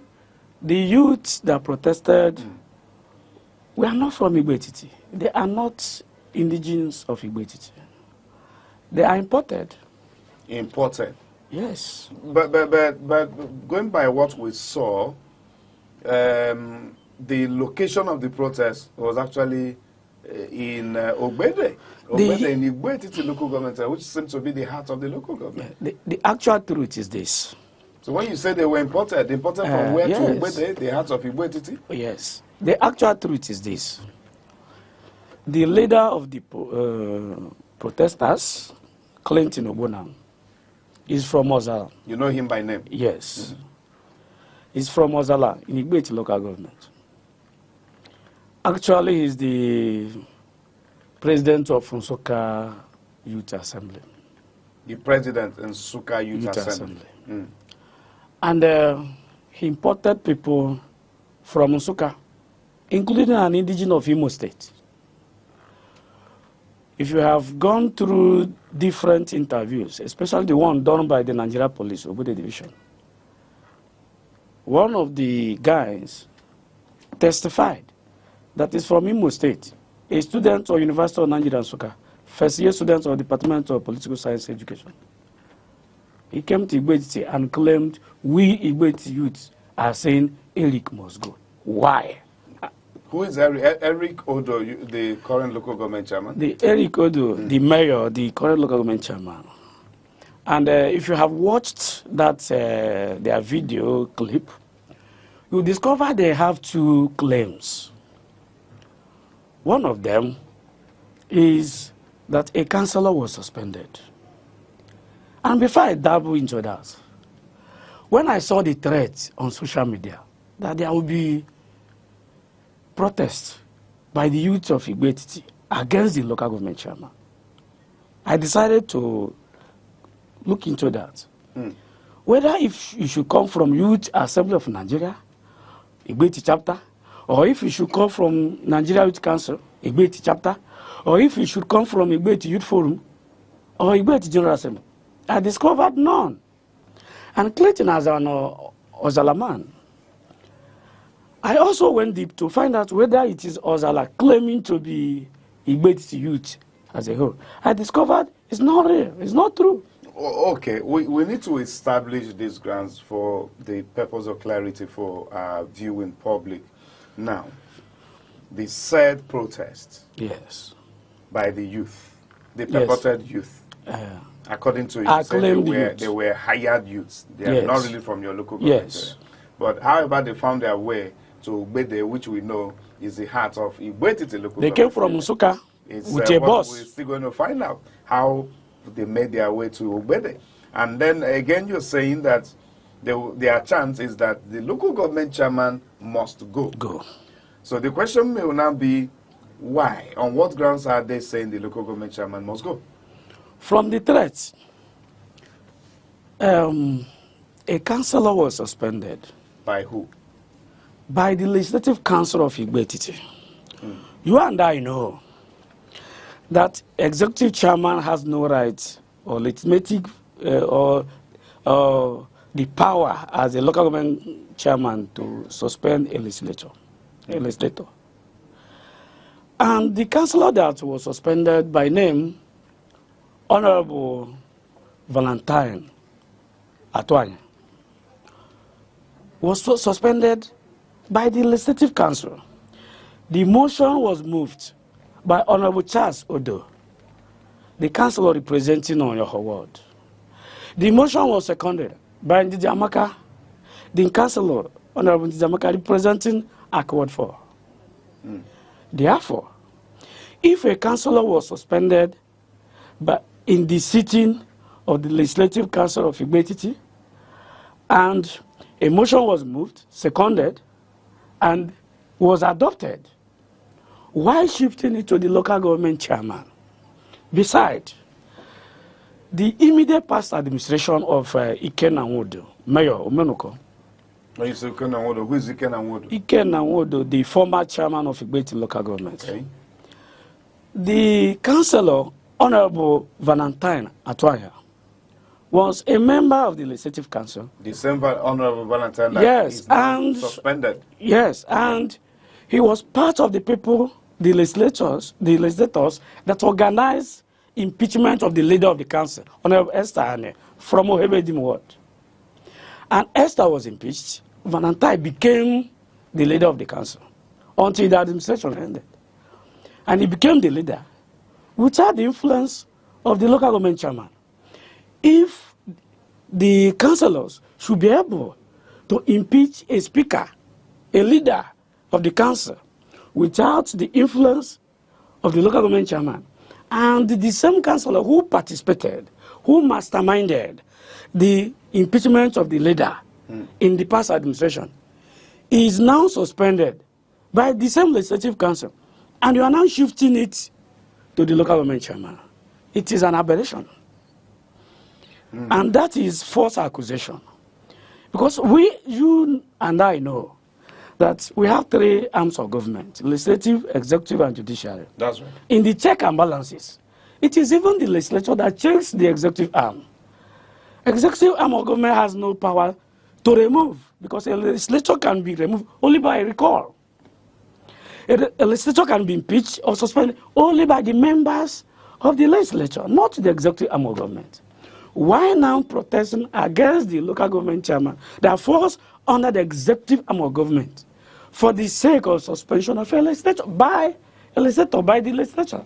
It doesn't make any sense. Okay. It is a false accusation, and it is uncalled for, and it's an aberration. And besides, the people that even came to protest, they are not indigenous of Igbeti. He imported them from Musuka. They came from a green bus, UNN green bus.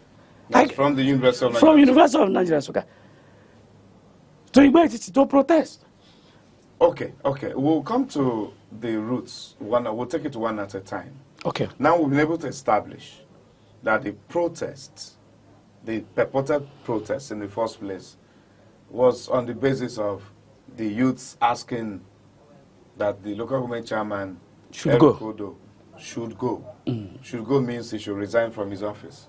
The governor should suspend him. On the grounds that he masterminded the removal or the suspension of a councillor in the local government.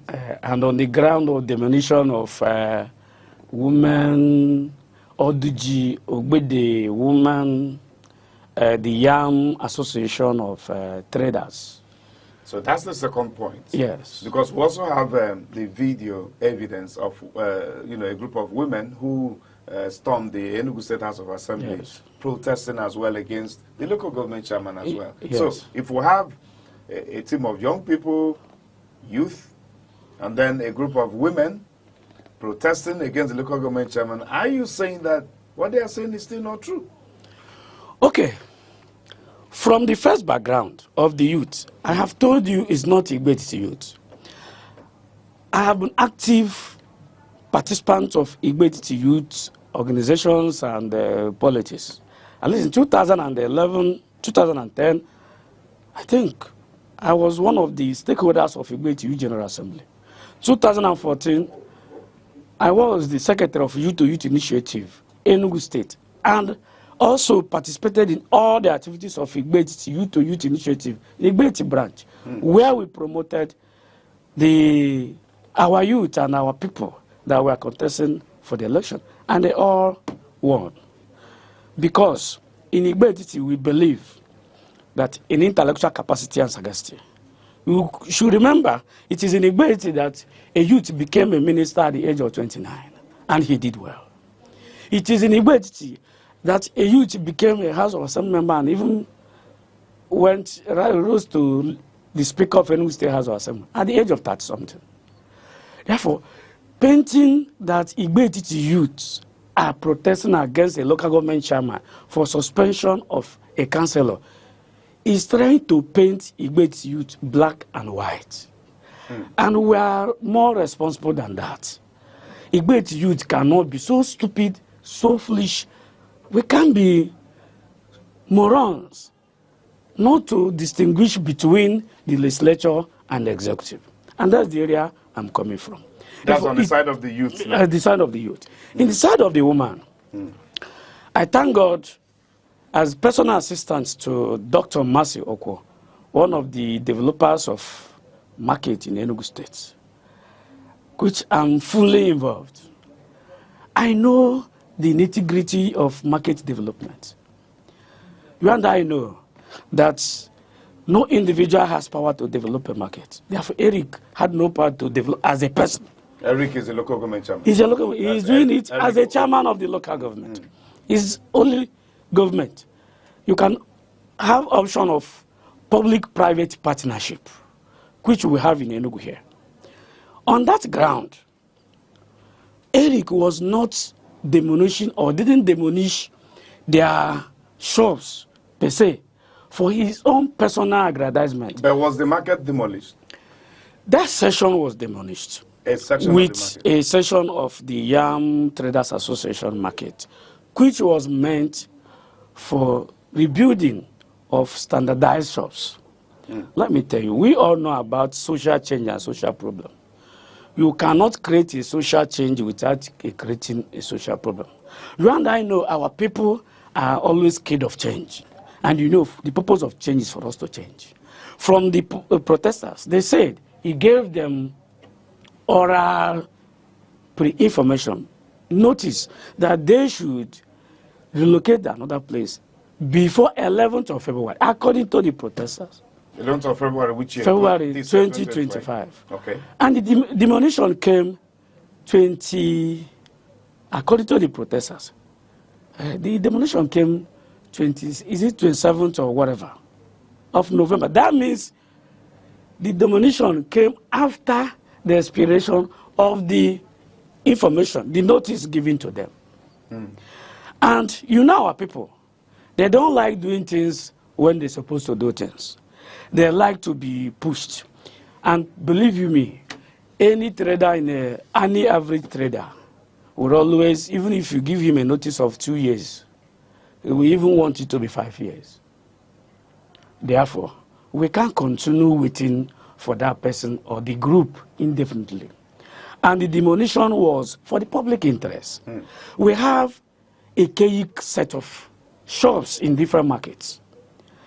It is this government, the administration, that wants to come up with standardized shops that will meet up with standard, the modern standard, that will suit the traders better. Okay, apologies, Honorable. I'm sorry. I invited you here because I know you are a stakeholder in your local government. Yes. But you are not here as a spokesman for the local government. I'm not even an appointee. I know, I understand. I understand. But the question is, to the best of your knowledge, do you know if the local government authority actually served a notice of relocation to the market women?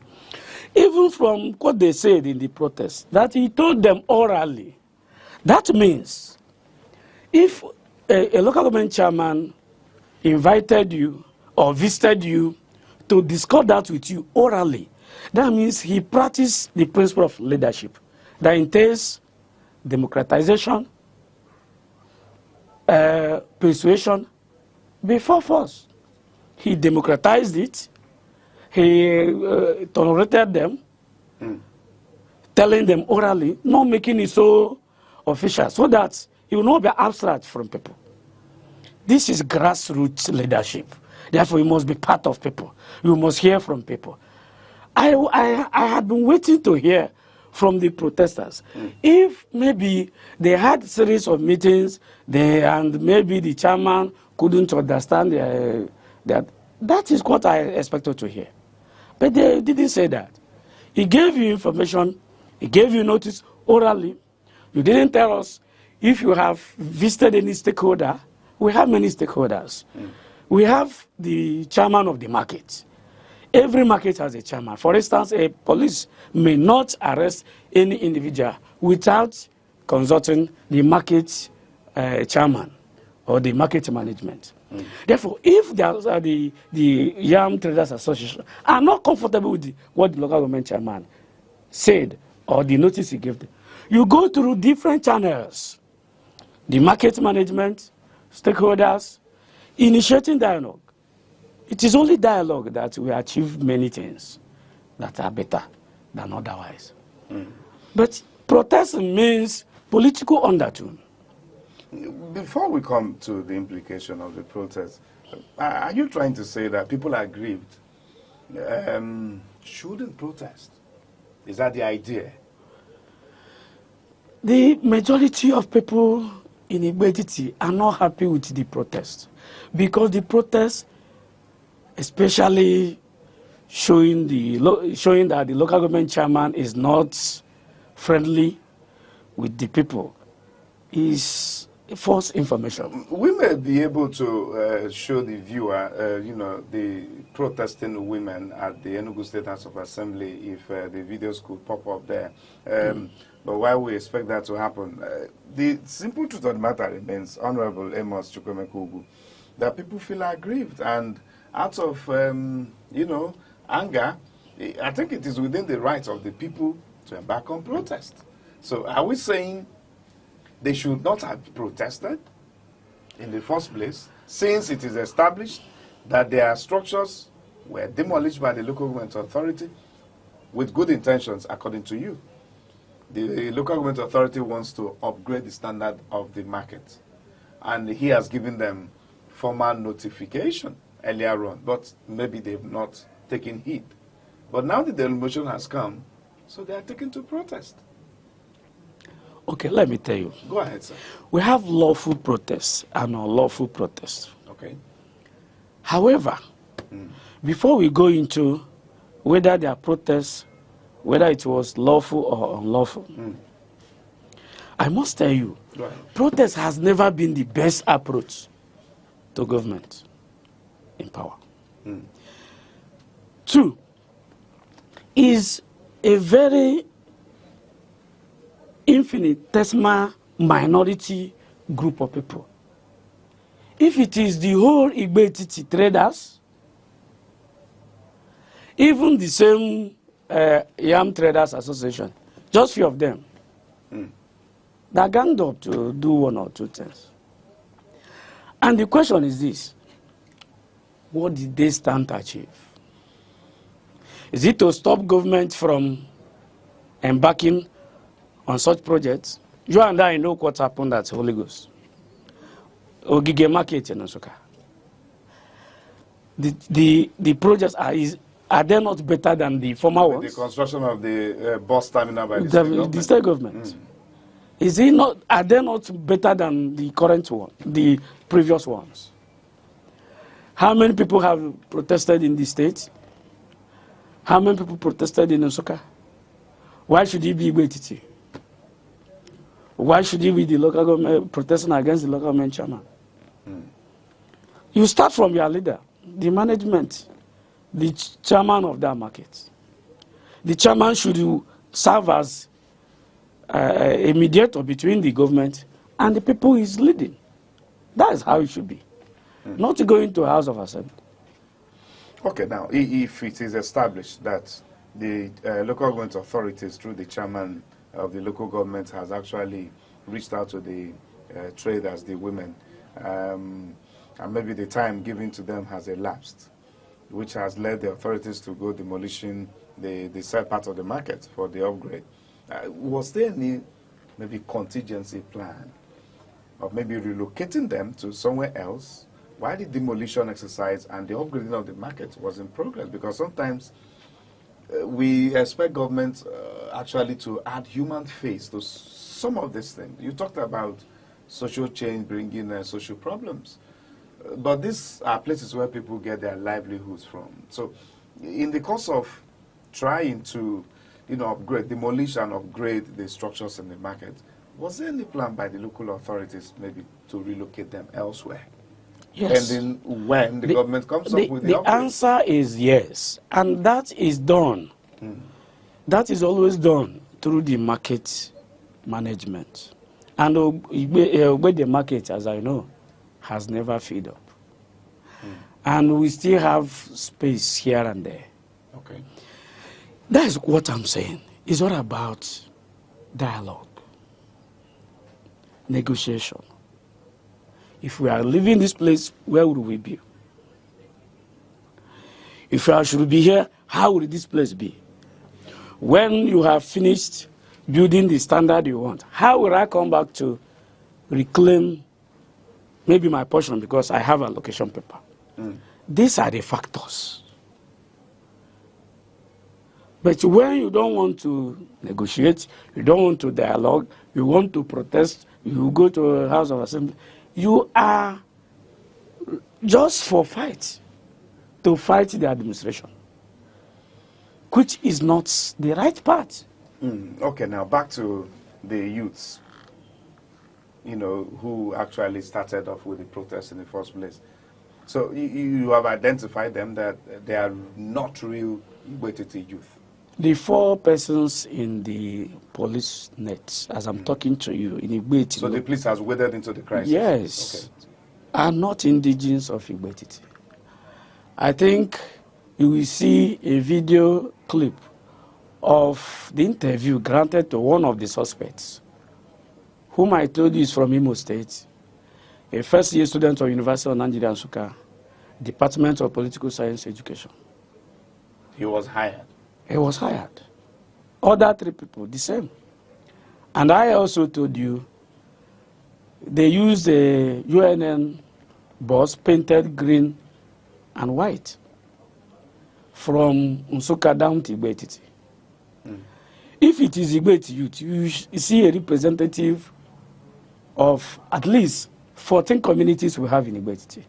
We have Onyoho, we have Umuna, we have Ako, Ujome, Idoha, Ukehe, Ohodo, Ozala, Ikolo. We should have the representation of the 14 communities. So we have 20 wards.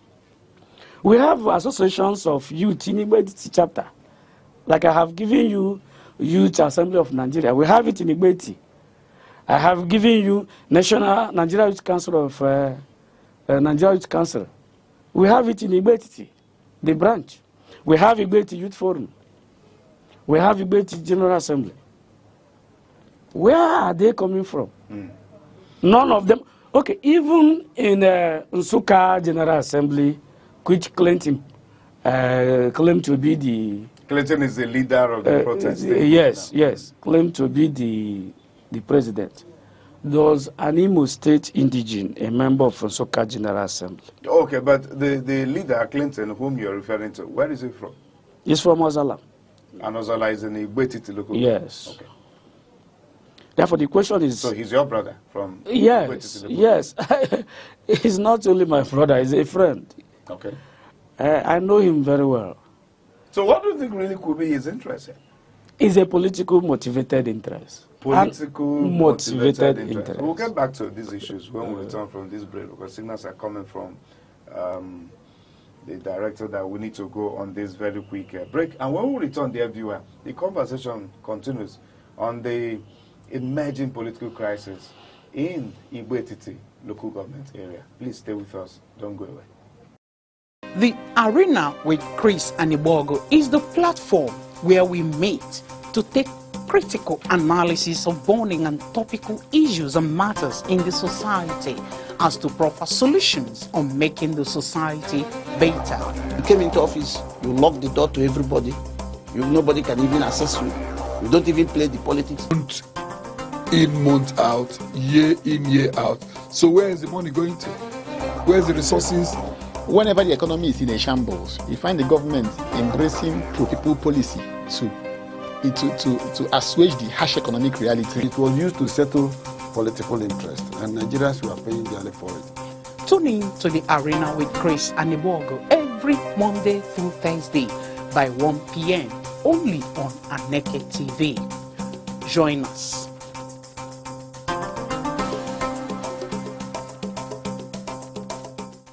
All right, everyone, thanks for coming with us on the show today again.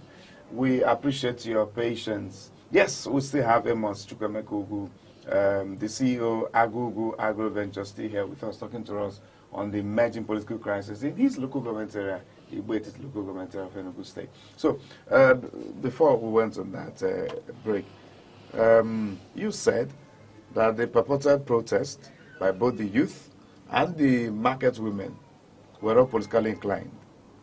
We understand that Igbetiti local government area has produced very top senior political personalities in not just Enugu State, but in Nigeria. Yes. The likes of the Modos are from Igbetiti. Yes. We have the former deputy governor of Enugu State, Chief Okechukwu Itain from Igbetiti local government area. The former speaker of the Enugu State House of Assembly, who should be a brother to the current local government chairman, right? Right Honorable Eugene Odo. Eugene Odo. The former speaker of Enugu State House Is he a brother to the current local government chairman? So, so we know we have major political bigwigs in Enugu State political affairs coming from Igbetiti. So, when you said this protest, this crisis is being politically masterminded, so who is masterminding it against the current local government chairman? Okay, the simple truth is that, you know, politics is a game of dynamism, not a game of dynasty. And some people think that politics is a game of dynasty. And whenever it shifts from their own side, they always become aggrieved. Therefore, there is no need mentioning names. But there is a paradigm shift, both in the administration and the person running the affairs of the Igbetiti local government. And the people who feel that they are not favored, they are now attacking the local government chairman. And you know, permit me, one of my friends ever told me, he called one name that whenever he's gaining from a government, he said government is good. When he's not gaining, government is bad. Therefore, we are now looking at it based on personal interest, personal benefit, personal aggrandizement, instead of looking at the collective wants of people. Leadership is all about influencing people in such a way you obtain their loyal, cooperation, influence, and respect. Leadership goes with collective interest. We, not I. Some people are always on I. If it's not them, it doesn't work, and nothing is working. And what happened, the purported protest is not far from that dimension. And the only reason is that maybe the local government chairman is not doing it the way they thought he should be doing it. However, one thing is certain.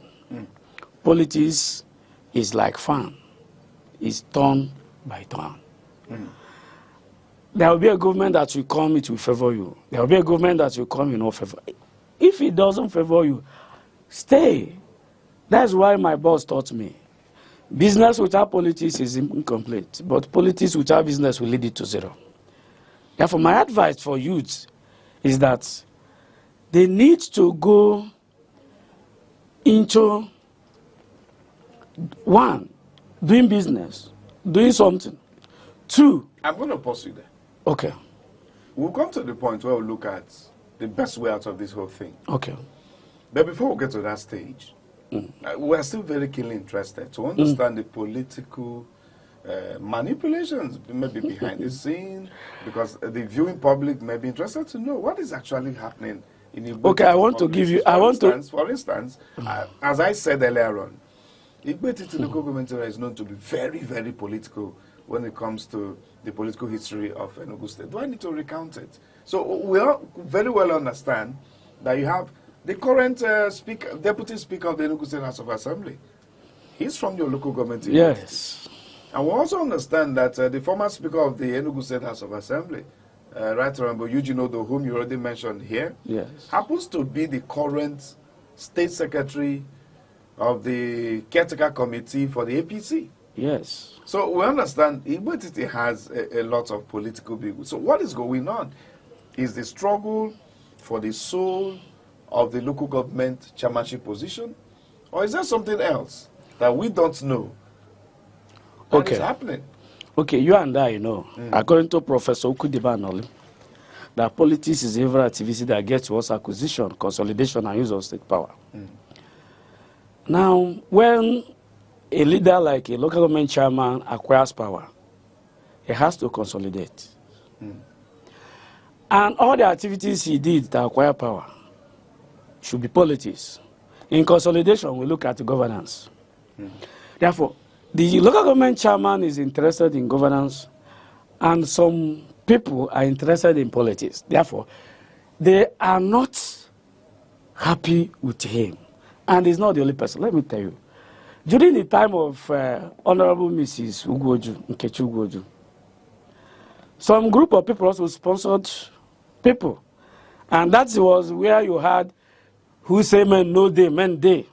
It was in Igbo. There was even gunshot. Slogan. There was even gunshot in the party secretariat, party meeting, local government party meeting. During the time of Ike Award, I have told you, the same Valentine, Atwanya, masterminded the impeachment of the leader of the council, and was even ready to impeach the local government chair, if not that governor, Right Honorable Ifeanyi intervened. The former governor. The former governor. Therefore, this time, it's not a new thing, but so it's become a tradition. Yeah, because of the big weights, who always think it must be them, who always think that politics is a game of dynasty, that is their inheritance, who doesn't want it to go to another person or to go to another session. However, the simple truth remains, it is a game of change, and it will continue to change from one person to another person. It is not a game of dynasty. It is full of dynamism. And the paradigm shift is part of life. And you know, politics is game of life, and life is larger than logic. Therefore, they shouldn't look at those things as their birthright, that they must be the people determining who becomes the chairman or how the chairman should rule the local. No. Well, from your presentation, we understand you are not trying to mention names, but we would have appreciated if we would have the names come. But if you're not ready to get into that circle, no problem. But then let's look at it from this other side. Igbo is made up of so many communities, which 14 of them. And we understand, do you people have zoning formula arrangement, agreement on how the chairmanship position should rotate among the communities? Yes. And is that zoning agreement followed? Is it respected? Especially in the emergence of the current chairman, Eric Odo. Okay, it is respected. The only difference is the former chairman of Igbo local government, the person, Honorable Ogbonsidike, became the first local government chairman in Igbo that went for 4 years. 4 years, 4 years, that's the 2 tenors. After him, Engineer Ozemene Ezabunike from Ukehe went for 4 years. You know Ogbons is from Ako zone. Okay, so Ogbonsidike, former mayor from Ako. 4 years. Former mayor from Ukehe, Engineer Ozemene, 4 years. Ozemene is from Ukehe. The current Commissioner for Information, Honorable Malaki Abo from Ohodo, that is Central, 4 years. It came down to Ako, where Honorable Mrs. Nkechi Ugoju went for 2 years, and he went back to Ukehe, where Honorable Ike Nawodo went for 2 years, and currently the party, Eric Odo, is now for another 2 years. He's there for 2 years now. Now, also from Ukehe. From Ukehe. Yes. So from what you just explained, you are 3 zones making up the Igbetiti political family now. You have Aku zone, Ukehe zone, and then you have the central. Yes. Possibly where the other communities foreign are all gathered. So after this zone, you go to another zone. Yes. So who do you think may be offended or may not be too pleased with the emergence of Eric Odo now as the chairman of the local government? I am not a soothsayer, per se. But it's obvious 1 or 2 persons are But not. what is clear is that there is no government where everybody will be placed. It's not possible. Therefore, you and I know, even in councillorship position, that is the nuclear part of it. You know, every politics is local. Everybody will not be happy with even a councillor, let alone a local government chairman, housing 20 wards, 14 communities, and housing former governor of Enugu State, former minister, former speaker, former deputy chairman, House of Rep member, and so on and so forth. Therefore, we have big weight. We have big wings. We have big men in our zone. We have capacity. But the bottom line is this. Whoever that is offended, politics is different from governance. He's into governance. You mean the local government? The local government chairman. You may need to. He's not into politics. You may need to bring when us. the time comes for contest, if you are not happy with him, vote him out. If you're a stakeholder, you are not happy with him, you know how best to go about it. It's not through protest. Well, we may give right of reply to maybe the leader of the protesting, a young man whom you said are not actually from your place. Maybe Clinton. We may look for how we'll get across to him to come and give his right of reply. Or even if the local government chairman himself, from his office, since this is all, centered around his office, who come to talk to the people about what he thinks is going on. But until that happens, in the next 1 or 2 minutes before we round off, Honorable Amos Chukwemeka, can you talk to us, since you've been hammering on good governance? What has the local government chairman done for the Igbetiti people? Aside maybe the demolition of the market structure as purported. What else? Okay. He has done a lot. Governance-wise? Yes. Such as? Like Igbeti Cottage Hospital has been upgraded in such a way that you have 24 hours power supply. Both solar, is that a local government electricity, project a local government project. Okay, local government project.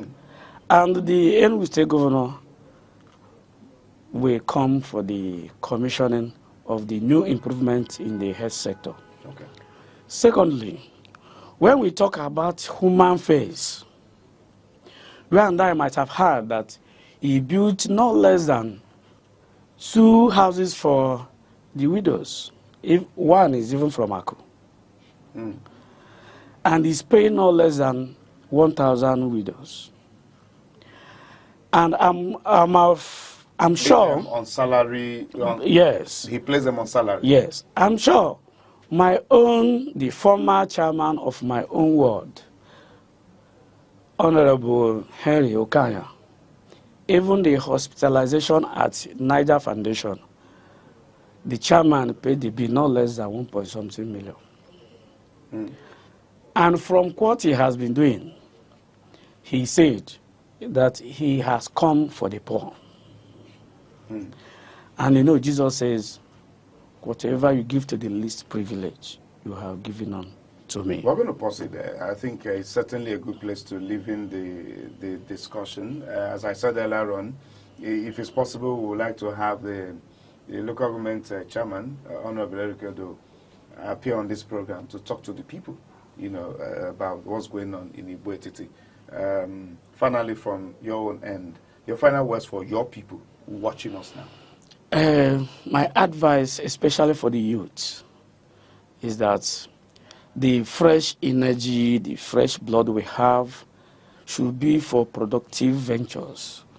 Because I know Igbo Etiti has people of intellectual capacity and sagacity, very creative and productive. Let us channel our fresh energy for productivity, creativity, rather than being deceptive to people. All right. And the women, I advise them to retrace their step. Go into the roundtable discussion, go for negotiation, and I know the kind of chairman I know, he has a human face. That's okay. Human face as well as, I hope he also has a listening ear. Yes. Okay, thank you very much. Honorable Mochukwemeka Ugwu, CEO, Agugu Agro Ventures, and the former House of Assembly aspirant from Igbo Etiti local government. Thank you for coming to talk to us on Thank this you. emerging political crisis in Igbo Etiti local government area. And this is much we'll take on the show, dear viewer. Until we come your way again, we'll monitor the turn of events to ensure that there is peace in our localities. We expect the state government to step into this matter before it escalates beyond control. Good enough, the report also have is that the Nigerian police force has equally intervened in the matter. So we watch as it unfolds. Until then, be a law-abiding citizen of Nigeria. I am Chris Aneke. Thank you, Chris. Thank you very much.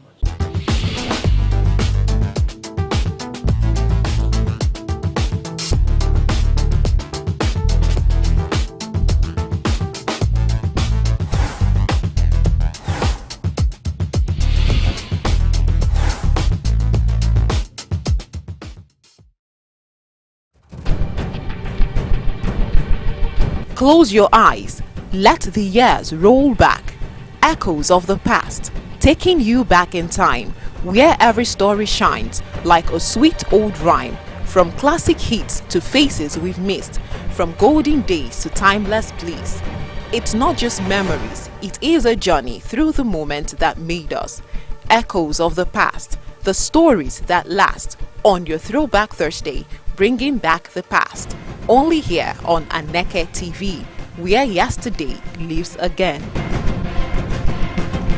Some players are remembered for the trophies they lifted, some for the goals they scored, but a rare few are remembered for something greater, the way they made people feel. Augustine Azuka Okocha, better known to the world as JJ Okocha, was one of those rare few. He wasn't just a footballer, he was a magician, a man who turned the football pitch into his stage, defenders into props, and the ball into his magic wand. This is the story of the boy from Enugu who grew up to become one of football's most dazzling icons. Hi, my name is Aneke, and you're welcome to today's episode on Echoes of the Past, right here on Aneke TV. Born on August 14, 1973 in Enugu, southern Nigeria, JJ was the youngest in his family. His nickname JJ was actually handed down. It first belonged to his elder brother James, and then to his cousin Emmanuel, before finally sticking with Augustine. Like many Nigerian kids in the 1970s and 80s, Okocha's childhood was simple. Streets were the playground, bare feet the boots, and anything round could serve as a football. The young Augustine spent countless hours weaving through neighborhood friends, learning to control the ball on rough surfaces, teaching himself creativity. From an early age, it was clear this boy wasn't ordinary. He didn't just play football, he danced with it. His neighborhood games weren't just about winning, they were about entertaining. In 1990, he joined Enugu Rangers, one of Nigeria's most prominent clubs. At Rangers, his flair was undeniable. One of his most talked about goals came when he dribbled past an entire defense line and calmly slaughtered the ball home. Word spread quickly. Nigeria had a special talent on its hands, but destiny had something bigger in store. Sometimes life takes unexpected turns. For JJ, the turning point came in 1990. Almost by accident, he traveled to Germany on holiday to visit a friend. One day, his friend was heading to training at a small club, Borussia Neunkirchen, and Okocha tagged along. He didn't plan to play, but curiosity got the better of him. He laced up, joined in, and within minutes, the coaches were stunned.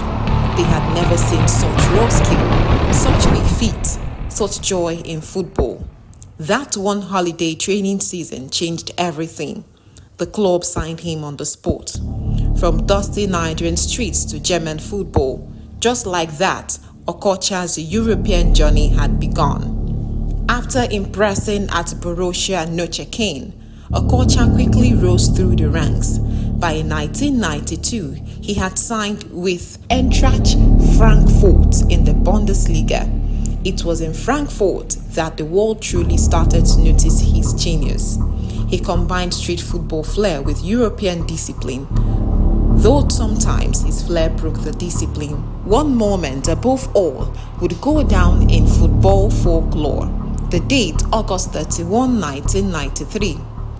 The opponent, Karl Schurhi SC. The goalkeeper, none other than Oliver Kahn, who would go on to become one of the greatest keepers in history. Okocha received the ball, skipped past the defender, then faced Kahn one-on-one, but instead of shooting, he dribbled. Once, twice, even 3 times, Kahn was left sprawling, humiliated, while Okocha calmly slaughtered the ball into the net. The goal was voted German Goal of the Year, and it wasn't just a goal, it was a statement. A new star had arrived. After Frankfurt, Okocha moved to Fenerbahce in Turkey in 1996. In Istanbul, he became a sensation. Fans adored him for his flair, and he scored over 30 goals in 2 seasons, many from breathtaking free kicks. Then came Paris. In 1998, Paris Saint-Germain signed him for £14 million, a record transfer for a Nigerian at the time. At PSG, Okocha not only entertained fans, but also influenced a generation. In that dressing room was a young Brazilian named Ronaldinho. Many believe Ronaldinho's famous style, the dribbles, the no-look passes, the joy was heavily inspired by watching JJ Okocha. In 2002, at the twilight of his career, Okocha made a surprising move. He joined Bolton Wanderers, a modest club in the English Premier League. Many thought he was past his prime, but what happened next was extraordinary.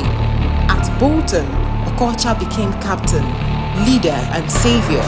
With dazzling goals, elegant free kicks and unforgettable dribbles, he didn't just keep Bolton in the Premier League, he made them exciting. Fans loved him so much, they created one of football's most iconic chants. To this day, Bolton fans still sing his name. On the international stage, JJ Okocha was just as influential. He made his debut for Nigeria in 1993 and quickly became one of the national team's key players. He was part of the legendary 1994 AFCON winning squad, helping Nigeria dominate African football.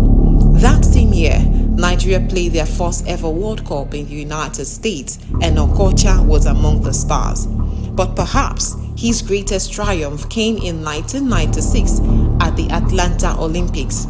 Nigeria's dream team stormed the world, beating powerhouses Brazil and Argentina to win Olympic gold in football. Okocha's skill and leadership were vital in that historic run. Over his career, he represented Nigeria in 3 World Cups, 4 African Cup of Nations, and was named Nigerian Footballer of the Year 7 times. JJ Okocha retired in 2008, but his legacy continues. He was inducted into the Bolton Wanderers Hall of Fame, celebrated as one of Africa's greatest footballers, and remains a beloved ambassador for Nigerian football. But beyond records and trophies, Okocha's true legacy lies in the way he played, with joy. He reminded us that football is not just competition, but art. When defenders saw him coming, they worried. When fans saw him on the ball, they cheered. And when children in Africa saw him play, they dreamed. So good, they named him twice. JJ Okocha. This is the story of Austin JJ Okocha, the boy from Enugu who made the world fall in love with football. And that's all we have for you today on Echoes of the Past on Aneke TV. Join us same time, same station.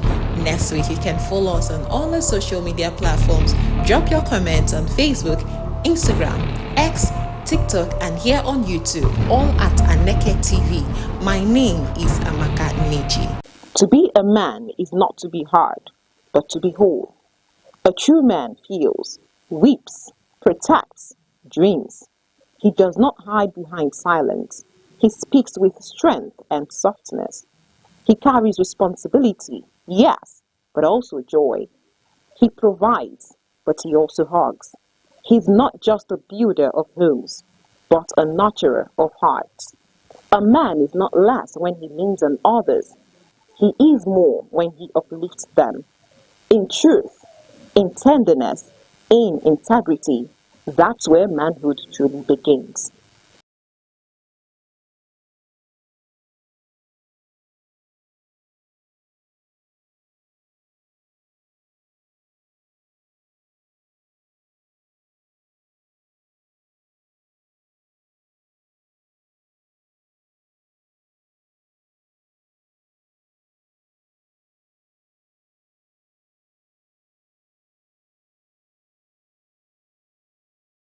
Good morning, Nigeria. Good morning, 042.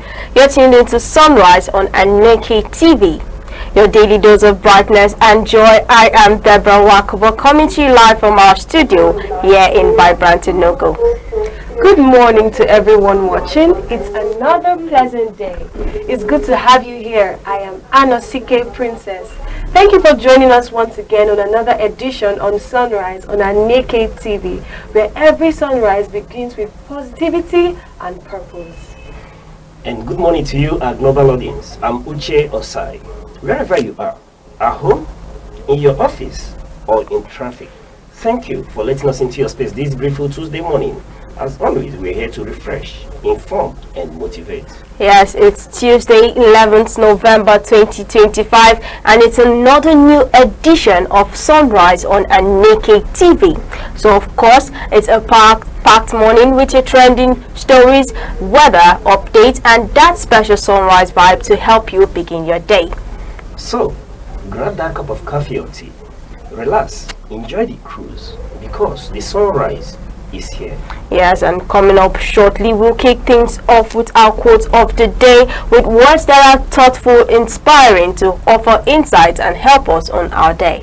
Then, it's straight into today's headlines. All the key updates you need to remain informed will be served hot and tasty.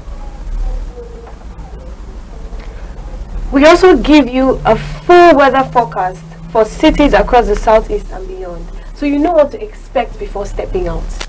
And later, we'll wrap things up by bringing today's celebration of global observance to lift your spirits and keep you smiling. Alright, now to our morning show inspiration segment. I will be kicking off today with a thoughtful